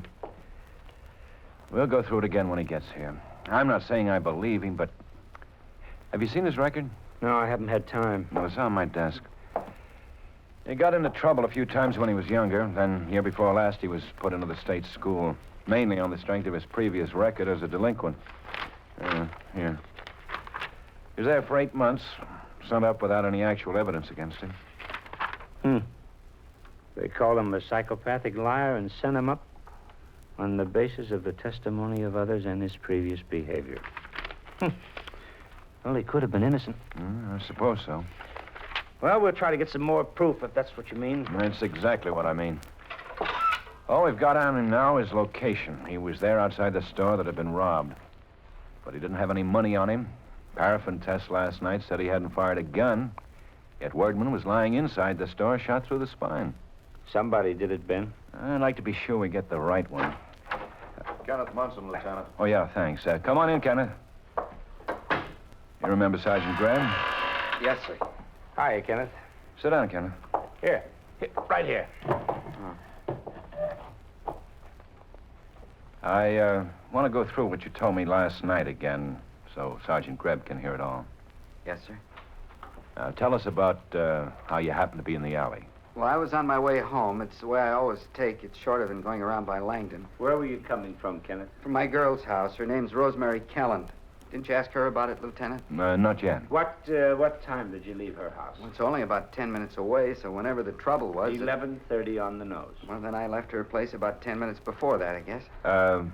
Any special reason for leaving at that time, Kenneth?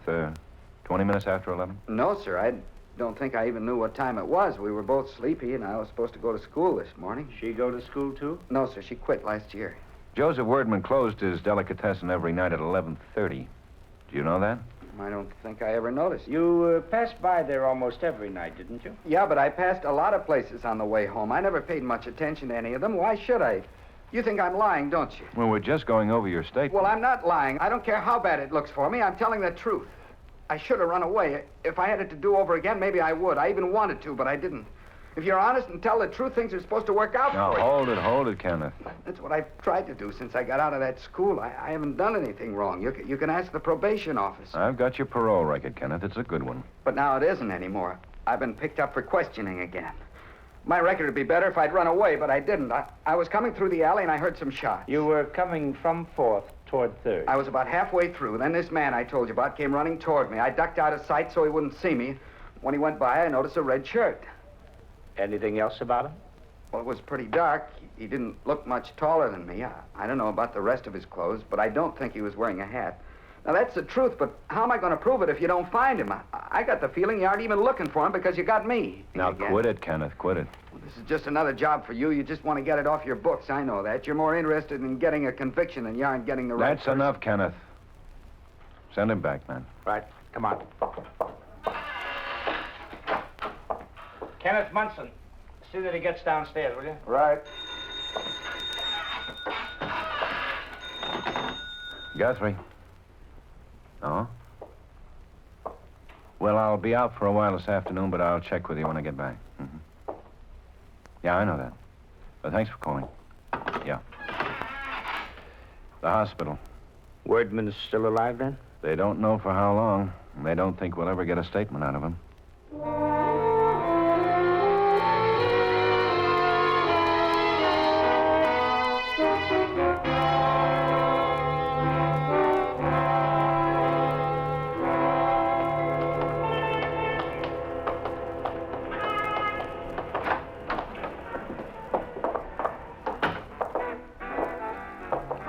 Hi. No, I won't need a menu. Just a cup of coffee, please. Oh, sure thing.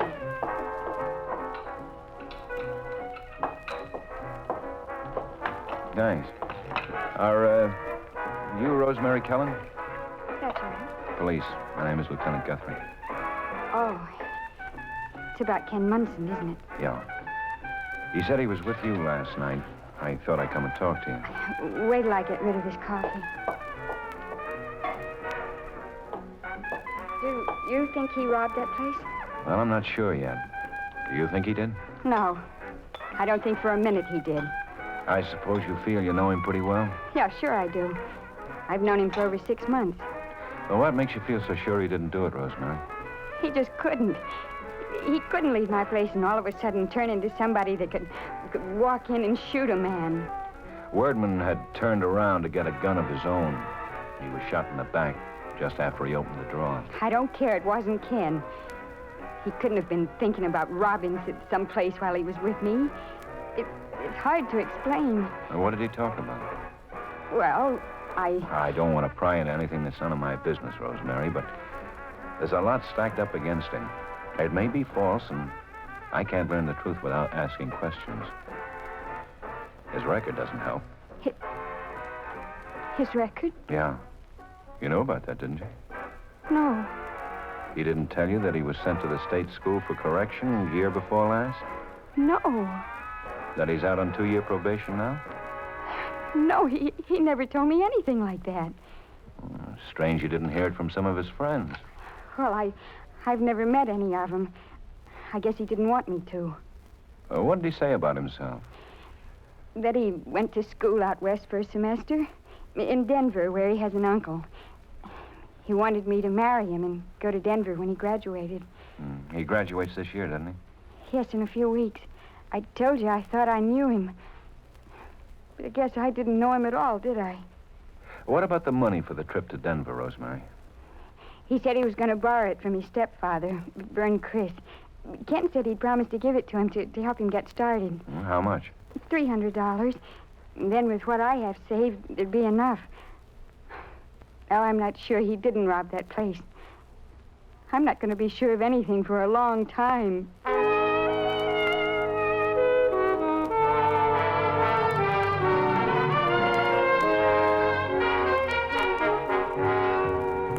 I'm pretty tired of this, Lieutenant. Hasn't been anything but trouble with that boy since I married his mother. He was 13 then. There's been one thing after another. I've been disgraced in front of my friends and business associates. I've been lectured like a numbskull by those stuffed shirt family relations experts we taxpayers support. Well, he's had his last chance as far as I'm concerned. I don't want to have another thing to do with him. Well, he hasn't been proved guilty yet, Mr. Chris. And why is he in jail? He's being held under suspicion. There's no charge yet. Well, if I know him, there will be, and I know him. I told him something like this was going to happen when he came out of that school. Well, do you think that was wise? I wanted him to understand what he was and what he'd done. His mother died while he was in that school. She died of shame more than anything else. I told him there was one chance out of 100 that he'd go straight, but I'd take that chance. I'd give him a roof over his head until he went wrong again, and then out he'd go. Well, he's out. He gets nothing from me. Did he tell you about the girl he was going with, Mr. Chris? No, but I can imagine. Well, he evidently wants more out of life than a roof over his head. He seems to have a thought or two about the future. But whether that will stand for him or against him, I don't know. Did he ask to borrow $300 from you for a trip to Denver? Denver? What kind of lies has he been telling you? Did he want to borrow $300? Yes, for some nonsense like buying into a soft drink stand. You refused him? Of course I did. How much did he take out of that store? Well, no money was taken because Mr. Wordman went for a gun. And he was shot. Yeah. Well, I've done what I could. I've given him a good home. Times he wasn't in trouble with the authorities. It's not my responsibility, and he knows it.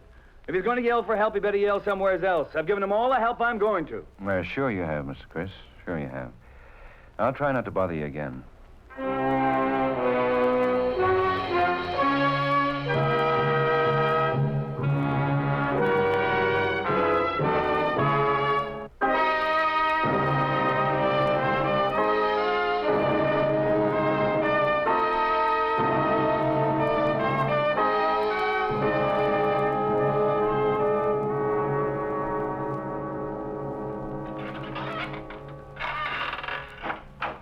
Kenneth Munson, Lieutenant. Oh, thanks. Come on in, Kenneth. Sit down, Kenneth. Yes, sir. Did you find that man, Lieutenant? We've held you almost 24 hours now, Kenneth. According to statute, we'll have to let you go late tomorrow, I guess, if we can't bring a charge against you. I was hoping you found that man. Well, we haven't yet. It seems to me we have enough to bring a full complaint against Kenneth Ben. Well, it's not up to us anyway, Matt. Well, who is it up to, sir? Well, you don't think any court is going to read our report and not recommend a full complaint, do you, Ben? You never know. I'll lay you 20 to 1, Ben, if you want to lose some easy money. Who is it up to, Lieutenant? The court, Kenneth. Actually, the full complaint is made... Guthrie. Oh? Yeah? Uh-huh. Well, okay. Thanks for calling, Dr. Brand. Dr. Brand? Yeah. After the full complaint is made, Kenneth, your case is turned over to the grand jury. They look at all the evidence, the report handed in by Sergeant Grebb and me, copies of your statements, statements of all the witnesses. Court weighs all the evidence against you, and if they see fit, they'll vote an indictment. Then it doesn't look very good, does it, sir? I'd say it looks very bad. Well, these witnesses, didn't any of them see the man with a red shirt? What did Dr. Brandt have to say, Ben?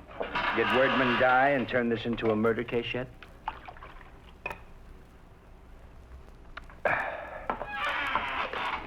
Where do you think we should start looking for witnesses that could have seen this man in the red shirt, Kenneth? They'd help a lot. I don't know, sir. I thought maybe you'd found somebody who was on the street that night and saw him. What about Denver, Kenneth? What? Denver, Colorado. Oh. Well, I used to kid with Rosemary about it. Well, I guess she was playing it straight. She's one of the witnesses I was talking about, Kenneth. You know what she's going to tell the court?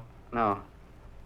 A man from the prosecutor's office will be there. He'll bring up your old record where they called you a pathological liar. Do you know what that means, Kenneth? Yes, sir. He'll ask Rosemary if you ever lied to her. And she'll say she's not sure anything you ever told her was true. No, that isn't right. You told her you wanted to marry? I did. I still do. I love her. Well, not enough to tell her the truth about yourself. You didn't tell her about your record. Well, that's right. I didn't tell her about my record. If you lie to the girl you're going to marry, you'll lie to everybody. No, it wasn't a lie. Well, what was it? Well, I'm ashamed of my record. I didn't think there was any harm in not telling her about it if I didn't have to. But why didn't you tell us you'd lied to her? Well, it wasn't a lie. It just never came up. Don't cut it too fine, Kenneth. You told her you went to Denver, that you had an uncle out there. I know I did. That was sort of a lie, but it wasn't a bad one. It didn't hurt anybody. I had to talk about something to cover up being in that school.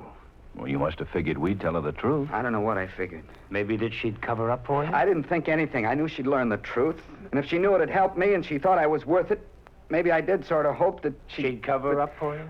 Well, it doesn't sound good that way. She wouldn't be covering up for me because I didn't do anything. You told her you were going to borrow some money from your stepfather so you could take it to Denver. I did try to borrow some from him. You told him you were going to buy into a soft drink stand, didn't you? Yeah. There wasn't a chance he'd let me have it if he knew I was going to Denver. Didn't he like your uncle that lives there? Were you going there? Yes, I was. Why, Kenneth? Why Denver? Well, I've been reading about it. It sounded good. I wanted to get out of this town. Well, get out of town or away from your stepfather? Well, both, I guess. He wanted to get rid of me. But you didn't have money enough to leave? No. No, but I didn't want to bad enough to steal it. Not bad enough to shoot anybody. You'd shoot somebody if you thought he was going to shoot you, wouldn't you? I don't know what you mean. Wordman was shot in the back. He had turned around to get a gun, and he was shot when he got the drawer opened. Are these witnesses who could have seen the man with the red shirt, Kenneth? Yes, sir. You said you hoped we'd found somebody on the street who might have seen him. Yes, sir. Where did you see him? In the alley. You were in the alley, and you saw him coming toward you in the alley? Yes, sir. Then why would you think the witness would have to be in the street? Did you see him on the street? Well, it seemed like he came into the alley from the street. You could tell that from where you said you were, halfway down the alley? Well, I'm not sure. Well, then why did you say the witnesses should be on the street? You must have seen the man come from the street. Well, I thought I did. But still, from where you were, you couldn't have seen him come from the street. Well, I don't know. I thought I did. Well, you never told us that before, Kenneth. Maybe you just remember. Well, when you mentioned it, it seemed like that's where he came from. But you mentioned it, Kenneth, and it's very important. That's where the gunman came from.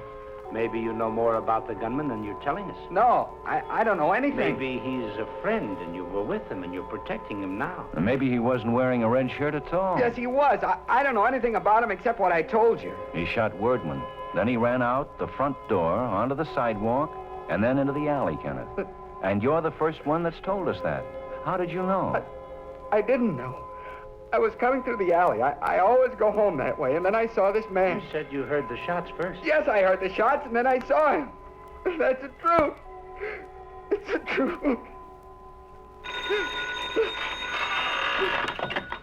Guthrie. Oh? And what did he have? And what does he do? Okay, I'll be out. I'll be back in a minute, man. Yeah. I know you were busy in there, but I thought I'd let you know. Sure, Quinn. It's time I got something. Where did they find it? On the roof of the building that backs on the alley. The ground didn't pay off, so Asher moved up on the roofs this afternoon. They found the red shirt first, bunched up and knotted tight enough to throw with a pair of gloves inside. Any way to get down from this roof? Yeah, 40-foot drop. The gloves show anything? They're thin leather, but thick enough to stop powder fragments from reaching the hands. The gun was farther up toward the front of the building in the gutters. The .38 fired twice. Yeah. Well, I'd like to see the stuff as soon as it comes in. It sort of looks like there's something to your boy's story at that. Yeah, it does, Quinn. Thanks. That's the way we feel about everybody we question. We don't like it any better than they do. It's just our job. Well, we just got a break, all of us. What, sir? Your story has some basis now. Red shirt and a pair of gloves and a gun was found on the roof where this man you saw must have thrown them. They found them, sir? Yeah. Matt and I have wondered why anybody planning a job like that would wear something as conspicuous as a red shirt. And now we know why. So he could change his appearance. Well, then you can let me go.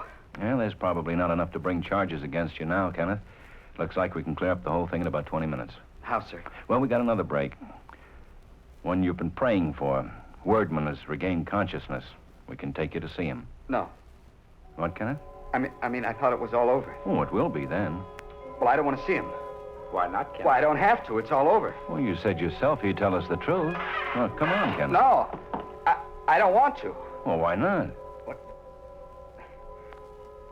Because he'll tell you I shot him.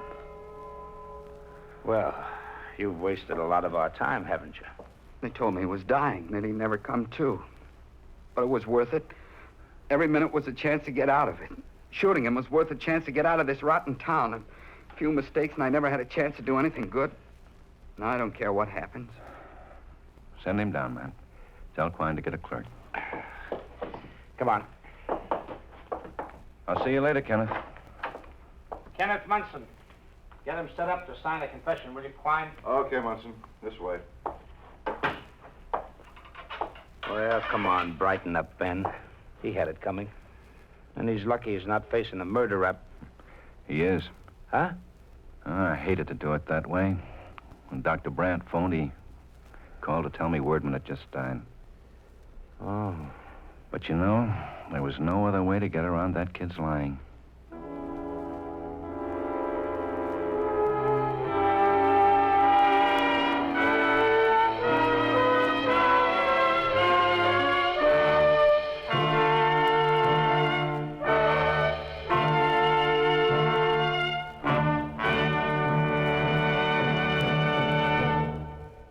The lineup, where before you pass the innocent, the vagrant, the thief, the murderer. Listen again next week when we again bring you the lineup. May I have your attention, please? You people out there on the other side of the wire in the audience room, may I have your attention? Thank you. My name is Greb, Sergeant Matt Greb. I'll explain the lineup to you. Each of the suspects you will see will be numbered. I'll call off a number, their name and charge. If you have any questions or identifications, please remember the number assigned to the prisoner as I call his name. At the end of each line, when I ask for questions or identifications, call out the number. If you're sure or not too sure of the suspect, have him held. The officers who took your name will assist you this evening.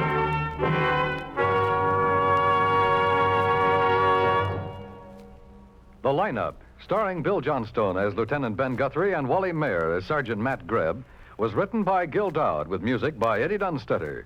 Featured in tonight's cast were Ray Hartman, Victor Perrin, Hy Averback, and Sammy Hill.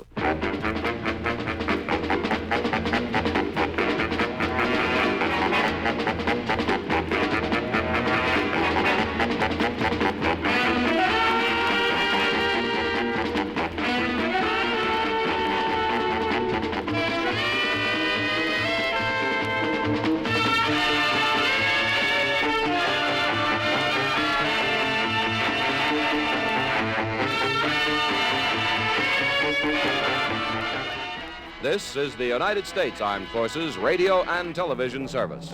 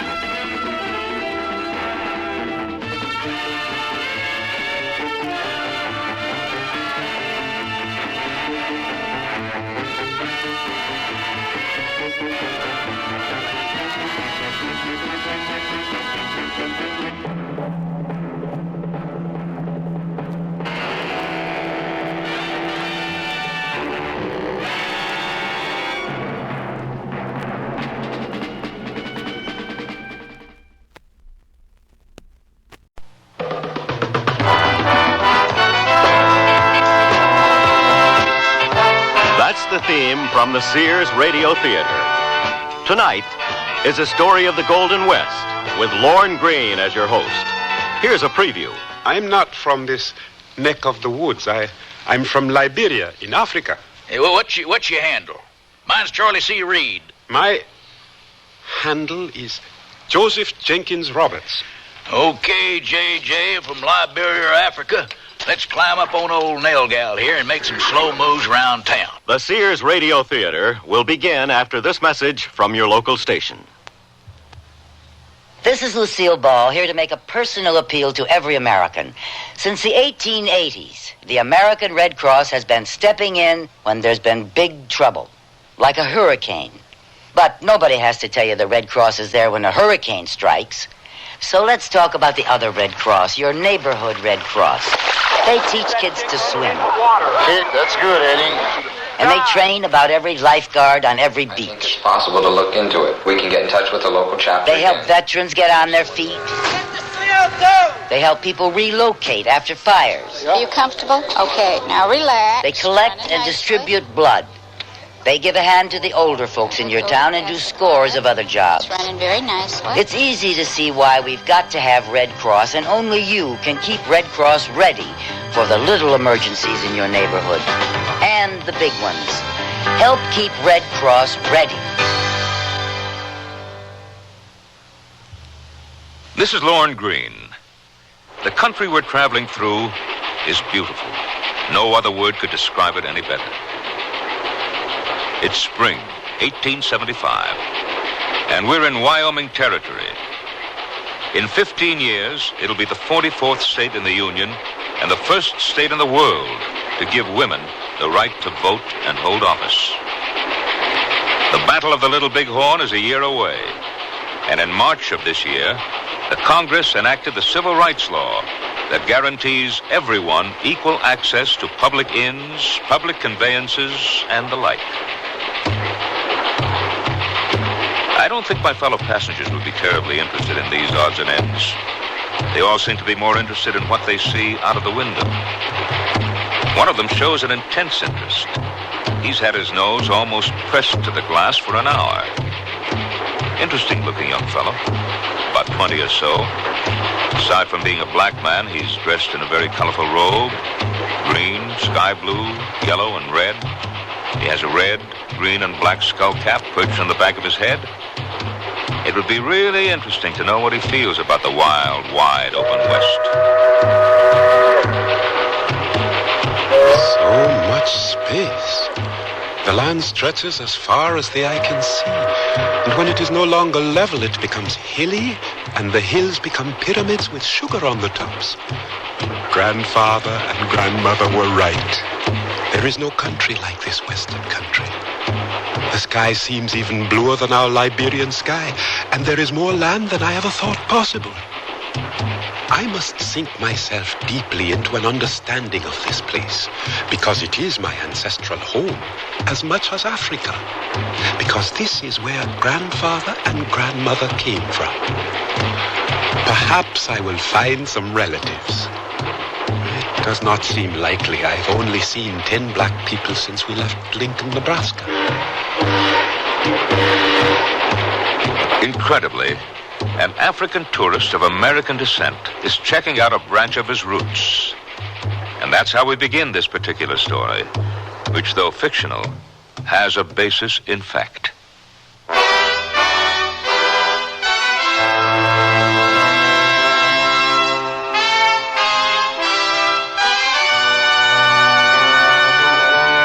Sears Radio Theater, a new adventure in radio listening.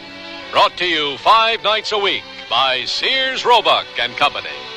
Sears, where America shops. Your hosts, Lorne Green. I'll bring you stories of the Old West and the New. Andy Griffith with a look at the funny side of life. Vincent Price with tales of mystery and suspense. Cicely Tyson with stories about love, hate, and related things. Richard Widmark. I'll bring you stories of pure adventure. 5 nights of exceptional entertainment every week. Brought to you in Elliott Lewis production of the Sears Radio Theater.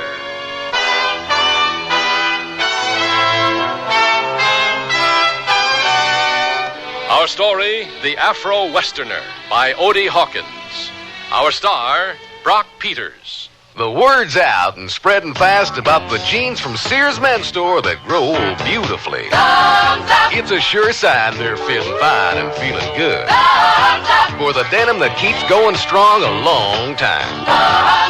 Get them trim cut, regular cut, even get them pre-washed.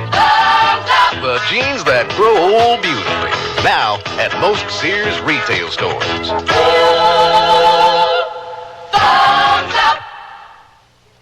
What would it cost to replace your car's muffler, including installation? Oh, I'd say about $50.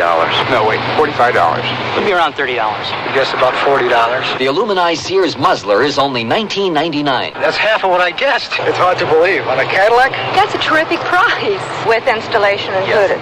Should have known it. Sears. The muzzler, just $19.99 installed. Clamps if needed, 99 cents each extra. Sizes to fit most American-made cars. Prices may vary in Alaska and Hawaii at most Sears Tire and Auto Centers. Clinging jerseys, tight satin tops, they only look good if they hug your body smoothly. Sears Best Abra Light helps you and your clothes look good. How? Abra Light has no seam cups, and straps adjust in the back so you look great up front. Whatever you do, whether it's dashing around town or simmering with disco fever in that slinky dress, it's flattering fun with the Sears Abra Light. Available at most larger Sears retail stores. Oh, here I go again. It's time to rent one of those steam-type carpet cleaners. Why rent? Now Sears puts power in a carpet cleaner you can own yourself. The Power Spray from Sears for easy home carpet cleaning. Power Spray sprays hot water into your carpet, then sucks up the dirty water. You can see the dirt you get out. Dirt you didn't even know was there. The Power Spray Carpet Cleaner, a convenient carpet cleaner you can own yourself. Available at most Sears retail stores. Kenmore. Solid as Sears.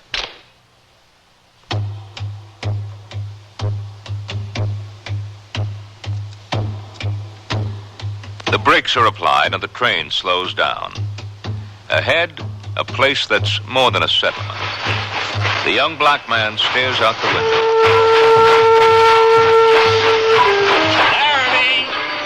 Laramie. Is this truly Laramie, sir? As you live and breathe, young fella. Thank you. Joseph Jenkins Roberts of Monrovia, Liberia, hopped from the train with 3 overstuffed carpet bags and stood on the train platform looking and feeling completely lost. Howdy, stranger.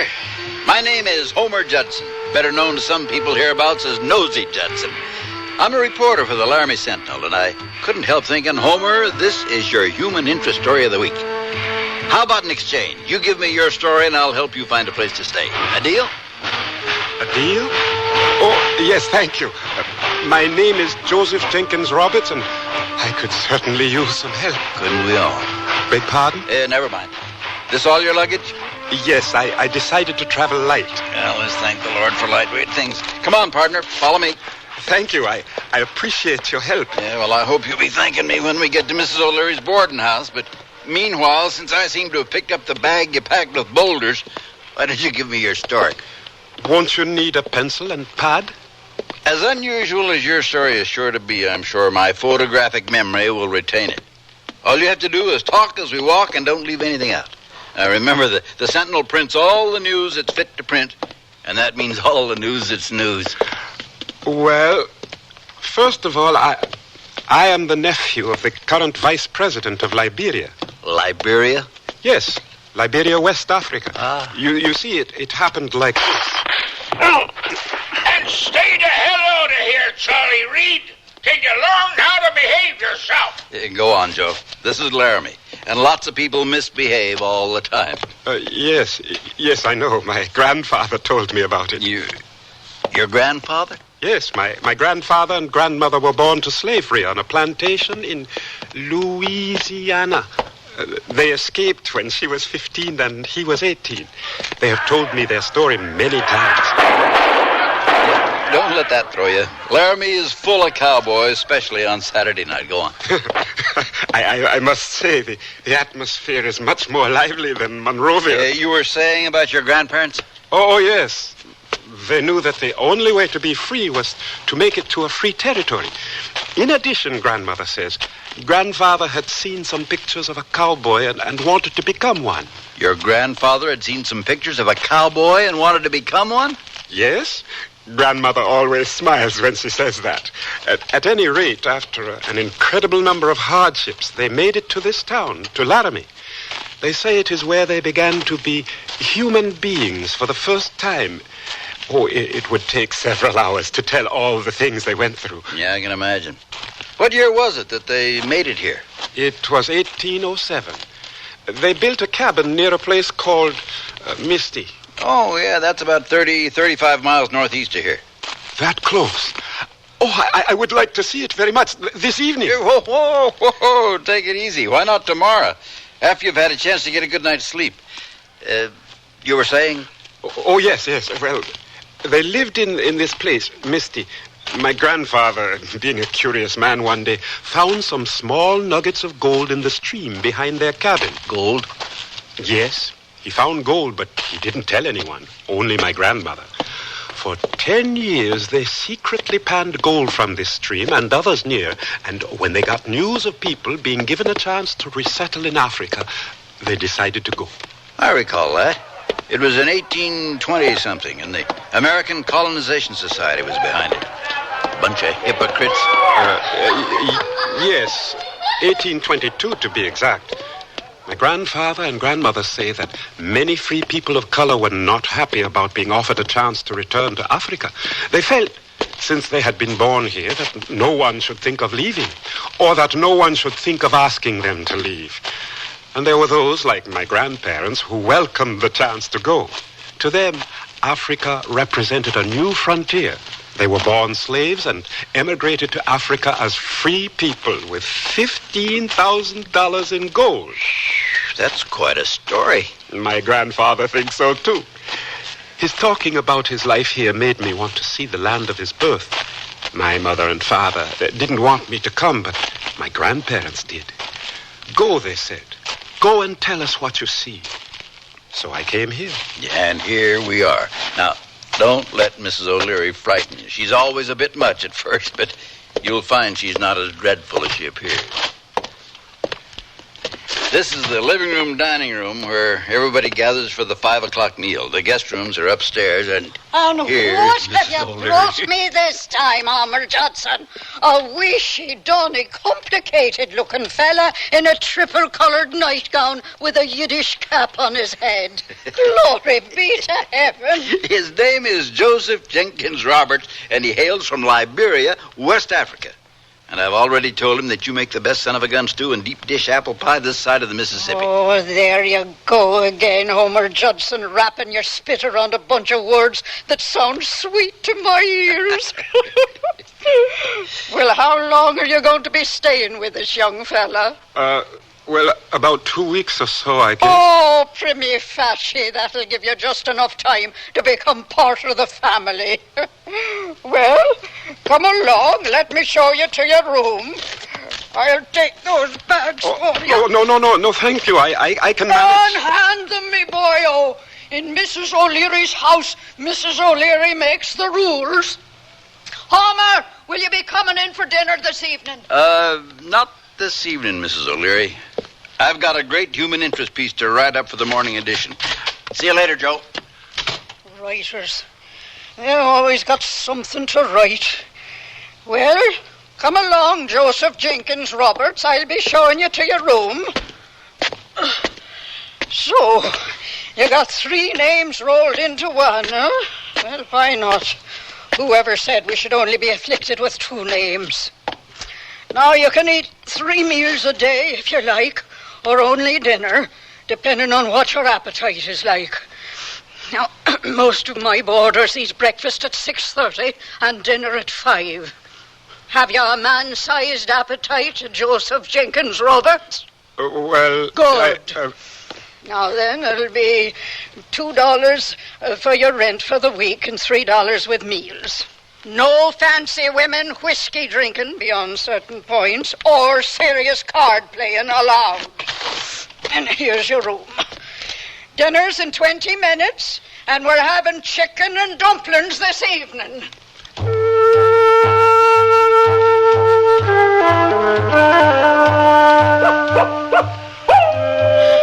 Dear Mother, you must read this letter to Grandfather and Grandmother to tell them that I am finding everything that they have spoken of to be true. I've been here in Laramie for 5 days now, and so much has happened already that I hardly know where to begin. I am living in a boarding house, owned and operated by an Irish lady. She's very tall, has hair the color of rusty pipes, talks very quickly, cooks huge pots of food, and is very nice. I think she drinks whiskey when no one is watching. I was taken to this place by Homer, a reporter on the Laramie Sentinel that I met at the train station. I'm enclosing the article he wrote about me. It's the first ever written about an African in Wyoming territory. Homer Judson is a very nice person. I have not run into any problems of race, Mother, so far. Most of the people are well informed as to who I am and what I am doing here. It seems that even those who don't read the newspaper know my name and where I'm from and everything. I guess Mrs. O'Leary is responsible for that. She's like the drums we have at home. Taking Homer Judson's advice, I have purchased a pair of boots to go riding in. I did not tell him that I did not know how to ride, but I will learn. It is late now and I must go to sleep. Mrs. O'Leary expects everyone to attend breakfast. I send my deepest love and respect. Joseph.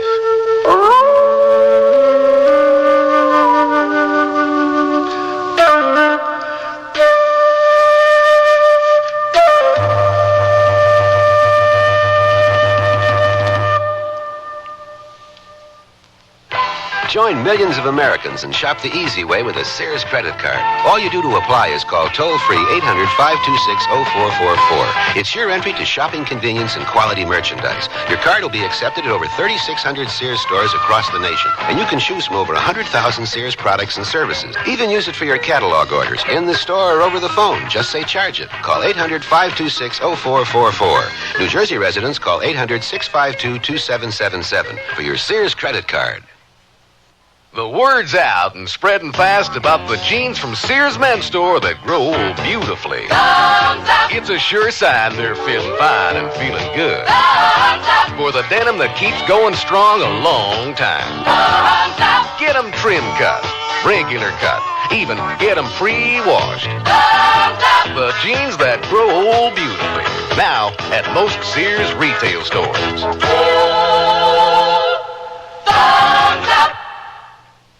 Can't believe you owe the IRS that much? Well, when things just don't add up, you can count on a Sears desk calculator to help you. Add, subtract, multiply, and divide. Then read the figures 2 different ways. 12-digit lighted display and tape printout for your records. There's a 2-memory system that helps ease multi-step problems, plus its many extras make it a great time saver. Now at most Sears retail stores. Sears 2-memory desk calculator. Cut $25, just $99.99 through March 10th. Prices and dates may vary in Alaska and Hawaii. To look the height of fashion wherever I go requires many coats. But for home, I need only one coat fashion surrounding me. Sears' best Easy Living interior paint. One coat of Easy Living on the walls and every room looks stunning while I entertain or just relax. Choose from 24 decorator colors in Easy Living flat latex and semi-gloss, plus bright white ceiling paint for your home. Because with Sears Easy Living paint, all you need is one coat when used as directed at most Sears retail stores.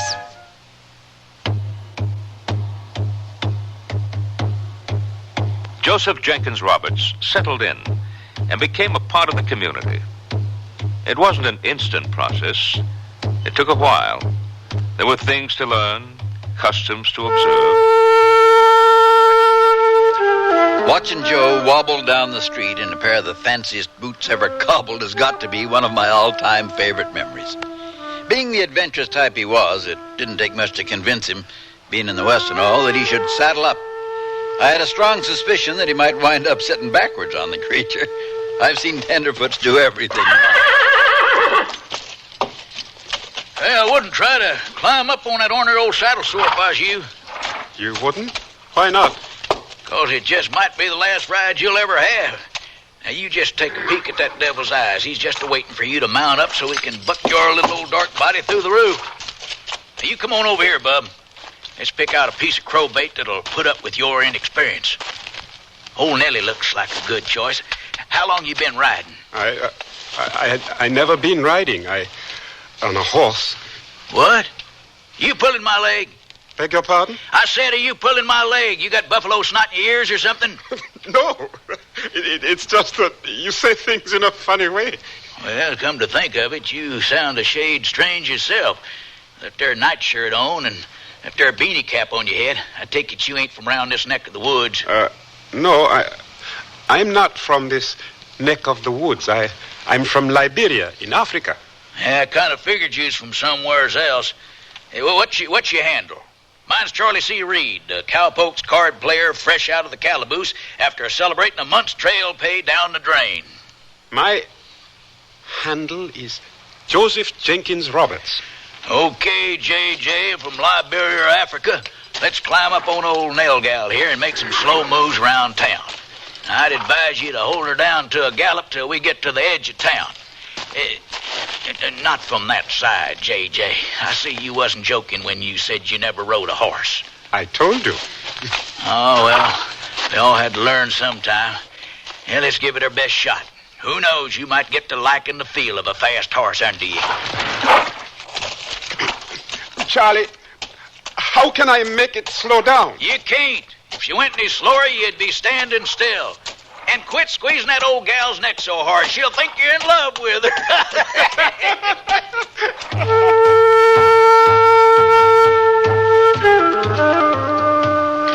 Dear Father, I am addressing this especially to you.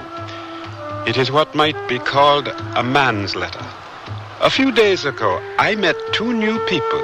They are both now my friends. It seems that this is the way it is here. You can be strangers one day and friends the next day, or enemies. My two new friends are named Charlie Reed and Alfred Wong. Charlie is a cowboy. The other day, after we rode to the edge of town and back, Charlie asked me if I had any money. I said yes. He was quite pleased and said, "Great. Let's go into the Dirty Garter saloon for a little sipping, spitting, and cussing." There was tension when we walked into the saloon. From the way the people lined up at the bar stared at me, I felt self-conscious. I will have to buy cowboy clothes and a wide-brimmed hat to go with my boots. Charlie ended the tension by saying, "My buddy J.J. here from Liberia, Africa, is buying a round for the house." Many of them patted me on the back and said nice things as they rushed to get their round. And then someone else bought another round, and someone else another. I had to walk my horse back to the stable because I felt too wobbly to ride. I don't think I like sipping, spitting, and cussing very much because it makes your head hurt the next day. Charlie has promised to teach me the secret of roping and also how to shoot straight. Respectfully, your son, Joe.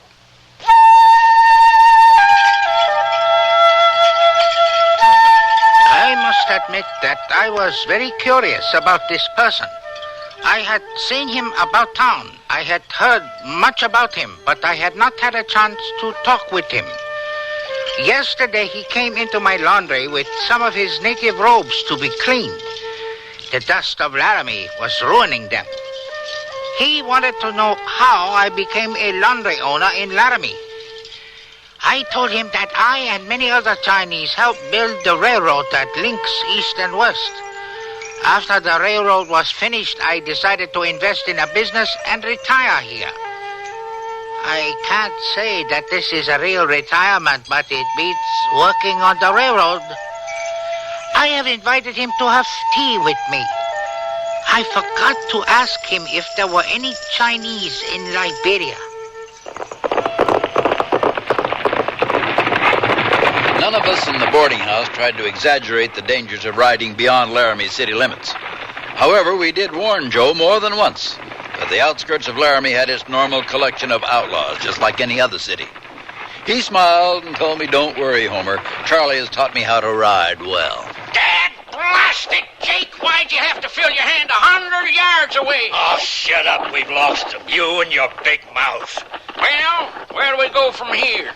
We keep heading for Texas. As many wanted posters they got hung up in this territory on us, we'd be sitting ducks to stick around here. She spooked their little dude. That's downright funny, Jake. Wonder if he can find his way in the dark.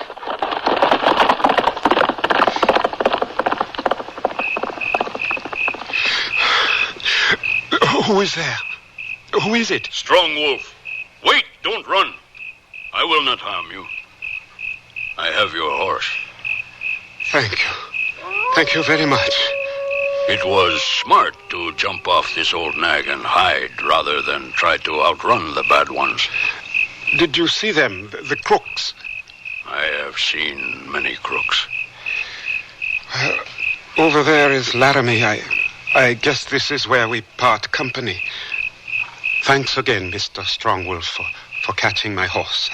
It was not very hard. Well, thanks anyway. What is your name? Oh, my handle is Joseph Jenkins Roberts. My friends call me JJ. JJ, would you like to have a good Shoshone dinner this evening? Yes. Yes, I would.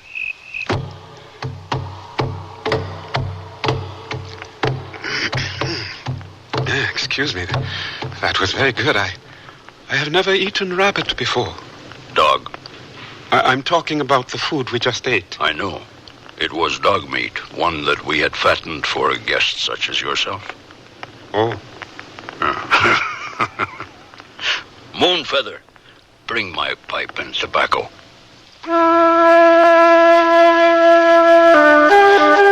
I knew she was the one I would marry when I first saw her. Somewhere in a book it is called Love at First Sight. I could tell from the way she returned my look that she too felt the same feeling. My heart was in my throat. Also because I feared the consequences of being attracted to another man's wife. In my country, that is considered something a person should not do. Strongwolf lit the pipe and passed it to me. It's a bit strong, isn't it? For one who smokes it properly, it is not strong. Here, do it slowly, with feeling, peacefully. I see what you mean. It is better when you puff slowly. Tell me, Strongwolf, does your wife always spy on you around the corner of your teepee? Oh, Moonfeather is not my wife. She's my niece. And you are the first buffalo man she's ever seen up close. Oh, I didn't know. She's very pretty. Already, after only 17 snows, she can skin a deer or put up a teepee faster than many more experienced women. I am proud to be her uncle. Yes, I can see that you would be. Moonfeather. Her name is pretty, too. We Shoshone women have always been known to be direct and honest. I had to let the Dark One know that I had received his eye and returned it. For the course of the evening, he spent talking to my uncle. I made certain that he was aware of my presence. For the first time since I had been taken through the ceremonies for coming into womanhood, I really felt like a woman. This man, JJ, made me feel this way. I looked forward, after that first time, to his visits with my uncle. The women of our camp laughed and made jokes about how much of my heart they could see in my eyes.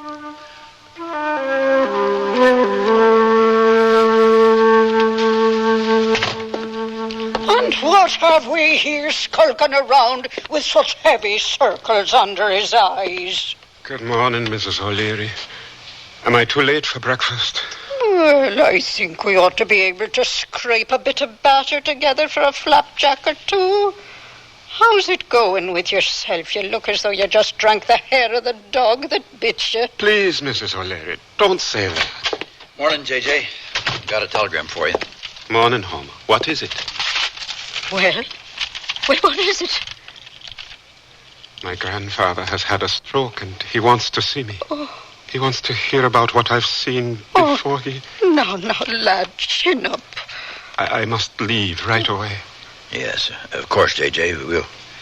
We'll pray that everything works out all right. How dreadfully cruel the fates can be at 7:30 on some mornings. Truer words were never spoken, Mrs. O'Leary.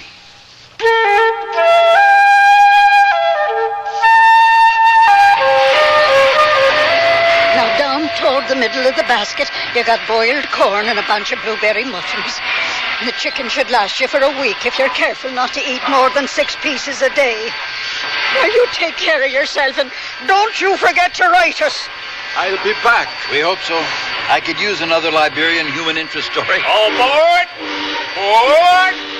But, JJ, I come as soon as I heard. I sleep at one off under a table in the dirty garden. See you later, bub. JJ, you left 2 ropes. I'll be back. I'll be back. I hate to see JJ go, you know what I mean? He's been like a son to me. Yep, he's a nice guy. But don't worry, he'll be back. He's got a reason to come back, too, or my otherwise unimpeachable sources are out of their trees.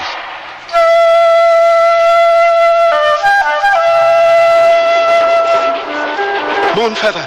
Moonfeather! What seems to be the problem here, young fella? There, riding the speckled horse. Oh, so that's Moonfeather. Well, you better best get on the observation platform before that poor engine rides that pony to death, trying to keep up with the Union Pacific here. Observation platform? Where? Well, to the rear. Now, careful you don't fall off.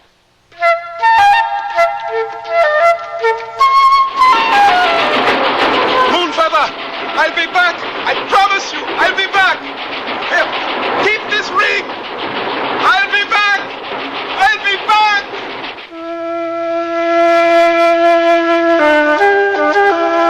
I had to let him know how I felt, openly. I rode alongside the train, praying to the person above us that he would see me and understand. My prayer was answered. He saw me and threw me his ring. I knew we would be together then. I did not know how long it would take, but no matter. I knew it would come to pass someday.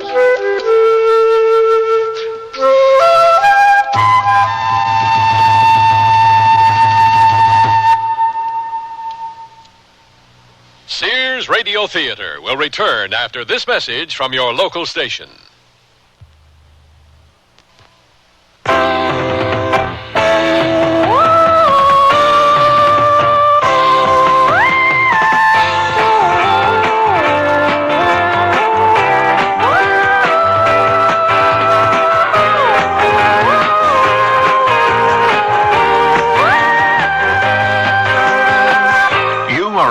Traveler, and you know there are certain foods, plants, and animal products you can't bring back to the U.S.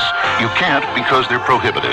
They're prohibited because even one of these foods, plants, or animal products might carry a disease or pest that could spread to our crops and gardens and animals with devastating results. You haven't been everywhere on the globe yet, but there's always tomorrow. And before you go again, write for the free booklet that explains the law. Even one can hurt. Write for Traveler's Tips. Write to Traveler's Tips, U.S. Department of Agriculture, Washington, D.C. 20250. It's free. I gained 20 pounds in 2 months. Chocolate and peanut butter. Yeah, I never lost that weight either. With me, it was different. I was climbing the walls, yelling at the kids. I just couldn't live with myself. Neither could Dan, could he? No, not really. He said having a wife that smoked was better than being terrorized day and night. Better a friendly dragon than a nasty dragon, huh? Right. So anyway, I'm back to a pack and a half a day, addicted just like I was Let's before. hold it right there. The American Heart Association wants you to know that smoking cigarettes becomes a habit, not an addiction. Habits can be broken. Smoking is a matter of choice, not destiny. We can help you quit. You don't have to gain weight or climb the walls. Contact your American Heart Association for a free booklet that explains how to break your cigarette habit step by step. The American Heart Association wants you to know we're fighting for your life.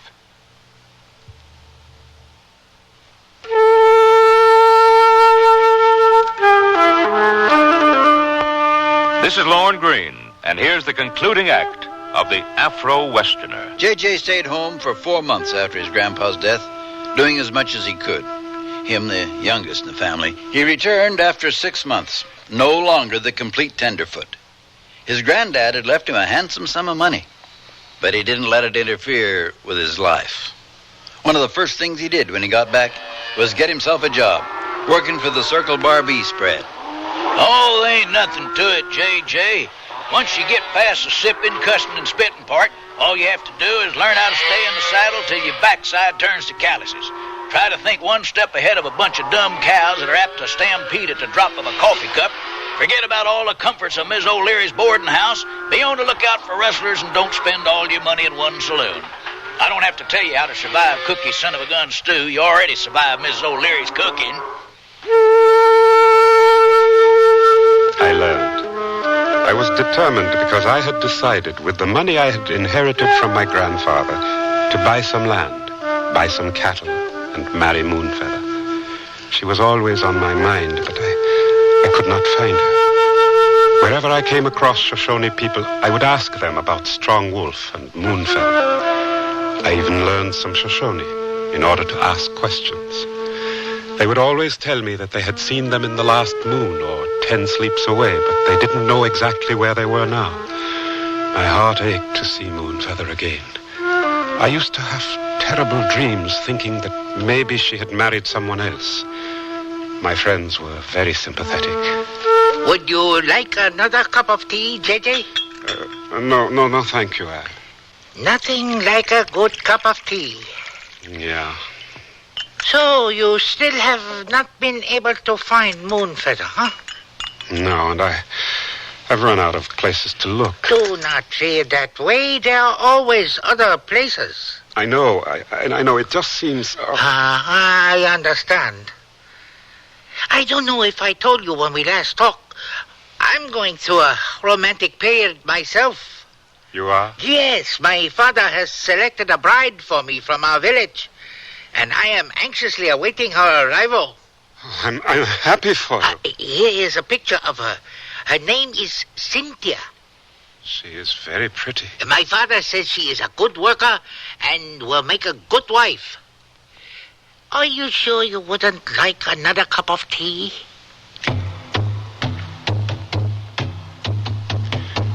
One day, out of the blue, it happened.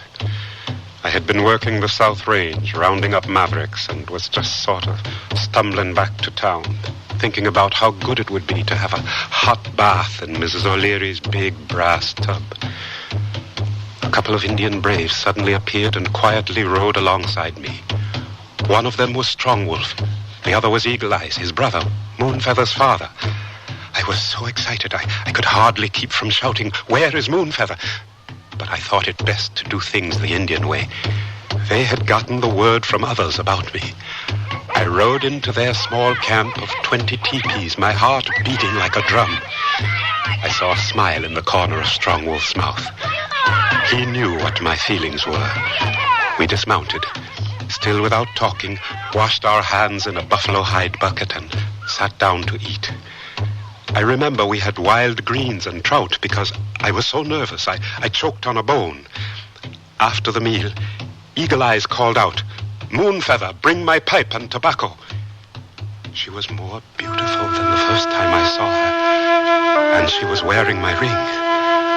I could not contain myself. I said to her, "You're wearing my ring." She nodded, telling me yes, and went back to where the women were. I was so happy I felt like crying. So, you returned. I said that I would. Good. We like a person who keeps his word.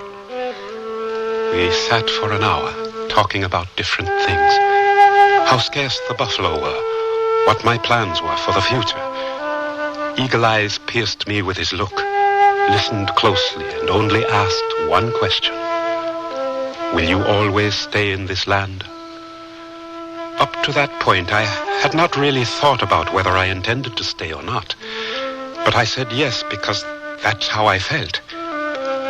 After a while, I felt I had stayed long enough and decided to leave, asking if I could return for a visit the next day. Strong Wolf looked at Eagle Eyes, and he nodded, ever so slightly. I felt good. I felt even better as I rode out of camp when Moonfeather stepped around the teepee and waved and smiled at me, openly. I rode hard and fast to get back to Laramie. I felt I needed some courtship advice. My father was far away and could offer no advice in this matter, so I spoke with my friends. So our little old African buckaroos discovered skirts. Well. I am serious, Charlie. We are serious. What does a man do in a situation like this? Really stomped down serious, huh? Yes. Well, in that case, I'd suggest you do the following. Get yourself duded up. Slick your hair down. Skip that part. Take a half-hour bath, sprinkle a heap of sweet me sniff on you where your whiskers should be, and take her for a stroll in the moonlight. Charlie, I'm in love with her, and I want to marry her. Well, in that case, you better take a full hour's bath. An Indian woman, huh? I think that'd make an interesting column. When's the date? I don't know. I haven't proposed yet. Well, if I were you, I wouldn't waste much time. Looks like we're in for a cold winter, if you know what I mean. See you later. I gotta run. Oh, I'll leave your dinner on the back of the stove, Homer. Thanks, Miss O. Luck to you, J.J. Tell me, what do you think I should do, Mrs. O'Leary? Oh, well, now you take that darling girl an armful of flowers. There's not a female heart on the planet that doesn't think well of flowers. Mrs. O'Leary, you're right. That's exactly what I'll do. Oh, the beauty and sweetness of youth. My brother and I had discussed the possibility of J.J. the African and Moonfeather getting married. We knew that he was going to return to her after she was given his ring. We approved of the match. I knew him to be sincere and honest, and I believed with the experience that years give that he would become a well-seasoned man.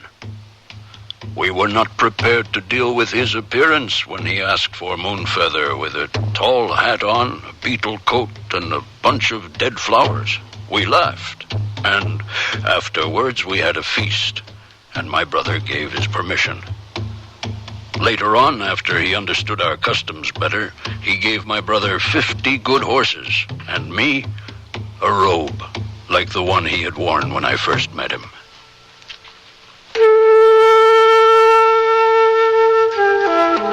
Joseph Jenkins Roberts became an authentic cowhand, used the money he inherited from his grandfather to buy a ranch, just a few miles from where his grandparents had lived, incidentally, and settled down to raise 6 beautiful Afro-Indian children and beef cattle. I'm proud to say the oldest boy's name is Homer. Homer Jenkins Roberts, who at the age of 20 made his pilgrimage to his grandparents in Liberia, liked what he saw, and stayed. As the West African proverb says, what comes around goes around.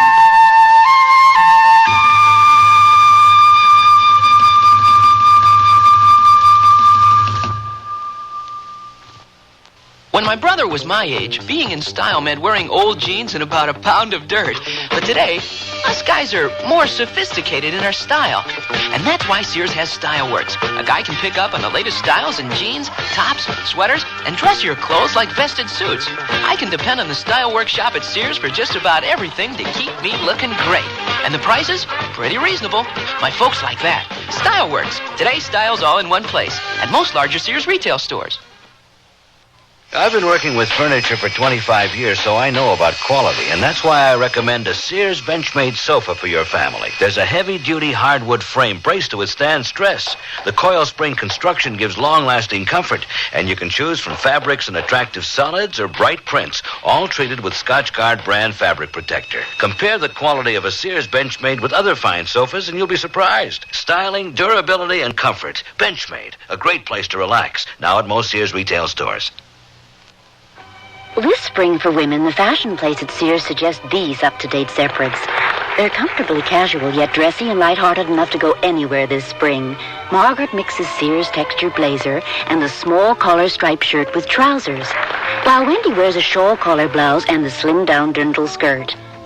Color coordinated, these great-looking separates will come together beautifully for you. Spring's mixable, matchable, up-to-date separates. Get them at most larger Sears retail stores. Come, spin the wheel of fashion. Discover a fortune of spring separates at Sears Junior Bazaar. Silk blend skirt and pants in dusty pastels. A blend of polyester, rayon, and silk, making them easy care, wrinkle resistant. Top them off with white-on-white polyester and cotton blouses. Fashion is your fate at Junior Bazaar. Available at most larger Sears retail stores.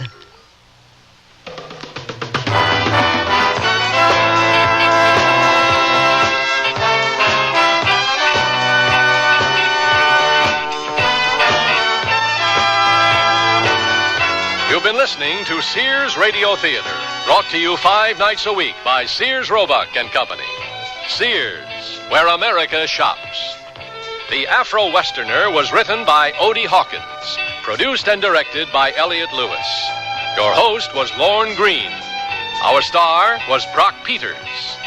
Also heard were Parley Bear, Peggy Weber, Norman Alden, Len Berman, William Lally, and Marvin Miller. The music for Sears Radio Theater was composed and conducted by Nelson Riddle. Art Gilmore speaking. The Elliott Lewis production of Sears Radio Theater is a presentation of CBI. What if you went off to college and found that you were different from everyone else, and everything was designed for them, not for you? Suppose you went to the library and all the books you needed were in Braille, and you were the only one who couldn't read. You'd feel left out, wouldn't you? And what if you went to class and found that there were no chairs because all the other students rolled in with their own wheelchairs? Suppose one of your professors gave his lectures talking with his hands, only his hands, and everyone understood sign language except you. You'd think it wasn't fair. Well, that's how handicapped people feel now when they go to college and find extra handicaps. But things are changing, and we have free information that can help. Write Closer Look, Box 1492, Washington, D.C., 20013. A public service message on behalf of the United States Office of Education. Here's an important tax tip from the Internal Revenue Service. If you're 65 or older, there are some special tax breaks that you can claim, like a double personal exemption. That's right, an extra $750 for yourself, and still another if your spouse also is 65 or older. And there are advantages if you decide to sell your home and move to a smaller place. There's also a tax credit for the elderly. They're all spelled out in one of IRS's free publications, number 554, Tax Benefits for Older Americans. You can get copies by calling the IRS toll-free number listed in your telephone directory, or you can order by mail. There's even an order form just for that purpose in each tax package. Use it to send for the Older American publication or any other IRS publication or form you need. Tax Benefits for Older Americans. Get all the details now so you can take advantage of the benefits on your tax return.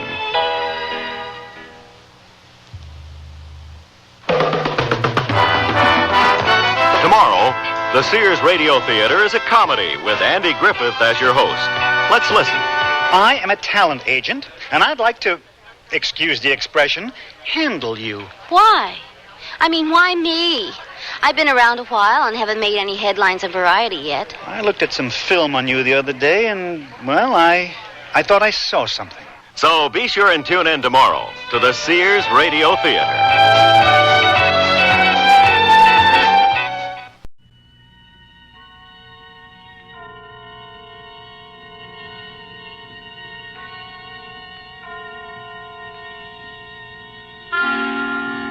Suspense.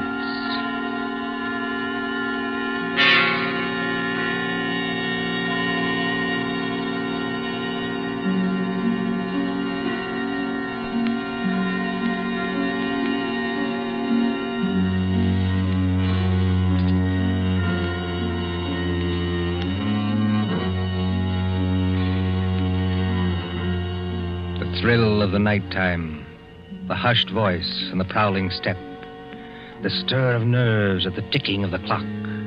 The rescue that might be too late. The crime that is almost committed. Mystery and intrigue and dangerous adventures. We invite you to enjoy stories that keep you in suspense.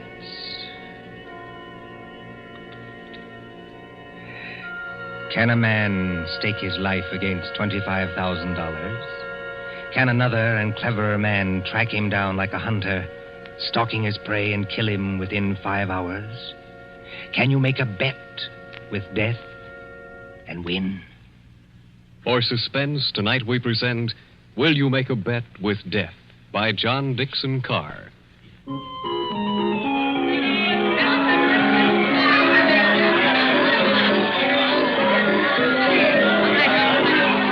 Coney Island on a summer day. There's the beach, bright-colored with bathing suits. There's the boardwalk, all straw hats and summer dresses. There's the Ferris wheel and the roller coasters. There is all humanity eating hot dogs and having a good time. And over there, beyond that souvenir shop, is the haunted mill. You get into a little boat. You float through a narrow tunnel into the dark while witches scream. But that fools nobody, does it? There couldn't be any real terror, could there? While the bands are playing and the crowd goes by and... Ladies and gentlemen, a unique attraction. It hurts me to see you stand there and miss this. Only 10 cents, 1 dime, the 10th part of $1 to go through the old haunted mill and get the thrill of your lives. An overstatement, if you ask me. 1 ticket, please. Did you say 1 ticket, lady? That's right, 1 ticket. What's the thrill? Beg pardon, lady? I said, what's the thrill? Lady, the gals who come here with their boyfriends don't have to ask that. 10 cents, please, this way and mind the gate. Thank you. Step right up, ladies and gentlemen. Get your ticket for the old haunted mill, where ghosts will walk and corpses... Give me some tickets. Hurry. Just a minute, young fella. I know you want to get into the old haunted mill, but there's plenty of time. How many tickets? I don't know. You better give me 10. 10 tickets. Do you hear that, ladies and gentlemen? Here's a young fella who likes the old haunted mill so much, he buys 10 tickets. Don't call everybody's attention. Listen, I've got a better idea. Whatever boat comes after mine, yeah, I'll give you an extra $1 to send that boat through empty. Now, what's the matter, son? The cops ain't after you, are they? No. It's nothing like that. Will you do it? Well, money talks, young fellow. Okay, go ahead.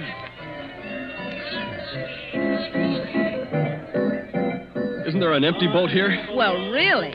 You've got such a great objection to riding in the same boat with me? Oh, I'm sorry. I didn't mean that at all. Don't misunderstand. Then you better get in if you want to go. This boat's starting to move. Yeah, I better sit down. You certainly had. Look here, I want to apologize. That's quite unnecessary. This place is rather childish anyway, isn't it? Yes, isn't it? But I've seen everything else, so I may as well see this. Here we go in the dark. What was that? One of the ghosts, I imagine, from a machine. It sounded like him laughing. There isn't anybody in the boat behind us, is there? Oh, I can't see. It's pitch dark. Listen, Miss... My name is Andrews, Betty Andrews, if it's customary to exchange names in a place like this. Mine's Pendrell. Bob Pendrell. Did you say Pendrell? Yes. Do you know it? Oh, no, not exactly. It's an unusual name, that's all. I don't want you to think I'm out of my mind, though I very nearly am. But I've got 5 hours to go. Just 5 hours. At the end of that time, either I'll have won $25,000 or else... Or else? Or else I'll be dead. You know, I wish I'd kept you away from this boat. Well, there's nothing to get alarmed about. For you. I can't tell you much, but I had to tell somebody that or I'd have started yelling. There's just one other thing. Is there? In these places, they've usually got little dim-lighted rooms along the way. Yes, exhibits. Boats and things. Yes. Well, when we come to one, I'm going to get out of this boat and hide there. Just don't get alarmed, and don't tell anybody when you go out. Why should you do that? I think I see a light ahead. There is a light, but... Dim, too. That's all for the good. It's... Yes? We're coming around the corner. Look, I'm going to have company when I get off. A waxed dead man on a pile of straw. Oh, I hope I can stand these noises. Goodbye, Betty Andrews. I wish we'd met at a different time. Mind the boat. Here, what are you doing? Getting out, too? Don't be an idiot. What's the idea? You need looking after, Mr. Pendrell. And if we must hide, I suppose this is as good a place as any. I won't have it. Quick. There'll be more boats along. Over behind that dead man on the straw. He'll hide us. Hurry. Well... Now, Mr. Pendrell, in the queerest place I ever get into, please tell me what this is all about. I can't tell you. You said it yourself. If you don't tell somebody, you go crazy. Maybe you're right. It's against the strict terms of the bet. But this is the last day. And I tell you, I can't hold out any longer. Lower your voice. There's a boat coming.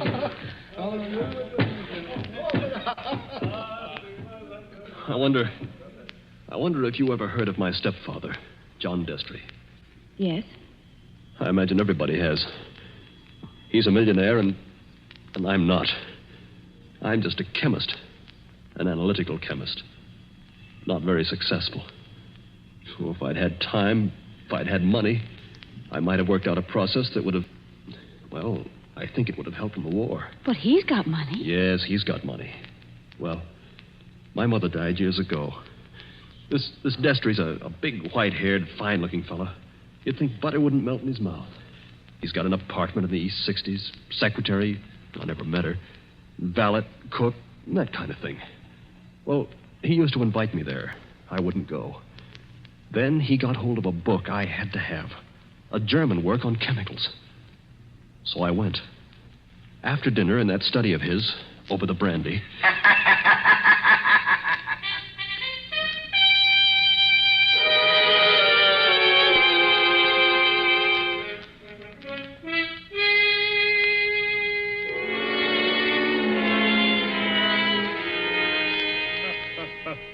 Oh, my dear Robert, you're quite welcome to the book. Don't mention it. Oh, what do you think of this brandy, by the way? It's excellent, thanks. Yes, I thought you'd like it. And now that we're all relaxed, comfortable after dinner, tell me something. Yes, Mr. Destry? You hate me, don't you? Frankly, I do. And always have. Good. Then you'll be relieved to hear I've always felt the same about you. But tell me something else. Did you ever know me to break my word? No, I never did. I'll give you that. I asked you, Robert, because I want to make a little bet with you. That is, if you have the nerve, which I doubt. Well, I'm afraid I can't afford to make bets. You were always careless with money, Robert. Well, I've been thrifty. I saw that when your mother was alive. But you can afford to make this bet. Look here, in my desk. Well? $25,000, Robert. $25,000 in 5 $100 bills. And what would I have to bet against that? Your life. What? My life? There's the money in the drawer. Look at it. What wouldn't you give for that money?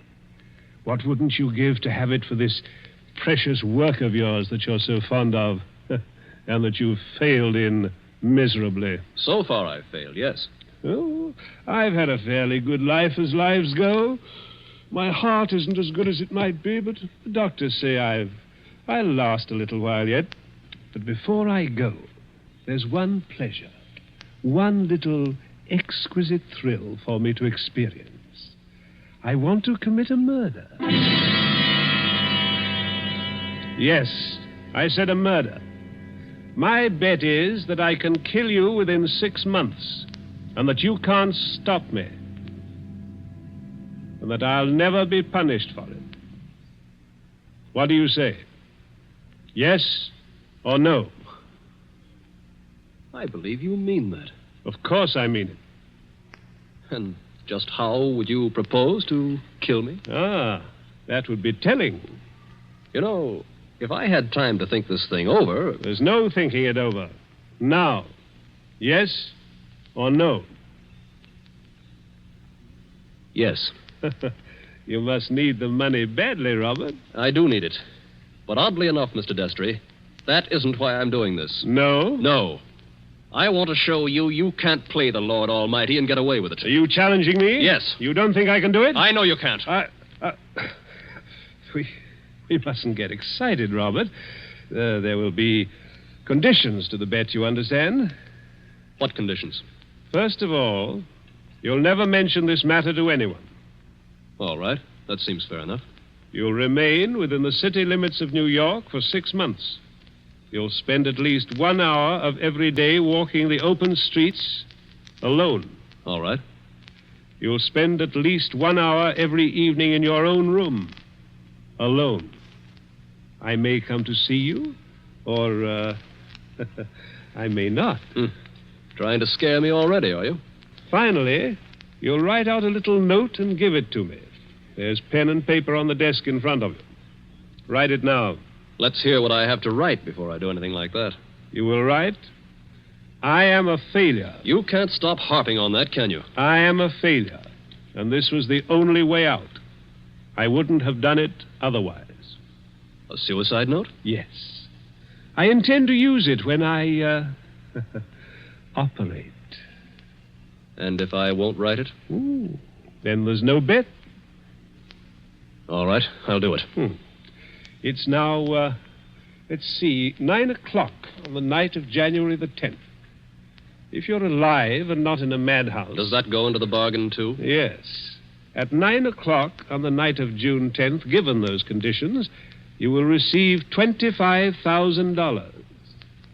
Can't you hear the dice rattle, Robert? You're playing with death now. I know it. Aren't you going to finish your brandy? No, thank you. Oh, then pour it back into the decanter. You heard me. Pour it back into the decanter. If you were as careful as I am, you wouldn't be where you are now. That's right. Always be thrifty. I can promise you, by the way, that you'll always be perfectly safe as long as you're in this apartment. But that's the only concession I make. I notice your hands are steady at the moment. I wonder what they'll be like a month from now.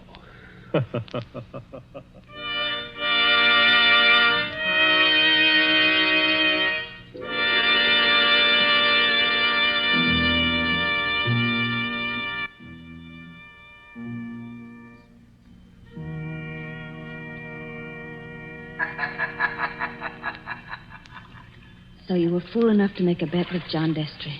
Listen, Betty. I want to tell you what else happened the same night. I got on a Fifth Avenue bus and started to look through that book that Destry gave me. It was a book that I wanted about poisons. Well, just as I opened it, I felt something sharp prick my fingers. I looked down, and my hands were covered with blood. He had sewn safety razor blades in a line down the inside edge of the cover. Oh, no. Yeah. A little white card fell out of the book, and I read it. It said, "See how easy it is to take you off guard? Those razor blades aren't poisoned, but they might have been. Take warning." Betty, that was 6 months ago. 6 months less 5 hours of careful, refined torture. And now, I've got only 5 hours to go. What's he done in the meantime? Nothing. Nothing.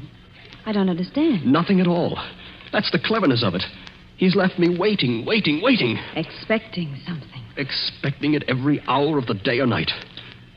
Once at the laboratory where I work, I opened a box that I thought was from a chemical supply house. And a Mexican tarantula, one of those furry spiders about as big as your fist, ran out across my hand. It was a toy tarantula. He enclosed a card asking whether I didn't admire it. Bob, this can't go on. I used to think I didn't have a nerve in my body. I could hold a test tube at arm's length absolutely steady for minutes at a time. Now look at me. Don't, please, don't. But the waiting's almost over now. Walking the streets, wondering who's behind you. Sitting alone at night, listening for every step on the stair. He's got very little time left now, and he's got to do something. The question is, what's he going to do? Well, maybe he doesn't mean it. Maybe he's only doing it to scare you. And lose all that money? Oh, you don't know my stepfather. Listen. Huh? I don't hear anything. That's just it. There's no sound of running water. The boats have stopped. Then we're all by ourselves in here. All with him. Yes. Oh, Lord, how I wish I hadn't gotten you into this. Oh, I'm all right. Or at least I think I am. I thought I saw him in the crowd outside, but I couldn't be sure. I'm seeing him everywhere. Now, Bob, just a minute. Just tell me one more thing. Did you ever see Mr. Destry, face to face, after that first night? Oh, many times. He came to see you? He came to my laboratory once, yes, but mostly I went to see him. And why? Because it was the only place in the world I could feel safe. He's promised that nothing should happen to you while you were in his apartment. Don't you see it was part of the torture? Night after night he'd invite me, and I'd go, right up until last night. Last night, we were in that study of his, with the devil masks on the walls, and he was sitting behind the big mahogany desk.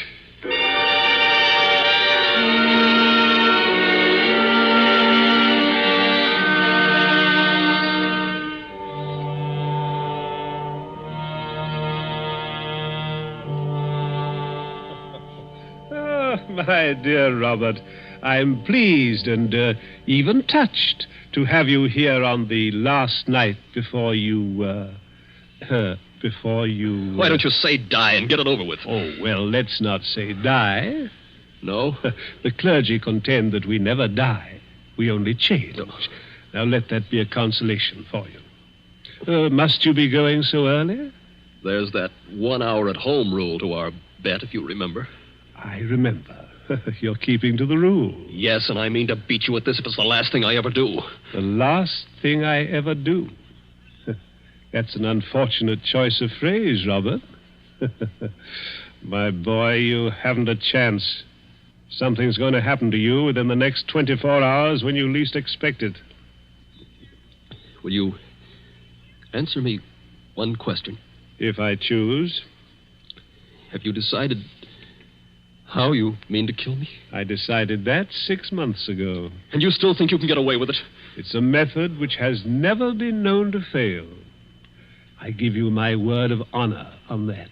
Is it sudden? Yes, and no. Wouldn't you like to know what it is? Good night, Mr. Destry. I think I'd better be leaving. No, my dear boy. You mustn't go yet. Sit down. Pour yourself a glass of brandy. No, thanks. Then perhaps you wouldn't mind pouring me a little. My doctor allows brandy, though I'm forbidden spirits. I notice your hands are shaking quite a good deal. They weren't like that 6 months ago, were they? No. You were full of confidence then. Oh. And it grieves me to see you waste tobacco by lighting a cigarette and putting it out immediately. Oh, it's no use lying to you. But I'm going to beat you just the same. You wouldn't like to back out now? After what I've been through? You'd still have your life. I'll keep it, thanks. That's very unwise of you, Robert. Still, you must decide. Oh, I was expecting my secretary a little later to dictate some letters. But now, I think I'll leave her a message that I've gone to bed and turn in myself. Tomorrow is likely to prove an interesting day for both of us. Here's your hat, here's your briefcase, and let me wish you a fond, peaceful, and happy good night.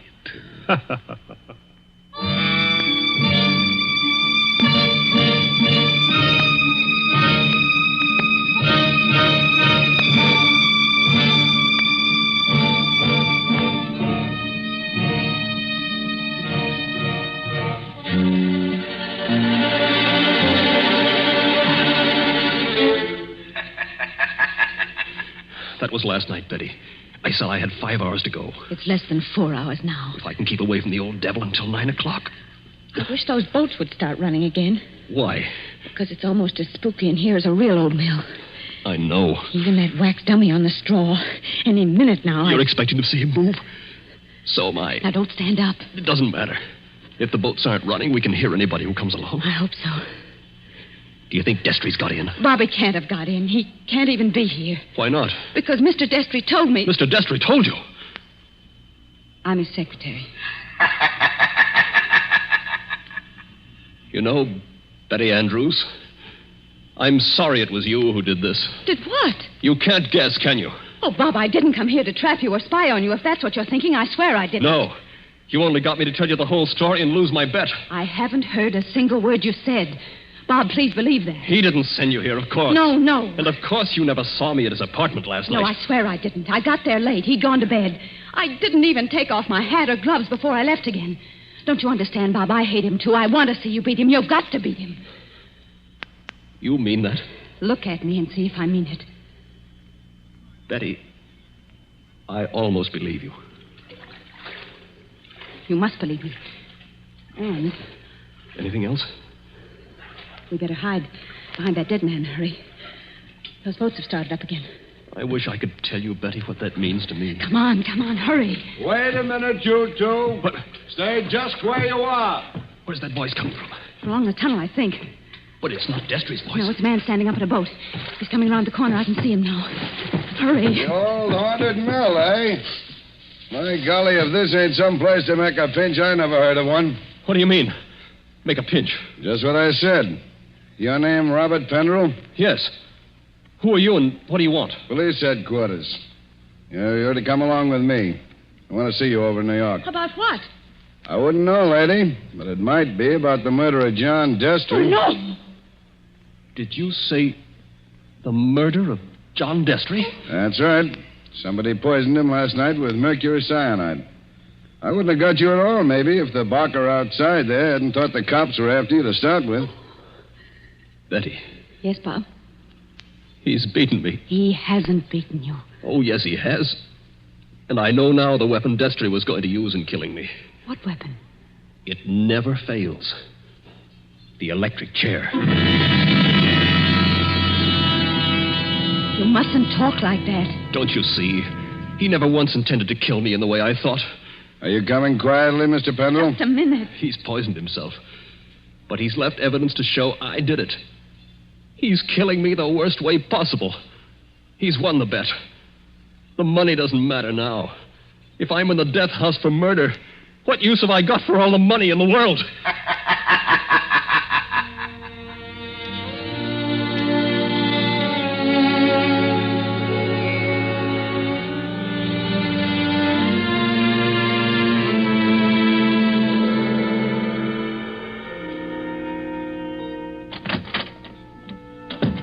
Pendrell, let me introduce myself. My name's Mullen, Inspector Mullen. It's a pleasure to meet you, Inspector. It's a pleasure to be safe again. I've had you brought here to my office for a little quiet talk. You're in a jam, son, and I want you to realize how bad it is. You think I don't realize it? John Destry was poisoned with mercury cyanide administered in a glass of brandy. And only my fingerprints were on the glass besides his own. I can guess. Mr. Destry's body was found this morning lying behind the desk in the study. There was an empty glass with traces of brandy and cyanide. Now, we haven't had the full autopsy report, but the smell of that stuff is pretty distinctive. They tell me you're a chemist, Mr. Pendrell. That's right.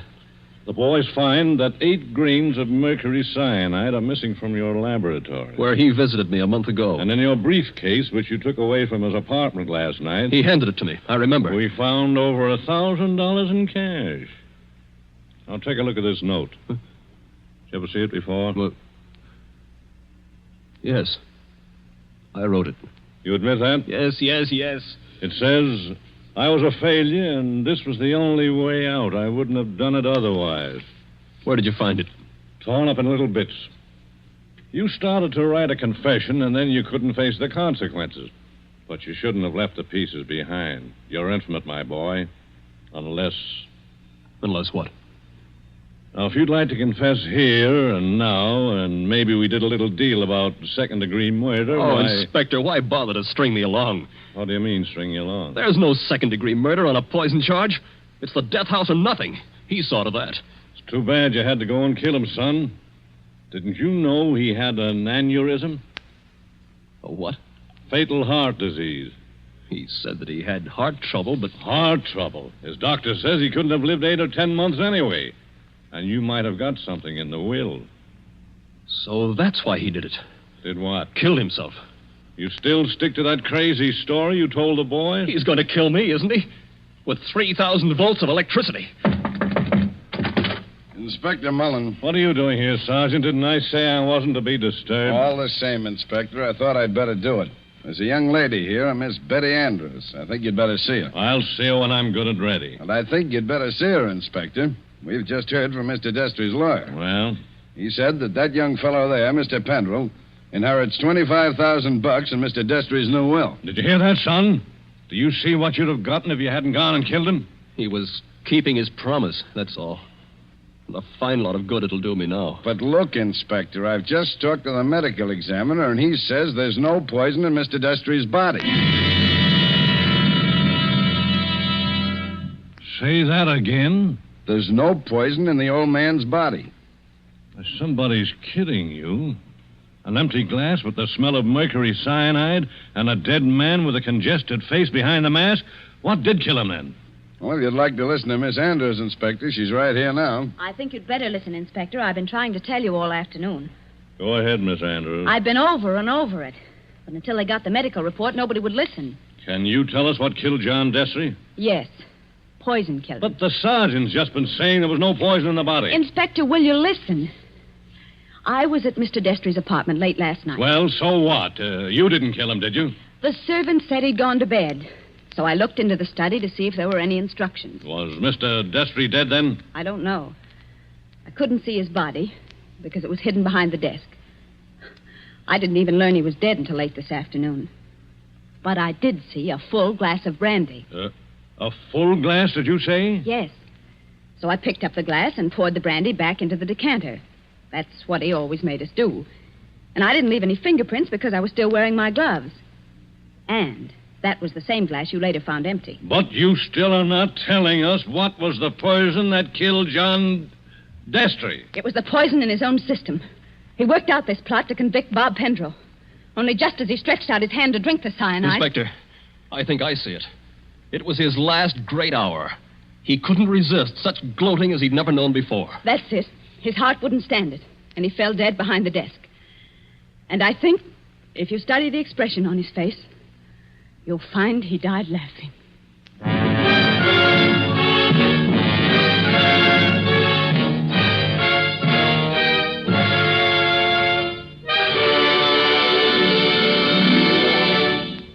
And so ends Will You Make a Bet with Death?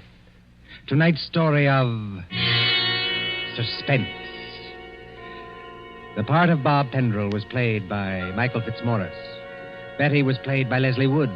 John Destry was played by Nicholas Joy. And in supporting roles were Ted DeCorsia and Charles Slattery. Again next Tuesday at 9:30 p.m. Eastern Wartime, a story dedicated to the thrill of the nighttime, the hushed voice and the prowling step. Another adventure in suspense. William Spear, the producer, Mark Slobe, the director in the absence of John Dietz, and John Dixon Carr, the author, are collaborators on Suspense.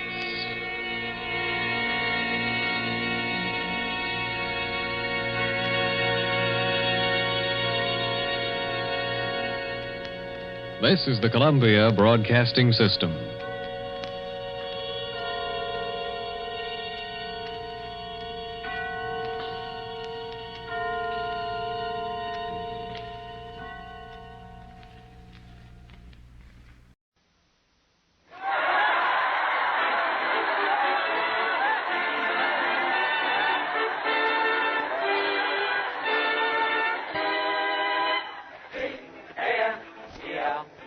The Abbott and Costello program brought to you by Camel, the cigarette that's first in the service.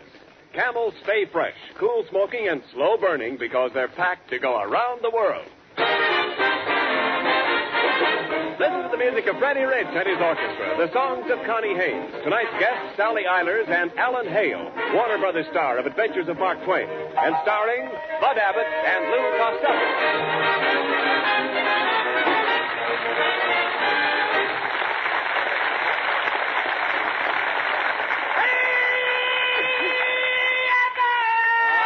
what's all the excitement? Oh, Abbott, the big circus just came to town, and I've been out watching the parade. What a parade! First came the elephants, after them come the clowns, and after the clowns came the beautiful Lady Godiva on a big white horse. What? Wait a minute, Al. What came after Lady Godiva? Me and every sailor in California.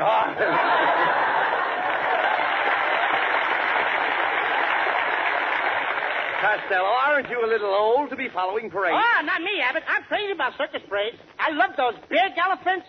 Quote, some people like to be firemen and squirt water through their nose, but I like to be an elephant and squirt water through my nose. Unquote.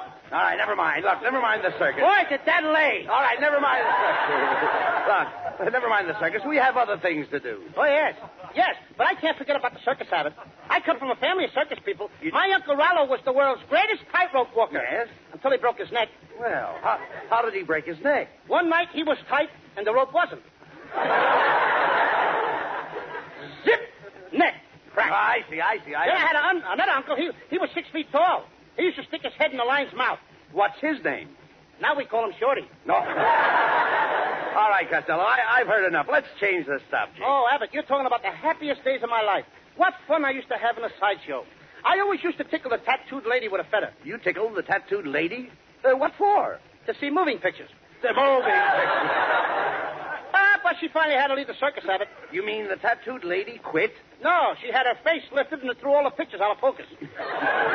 Costello, now don't try to kid me. I don't believe you were ever near a circus. Oh, yeah? Well, here's a picture of me taken with a Ubangi girl. Let me see it. Wait a minute. I see the Ubangi girl, but I don't see you. I'm sitting in the shade of her lower lip. No. Look, Costello, just what did you do at the circus? I used to train the wild zebras. You trained wild zebras? Mm-hmm. Now, don't make me laugh. You don't even know what a zebra is. Oh, don't. A zebra is a black horse with Venetian blinds. Well, hello, fellows. Oh, it's Ken Niles. What's cooking, boys? Nothing's cooking, Niles. You brought that aroma in with you. No. I'll cut that out. Say, Ken, Costello was just telling me that there's a circus in town. Did you see the parade? Indeed I did, Bud. I know all about that circus. In fact, my lovely wife helped bring the circus to Hollywood. What did she do, pull one of the wagons? Now, look here, Costello. You can't compare my wife to a horse. You're right. Her ears are too long. Costello, will you be quiet? What did you mean, Ken, about your wife bringing the circus to town? Well, Bud, my wife is co-chairman of the big Hollywood Benefit Carnival and Circus. Mm-hmm. She's been up every night preparing for this big carnival. That's why she has those little crow's feet under her eyes. Little crow's feet? Brother, those crows must have been wearing baseball shoes. Oh, I heard that remark, you overgrown hippopotamus. I said it for you to hear, yes. Take it easy, Costello. What are you wearing? Now, never mind. There's an army man outside who wants to talk to you. An army man? What does he want? He wants you to replace a tank for active duty. Now, do you see what you started, Costello? Always fighting. Nobody will like you. Oh, I don't worry about that, Abbott. I'm the kind of guy that grows on people. The only trouble is, Costello, a little too much of you grew on you. Oh, you sure stole him that time. Boy, you killed you, don't you? Oh, darling, you're wonderful. To me, you're the only woman in the world. Oh, and Kenneth, my love, you're the only man in the world. You're the only woman in the world. Oh, and you're the only man in the world. Ladies and gentlemen, you have just been listening to Adam and Eve.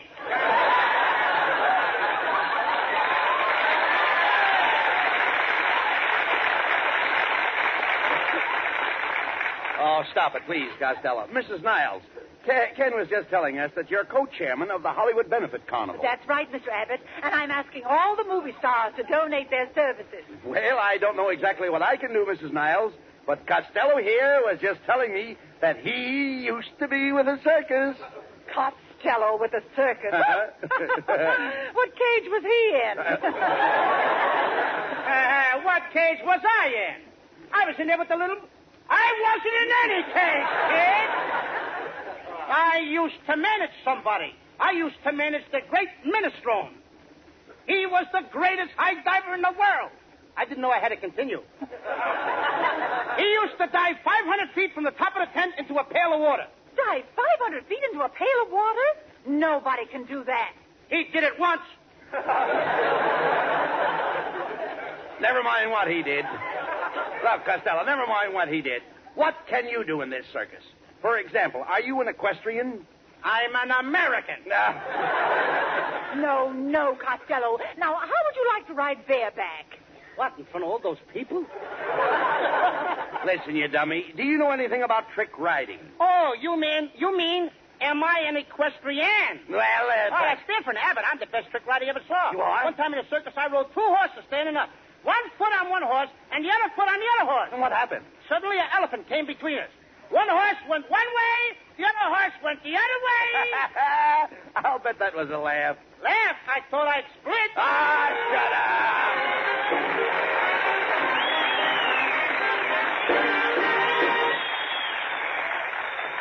Straddling the equator off the west coast of South America are the Galapagos Islands, guarding the Pacific approaches to the Panama Canal.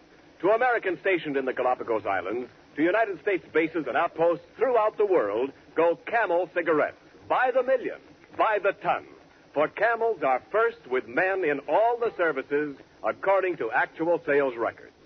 And the Camel cigarettes that reach the Pacific Islands, as well as the Camels that reach you, are fresh, cool smoking, and slow burning, because they're packed to go around the world. Both at home and overseas, more people want Camels now. More people want the fresh cigarette, the cigarette with more flavor. So remember, if your store is sold out today, Camel cigarettes are worth asking for again. C-A-M-E-L-S. Camel cigarettes. Camel's standard of costlier tobaccos is the same for soldier, for civilian, anywhere in the world.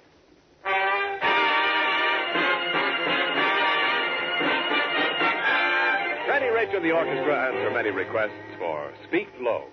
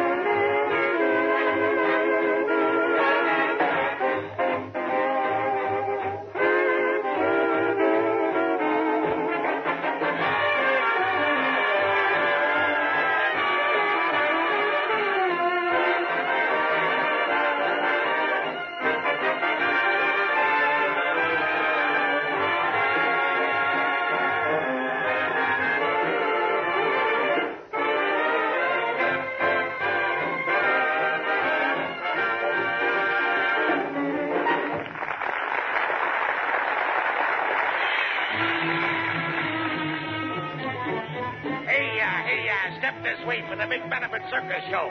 Get your tickets right over. Miss Fatima, she shakes, she quivers, moves every muscle for 10 cents. And right over here we have Jojo, the dog-faced boy. Hey, you, fat man, step over and see Jojo, the dog-faced boy. Get out of here. I wouldn't pay a quarter to see a dog-faced boy. Say, ain't you Lou Costello? Oh, yeah. You can go in for nothing. What? Courtesy to all freaks. Never mind him. Come on, Costello. We're expected at the manager's office. Mrs. Niles told her we'd be here. Wait a minute. Oh, here it is.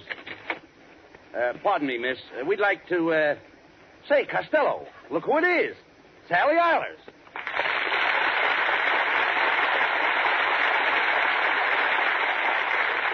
Gee, hello, Sally. My name's Lou Costello. Oh, don't bother about that. Can happen to anybody. You fellas are just in time. The show's about to go on and our lion tamer quit. Costello, do you know anything about lions? Do I know anything about lions? Of course I know a lot of things about lions. One time I went lion hunting in Africa with my brother, and I brought back a stuffed lion. What was the lion stuffed with? My brother. And another thing, kid, you ain't getting me in a cage with no lion. Oh, but you don't have to be afraid of this lion. He was raised on milk. So was I, but I eat meat now. When I can get it. Oh, but this lion hasn't any teeth. I know, but he could gum me to pieces. But, Costello, this circus is for charity. You mean you won't go into that lion cage? No. Why should I risk youth, security, and beauty? Perhaps lion taming is too dangerous. However, you can help at one of the concessions. Come over here with me. Now walk this way. I can't walk that way. Why not? You're wearing high heels. All right. Shut up, will you please? We'll find out what's going on around here. Now, what do you want us to do over here, Sally? Well, Bud, you and I will stand out at the counter and sell these baseballs. And Costello, you stick your head through that hole in the canvas. And what am I going to see through that hole? Well, you might see some big stars. You mean like Ginger Rogers and Lana Turner? Oh, no. More like Jupiter and Mars. What studio do they work for? I know that Hedy Lamar's, but that Jupiter guy, I don't know. I know, but don't be stupid. Go ahead now. Come on, be a nice little boy. Stick your head through that canvas. That a boy. That's fine. All right, folks, step right up. 3 balls per dime. Hit the little boy on the head. Come on, folks, 3 step balls right up. per dime. Step right up. Hit the little boy on the head. That's the spirit. Step right up. Step right Wait up. a minute. Hit what boy on what head? And with what ball? We're talking about you, Costello. Yes, the people throw these baseballs at your head. If they hit you, they get a box of candy. I get a box of aspirins. No. That first word was funny, wasn't it? Listen, you know what you do, Lou? When you see the ball coming, you duck. Yeah, but suppose I forget to duck. Oh, we've taken care of that. We furnish you with a safety cap. If the ball hits you, it bounces off the cap. Yes, ma'am. But did you ever take into consideration what makes the little ball bounce off the little cap? My head! I quit! No. Quit! Don't be silly. Lou, you can't get hurt. Oh, no? What happened to the guy who had this job before I took it? Oh, here he comes now. Step aside and let the stretcher by. Stretcher? Stretcher? Hey, Abbott, I'm going to ask this guy on a stretcher a question. Hey, buddy, did those baseballs hurt you? How does your little head feel? Oh, my little head feels fine. Oh, good. In fact, I feel absolutely normal. Oh, that's so nice. I'm so glad you came to see me, Miss Lamar. Miss Lamar? That's all I want to know, brother. Let me out of here! Now, don't be such a coward, Costello. Put your head back in that hole. And I'll throw a few practice balls. Get ready now. Now, here comes the first one.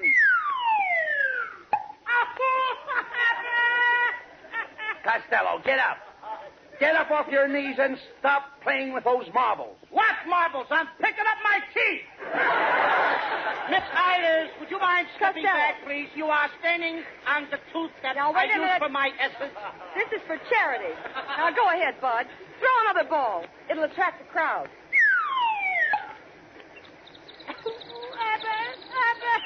Now, what's the matter? Why aren't the sirens blowing? Why should the sirens blow? There's a blackout! Oh, Costello, did he really hit you? Did he hit me? With this lump on my head, a haircut will cost me double. I ain't taking this job, Sally. Get another boy.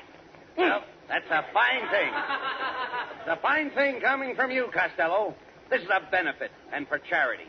And they need a hard-headed man like you, and you want to crawl out from under. You should be ashamed of yourself. Guess I'm an ingrate. I'll say you are. You could make hundreds of people happy. Think of the fun they could have throwing baseballs at your head. But no. You're selfish. You want to quit and spoil their pleasure. I'm sorry. I'm a regular killjoy. Yes, you are a killjoy. Think of the mothers and fathers who bring their little kiddies, little teeny-weeny kiddies down here to laugh at you getting hit on the head. But do you care about the kiddies? Do you care about the little teeny-weeny kiddies? No, not you. I'm always thinking of myself. I'll say you are. Oh, I'm a bad boy!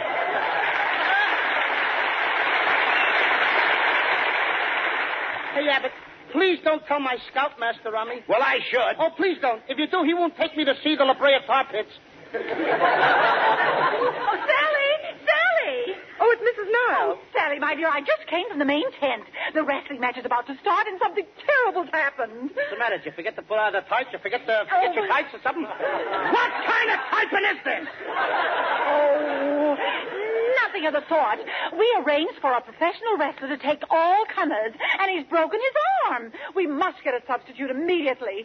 Someone with stamina, strength, and courage. And that man is Lou Costello. Oh. Yes, that man is Cut it out, Abbott. I ain't going to wrestle. My brother was a wrestler, and he got a terrible cauliflower ear. Oh, that's nothing. Lots of people have cauliflower ears. Yeah, but his is cream. Wait a minute. I've got an idea.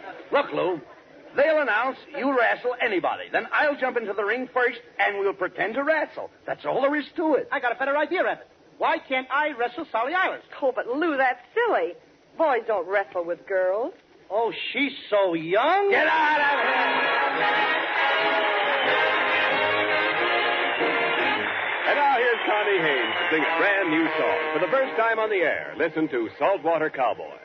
Who is that great, big, wonderful man wearing that fine coat of tan? He's a saltwater cowboy with the whole world for his range. Just a saltwater cowboy, and the herd he rides is strange. He's a rounding up his country foes, wherever they may be. He's a saltwater cowboy, a United States Marine. Get along, little Nippy, I can hear my singing pal. I'm taking you to pasture in a barbed wire corral. He's the salt of the earth, boy, and he's long and lank and lean. He's the saltwater cowboy, United States Marine. Get along, Sukiyaki, sang the man from the Golden West. I'm gonna brand your carcass with a star-striped U.S. Oh, you don't have to worry. He will keep your pastures green. He's a saltwater cowboy, a United States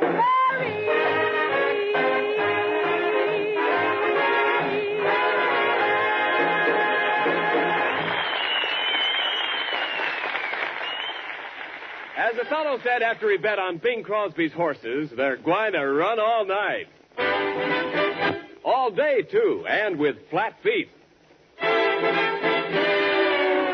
Yes, that's plenty flat, all right. And it can be worse in your cigarette. If wartime flatness is spoiling your smoking, get Camel. If you're looking for a cigarette that won't go flat no matter how many you smoke, get Camels for more flavor. You see, Camel cigarettes are matchlessly blended of costlier tobaccos, blended to give them more flavor. And more flavor helps Camels hold up, keep from going flat no matter how many you smoke. Give Camel cigarettes the T-zone test. Your taste will prove to you that Camels do have more flavor. And your throat will give you the last word on Camel's smooth extra mildness. And remember, Camel cigarettes stay fresh, cool smoking, and slow burning because they're packed to go around the world. C-A-M-E-L-S. Camel cigarettes. They're first in the service. They've got what it takes.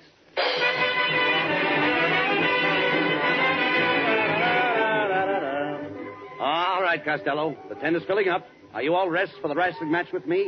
Yes, I'm all ready, Abbott. How about look in these wrestling trunks? Wait a minute. What kind of trunks are those? What's that writing across the seat? Oh, that lights up, Abbott. And what does it say? Come to Joe's for dinner. What a spread. All right. All right, let's get out there. The crowd's waiting. Hey, look, Abbott, remember one thing. When they call for volunteers to wrestle me, be sure you're the first one to get in the ring. There's some pretty tough guys out there. I don't want to wrestle any one of them swing shift workers. Why not? Because when they swing, I might not shift. You wait here in the locker room, Costello. I'll see if they're ready. Oh, Bud Abbott, I've got some wonderful news for you. We've got a great opponent for Costello to wrestle. I want you to meet Alan Hale.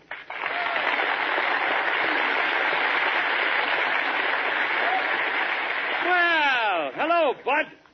Where's that little meatball partner of yours? I want to bounce him around a little. Wait a minute, Alan. Costello expects to wrestle me. Oh, no.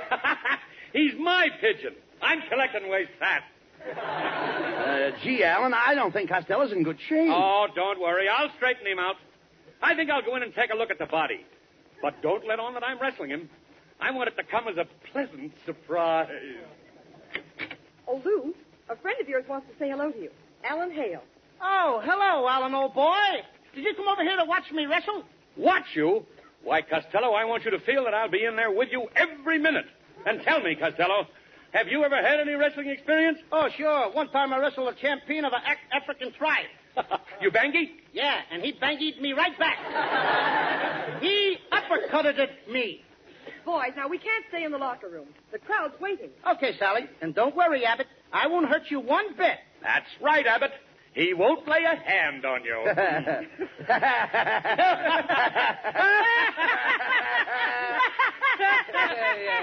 don't know what I'm laughing at. But after all, he is our guest star. Well, let's go, Costello. Into the ring.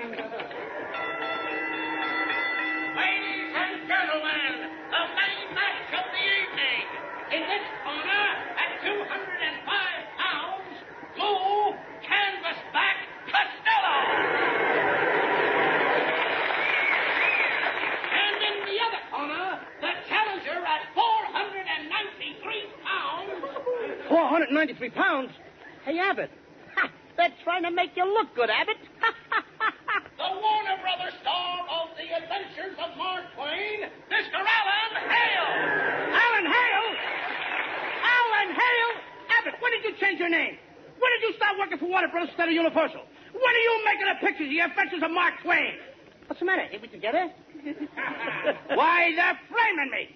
Hale, I'm supposed to wrestle you. Abbott, or somebody? No matter who you're supposed to wrestle, Abbott's no match for you. He's certainly no match for you. Come on now, Costello. I'm going to slam you on that canvas, step on your gizzard, and hit you on the head so hard you'll be wearing your socks for a turtleneck sweater. Oh, yeah? Yeah. And furthermore, I think you can do it. Come, boys. Let's get on with this wrestling match. I'm the referee. And as the referee, there's one thing I insist on, a clean fight. I want a clean fight. And I want a clean fight. Then why don't you two guys fight? I get kind of dirty. Quiet, Costello. Pay attention to the referee. Yeah, there's another thing. As the referee, I am not interested in either one of you. I am playing no favorites. No favorites. You understand that, Costello? Yes, sir. And do you understand that, Mr. Hale? Yeah, Charlie, and tell your sister I'll be over at 9 o'clock. Wait a minute, Abbott. Hale goes out with the referee's sister. I'm getting out of here. Get back there, Costello. Now, remember, at the bell, shake hands. I don't have to shake hands. Mine are shaking already. Be a sport, Costello. Stick out your hand. Okay. My hand. Alan, my hand. Well, I can always use it for a fly swatter. All right, boys, at the bell, start to wrestle. Remember, one fall takes all. Costello, get in there and put up a great fight. Stop the match! Stop the match! We haven't started yet. I know, but I'm winded. Let's go, Costello. I'll mop up the floor with you. Oh, yeah? Let me tell you something, Hale. You show me a tough guy and I'll show you a coward. Well, I'm a tough guy. Well, I'm a coward. Get ready now, Costello. Here's a toe hold. Here's a leg hold. Here's a headlock. Here's a hammerlock. Here's your arm. Thanks.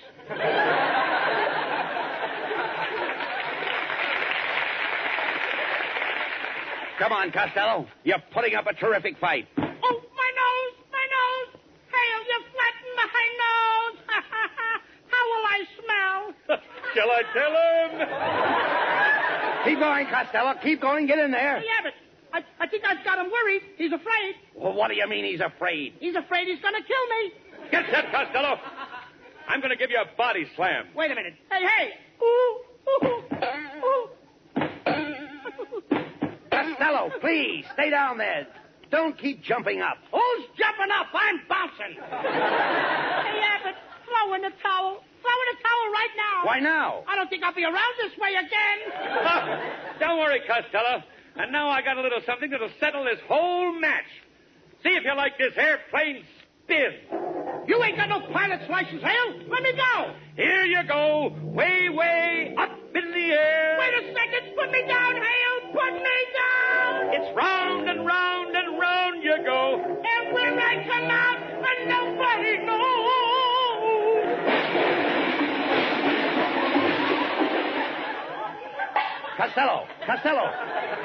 Costello, get up. The crowd's waiting for you to get back into the ring. Get out from under those seats. Abbott, I'm not going into that ring. You're not. You're talking like a coward. Where's your backbone? Yeah, Costello. Where's your backbone? I don't know where it is, and I'm not going back in there till I find it.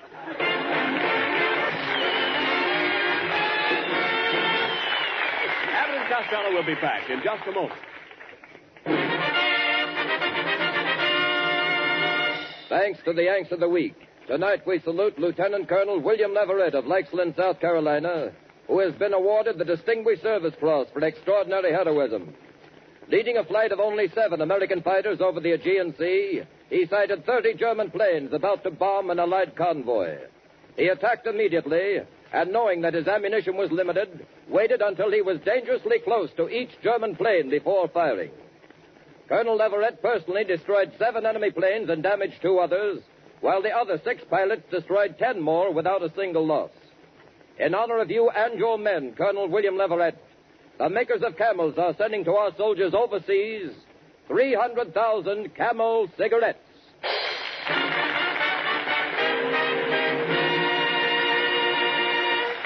Each of the 4 Camel radio shows honors the Yank of the Week, sends 300,000 Camel cigarettes overseas, a total of more than 1 million Camels sent free each week. In this country, the traveling Camel caravans have thanked audiences of more than 3.5 million Yanks with free shows and free Camels. Camel broadcasts go out to the United States 4 times a week, a shortwave to our men overseas and to South America. Listen tomorrow to Gary Moore and Jimmy Durante. Saturday to Bob Hawke in Thanks to the Yanks. Monday to Blondie. And next Thursday to Abbott and Costello with their guest, Miss Linda Darnell. And now, here's Abbott with the final word. Thanks, Ken. Well, Costello, you certainly made a fool of yourself tonight. Now, I want you to be very careful next week with Linda Darnell. Why, Abbott? Well, you know, Linda used to be in the circus business and the mind-reading act in vaudeville. She can read your mind. She can't read my mind, brother. Hello, hello, hello. Oh, hello, Linda. Abbott, it's Linda Darnell. No. Hello, Linda. What do you know? Oh. Well, Costello, did Linda read your mind? She must have. It's the first time I ever got slapped over the phone. Oh, good night, folks. Good night, neighbors. Be sure to tune in next week for another great Abbott and Costello show with Freddie Rich and his orchestra and our special guest, Miss Linda Darnell. And remember, get Camels for more flavor. If you're looking for a cigarette that won't go flat no matter how many you smoke, get Camels for more flavor. This is Ken Niles wishing you a very pleasant good night from Hollywood. More pipes smoke Prince Albert than any other tobacco in the whole world. Here's one reason why. Prince Albert's no-bite treated to keep your pipe from biting your tongue. Yes, sir, because Prince Albert's no-bite treated to give you cool, tongue-happy smoking comfort. PA's crimp cut, too, to pack and burn and draw just right. The big red 2-ounce package of Prince Albert holds around 50 rich-tasting, swell-smoking pipefuls. And believe me, each one is mighty convincing proof that PA stands for Pipe Appeal. More pipes smoke Prince Albert. It's the National Joy Smoke. This is the National Broadcasting Company. Ladies and gentlemen, we take you now behind the scenes of a police headquarters in a great American city, where under the cold, glaring lights will pass before us the innocent, the vagrant, the thief, the murderer. This is The Lineup.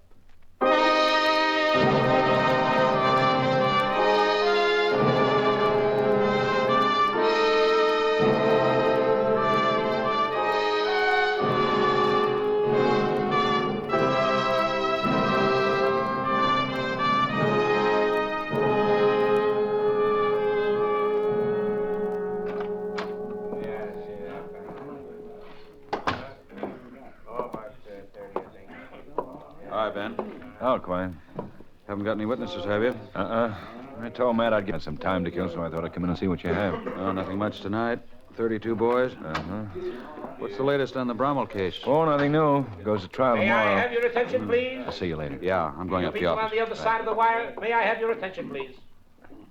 Thank you. My name is Greb, Sergeant Matt Greb. I'll explain the lineup to you. Each of the suspects you will see will be numbered. I'll call off a number, their name and charge. At the end of each line, when I ask for questions or identifications, call out the number. Please be prompt with your questions or identifications. When the prisoners leave here, they are sent to the washroom and dressed back into their jail clothes. It makes it quite difficult to bring them back after they leave here. The questions I ask these suspects are merely to get a natural tone of voice, so do not pay too much attention to their answers as they often lie. Bring on the line. Okay, keep it moving. Right over here to the end of the stage. Now turn and face front, hands to your sides, and look straight ahead. Okay, number 1, Charles Conway, robbery. Step out, Charles. Okay. Take your hands out of your pockets. Okay. Where do you live, Charlie? 211 West 77th Street. Talk up. People out front want to hear you. 211 West 77th Street. Is that a house, a hotel, or what? It's a house. What's your business? No business. Used to be a carpenter. There was some union trouble. Ain't working a couple of months. You alone when you were arrested? Yeah. Have any weapons on you? No. Did you have a car? I didn't have a car with me. I have a car, but I didn't use it on the job. Okay, number 2, George Miller, drunk and disorderly. You always wear glasses, George? In the daytime. Well, it's night. Take them off. It's the lights, Sergeant. I wear the glasses for the sun, but these lights are bright. Take them off. Yes, sir. What's your business, George? I ain't worked in 10 years, Sergeant. Where do you live? The east side. Well, where? The east side covers a lot of territory. So do I. I just move around. No special place. You caused a lot of trouble. Busted a couple of windows. Yeah, guess I got a little wingy. I don't remember none of it. I didn't mean to bust no windows. I only had a little wine. Do I get locked up? We sent you to Bellevue 3 times before, George. Yeah, I know. It's terrible. I didn't mean to bust no windows. I don't know whether I could take that Bellevue rap again. Better than the tank? I don't know. Well, we'll see. I'm sorry about the windows. Okay, number 3, Julio Labacne, robbery. Where do you live, Julio? Can I see you a minute, Ben? No, what is it? 618 Better tell you Lincoln. It's outside. rooming, huh? What's your business? Merchant Marine. Were you a seaman? No. Well, you look as if you have something hot. Yeah. Lillian Jacobs was just killed. What? They're bringing her in now. Well, what's the rest? Walter wants to see her. Okay, well, tell me about it on the way up. Well, nothing much to tell. Some guy got her. She went into her apartment. Must have used a rifle. No leads. Oh, nuts. Yeah. Throws the whole Brommel case right out the window. I'm worried about something like this. Well, we had 2 men with her. 3 shots. They didn't even see where it came from. Could have been in a building, car. Didn't even see it. You got men covering the area? Been covering it for the last 20 minutes. No, they won't find anything. Nuts. You worked pretty hard on this one. Now, you had Brommel so good. We go to trial tomorrow. Girl's statement isn't enough, huh? No. Oh, I don't know. I wanted Brommel for 3 years. I finally get him and lose my only witness. I'll see you later, Quine. Yeah. Ben. Well, what do you want with me, Charlie? I've done all I can do. I got you Brommel. Now somebody blows up the witness. Whole thing goes out the window. Okay. Now relax. Half an hour ago, I got off duty. I was figuring on going home, getting a good night's sleep, getting up in the morning and watching the district attorney crucify Brommel. I was ready to see Brommel get life or maybe the chair, and I was going to be real happy about it. 3 lousy, stinking years right down the drain. Feel better? Yeah. Look, we all know how hard you worked on this thing, Oh, but... okay, Charlie, okay. Tell me what to do. Well, you know what to do as well as I do. Well, with the witness dead, we can't go to trial with what we've got. I talked with the district attorney. He says the same thing. If Brommel goes to trial tomorrow, he's bound to beat the rap. We'll never get him on it again. Well, the only thing we can do is get the gunsel who killed Lillian Jacobs. Won't be easy. Well, it can't be any tougher. Maybe if we get the guy, he'll put the finger on Brommel. Brommel had it done, and he paid somebody to do it, so let's get the guy. Release Brommel? Well, it'll take tonight and tomorrow to set things up. Hold him tonight just in case we run into some fool luck. If we don't, let him go.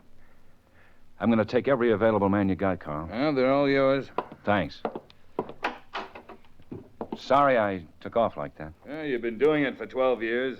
Why don't you just do it and stop apologizing? I'll see you later.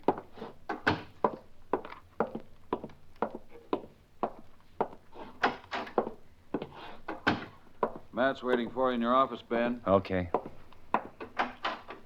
Hi, Ben. Hey, I just heard about the Jacobs killing. Yeah. That's lousy luck. You're off duty. You want to go home? I'm sure you want me to. No sleep for a long time, maybe. That's new? You want to come with me, Matt? Sure. Where are we going? To talk to Brommel.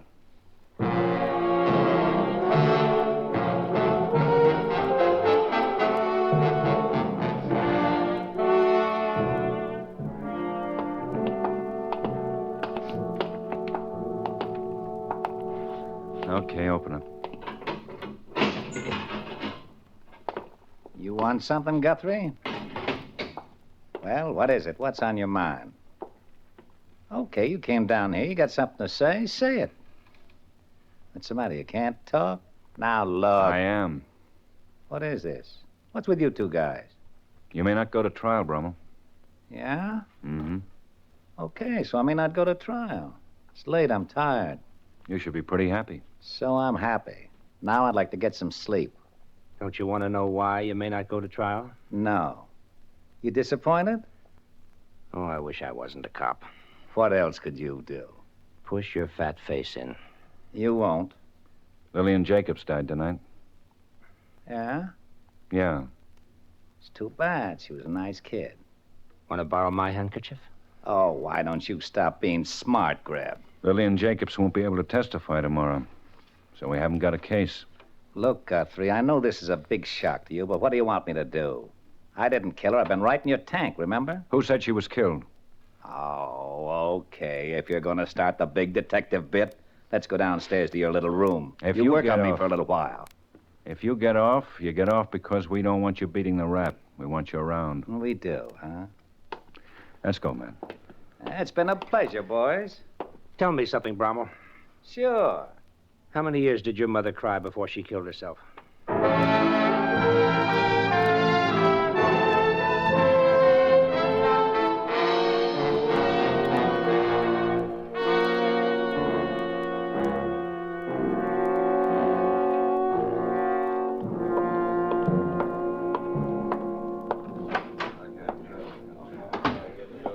Okay, boys. This is the story. 3 years ago, Brommel was mixed up in a killing. We were pretty sure it was Brommel. We couldn't get any proof. Then we made sure, but we still couldn't prove it.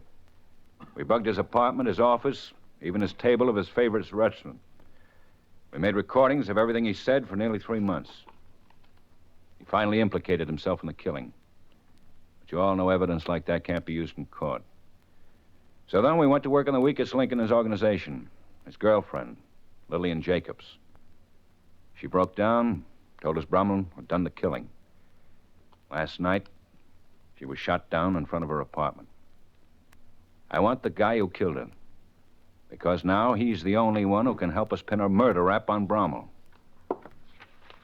Now, here's a list of every person who's ever worked or is working for Brommel. We're going to tail them, bug their apartments. Everything they say and do, I want to know about. Sergeant Ash will give you your assignments. You sure want to get this Brommel guy, don't you, Lieutenant?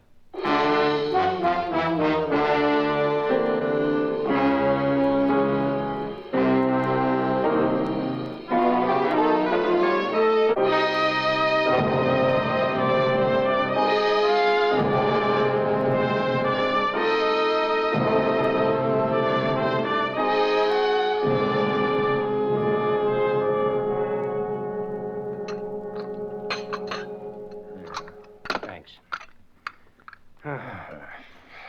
Well, let's run that last stuff from Small and Crockett. Yeah, okay.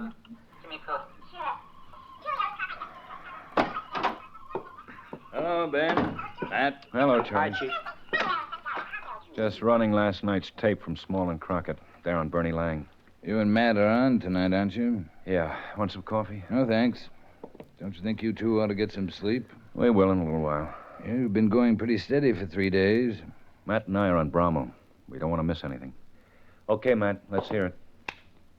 Hi, honey. That's Lang. Hi.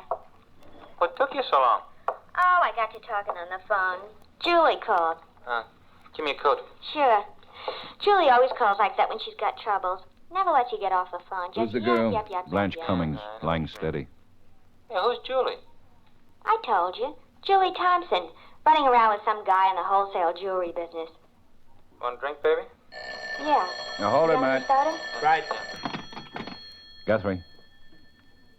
Yeah? Yeah. Okay, bring it in. Something hot? That was Cargan. He's on Ray Bellows. Bellows just made a phone call to someone, said he was calling for Brommel. Told whoever it was to get out of town. Guthrie. Yeah? Uh-huh. Well, get it here and step on it. Tell Lane to stay there. Tail him if he leaves right away. Well, we got our man. Who is he? Billy Kitchell. That was Williams. He's with Lane. Kitchell was the one who got that phone call from Ray Bellows. Williams says he definitely implicated himself in the killing.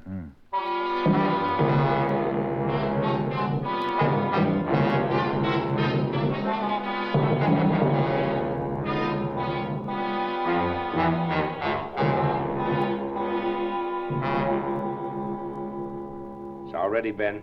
This is the phone call as heard from both ends, Charlie. We spliced the two together, and this is what comes out.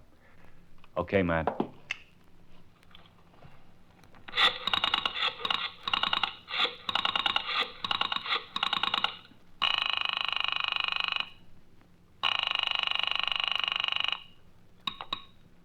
Yeah. Billy? Who's this? Bellows. What do you want? Bramwell says to get out of town. Can't do it. He says to do it. You tell him I'd love it, but I want the fare. You got 1,000? I got 1,000 for the job. You tell Bramwell if he wants me out, he's going to pay for it. I'm not dipping into the 1,000 to blow town. He says you should get cool, but things ain't cool. He's got a companion, and maybe you have too. I ain't been out of the apartment. If he's getting nervous, tell him to send me a couple of hundred. I'll be glad to make a trip. Tell him a Jacobs job wasn't easy. It's worth a couple of hundred more. Okay, I'll tell him. Okay. Oh, Billy, he wants to know what you did with the gimmick you used on the job. Off the Washington Bridge. Okay, I'll call you back. Okay. Well, that's it, Charlie. You going to pick him up? Not right away. We're going to see if he gets another call. In the meantime, I'm having the river dragged near the George Washington Bridge. That gimmick he used on the job is probably the rifle.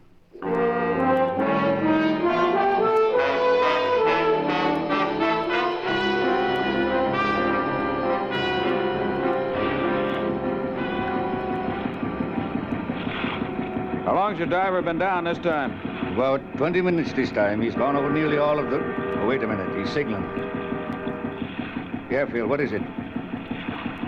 Sergeant Quine says he's found a rifle.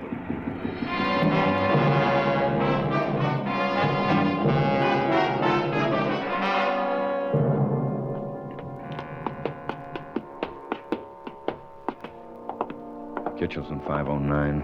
Yeah, hold it here. Williams, you stay here at the stairs. Laying down at the other end of the hall. All right, let's go, man.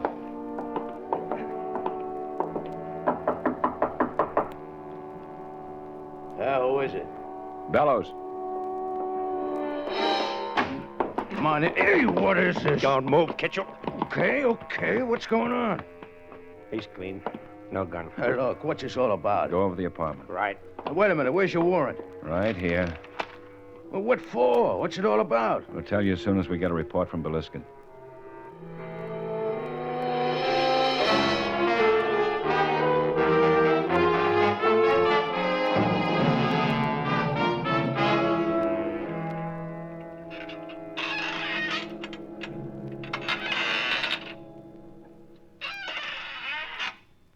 Okay if I smoke? No.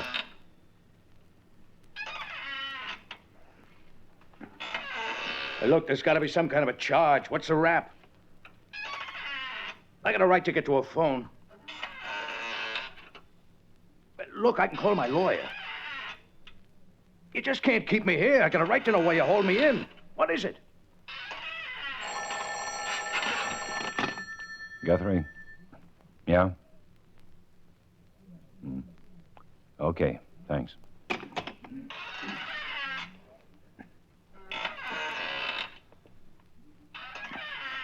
Well, what's wrong? What do you give me the fisheye for? The Lillian Jacobs killing. I don't know what you're talking about. Lillian Jacobs. I want to know who hired you to kill her. Kill her? You crazy? Give me a full statement, you may get life. I'll give you nothing. I didn't do no killing. I don't know any Lillian Jacobs. I want Leo Brommel. What are you talking to me for? You want him? Go get him.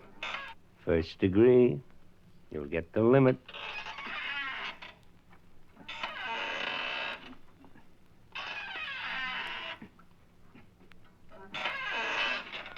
Who ratted? You said you were Bellows when you come to the door. Did Bellows rat on me? Hey, I have a cigarette. No.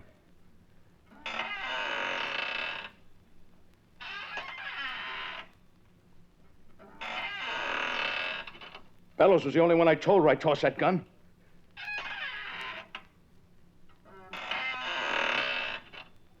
Okay. Do I get life? You mind? You got a better chance anyway. Who paid you? Brommel paid me. Lousy $1,000. It was Bellows who ratted, wasn't it? Get a stenographer, Matt. Okay. Here, Kitchell. Have a cigarette.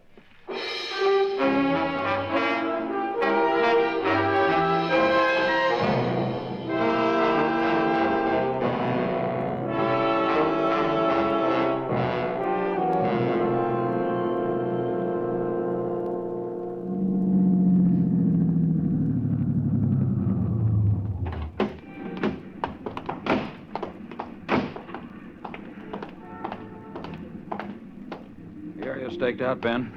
Brommel wants to put up a fight. He can put up a pretty good one. Yeah. Who's up there with him? Ralph Levy and Ray Bellows. Bellows came in about a half hour ago. Well, Brommel's got the whole 8th floor. Private elevator. He'll have either Levy or Bellows on the elevator. The minute it stops on their floor, they're ready. How about the fire escape? No, too tough. Only one man can get through the window at a time. Besides, we come in on them like that, they've got to put up a fight. Well, can we walk in cold? Suppose I call him from the lobby. Tell him I'm coming up to talk to him.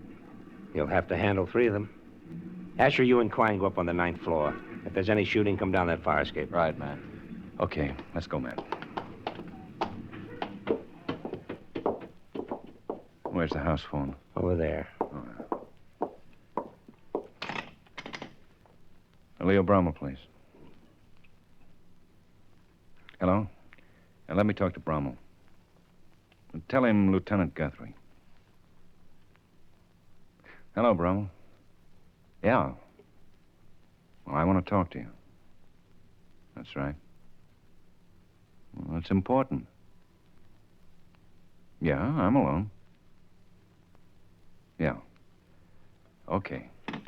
That's no good. No way I can come up? He expects me alone. Now, here comes the elevator. You better get out of sight, just in case he sends one of his boys down with it. Good luck, Ben. Thanks.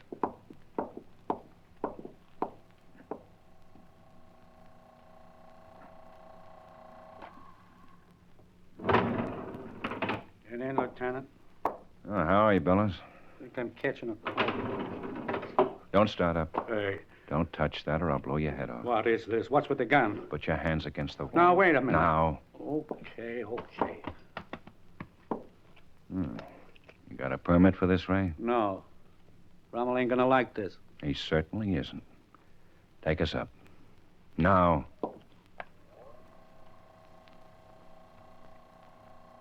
When we get up there, you're gonna walk out in front of me. I'm keeping my gun in my pocket, and you get it first if you open your mouth.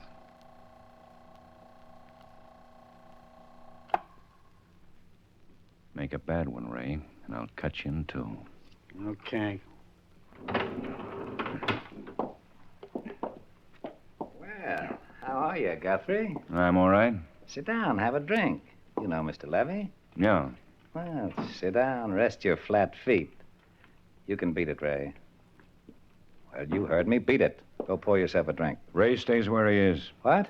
And don't you move, Levy. What is this? Listen, Guthrie. Ray's not saying anything because I've got a gun on him. You nuts?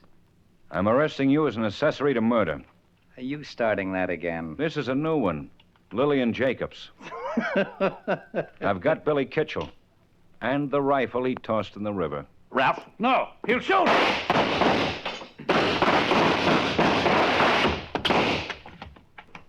Ben? Okay. Watch the glass, Quine. Yeah. They're all down. Hey. Yeah. My leg. Give me a tie or something. Yeah, sure. Still a little life in Levy. Bromwell and Bellows have had it. How bad is it, Ben? Just the thigh. Call an ambulance. Right. There. Is that tight enough? Where's headquarters, please? How'd you get in on this? Oh, I just said something about age before beauty and climbed out on the fire escape.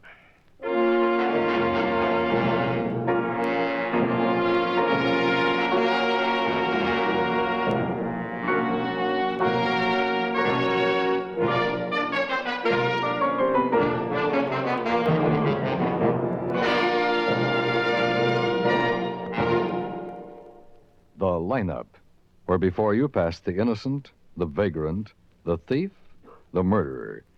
Listen again next week when we again bring you The Lineup. May I have your attention, please? You people out there on the other side of the wire in the audience room, may I have your attention, please? That's the sergeant.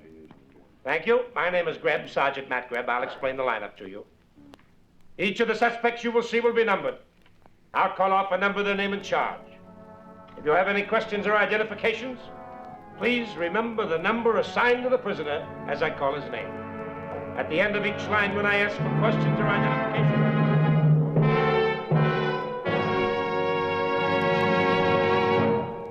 The Lineup, starring Bill Johnstone as Lieutenant Ben Guthrie and Wally Mayer as Sergeant Matt Greb, is written by Blake Edwards with music by Eddie Dunstetter. Featured in tonight's cast were Dave Young, Barney Phillips, Herb Butterfield, Jack Moyles, Ray Hartman, Ed Begley, and Sandra Gould. The Lineup is produced and directed by Jaime Del Valle.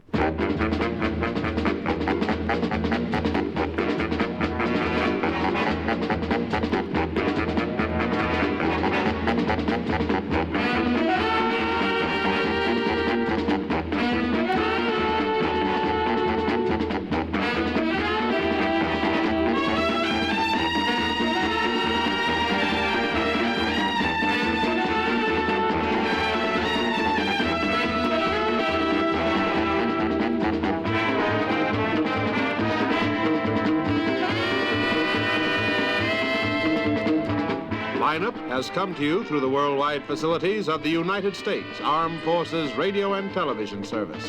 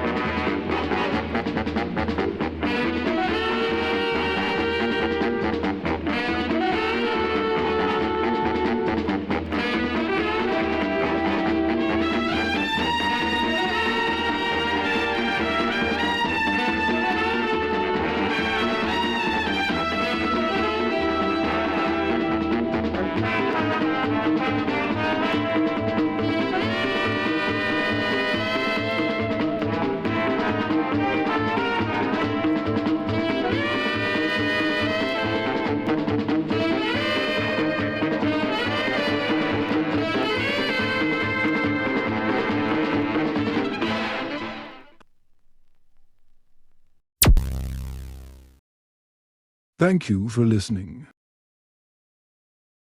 Please like and subscribe.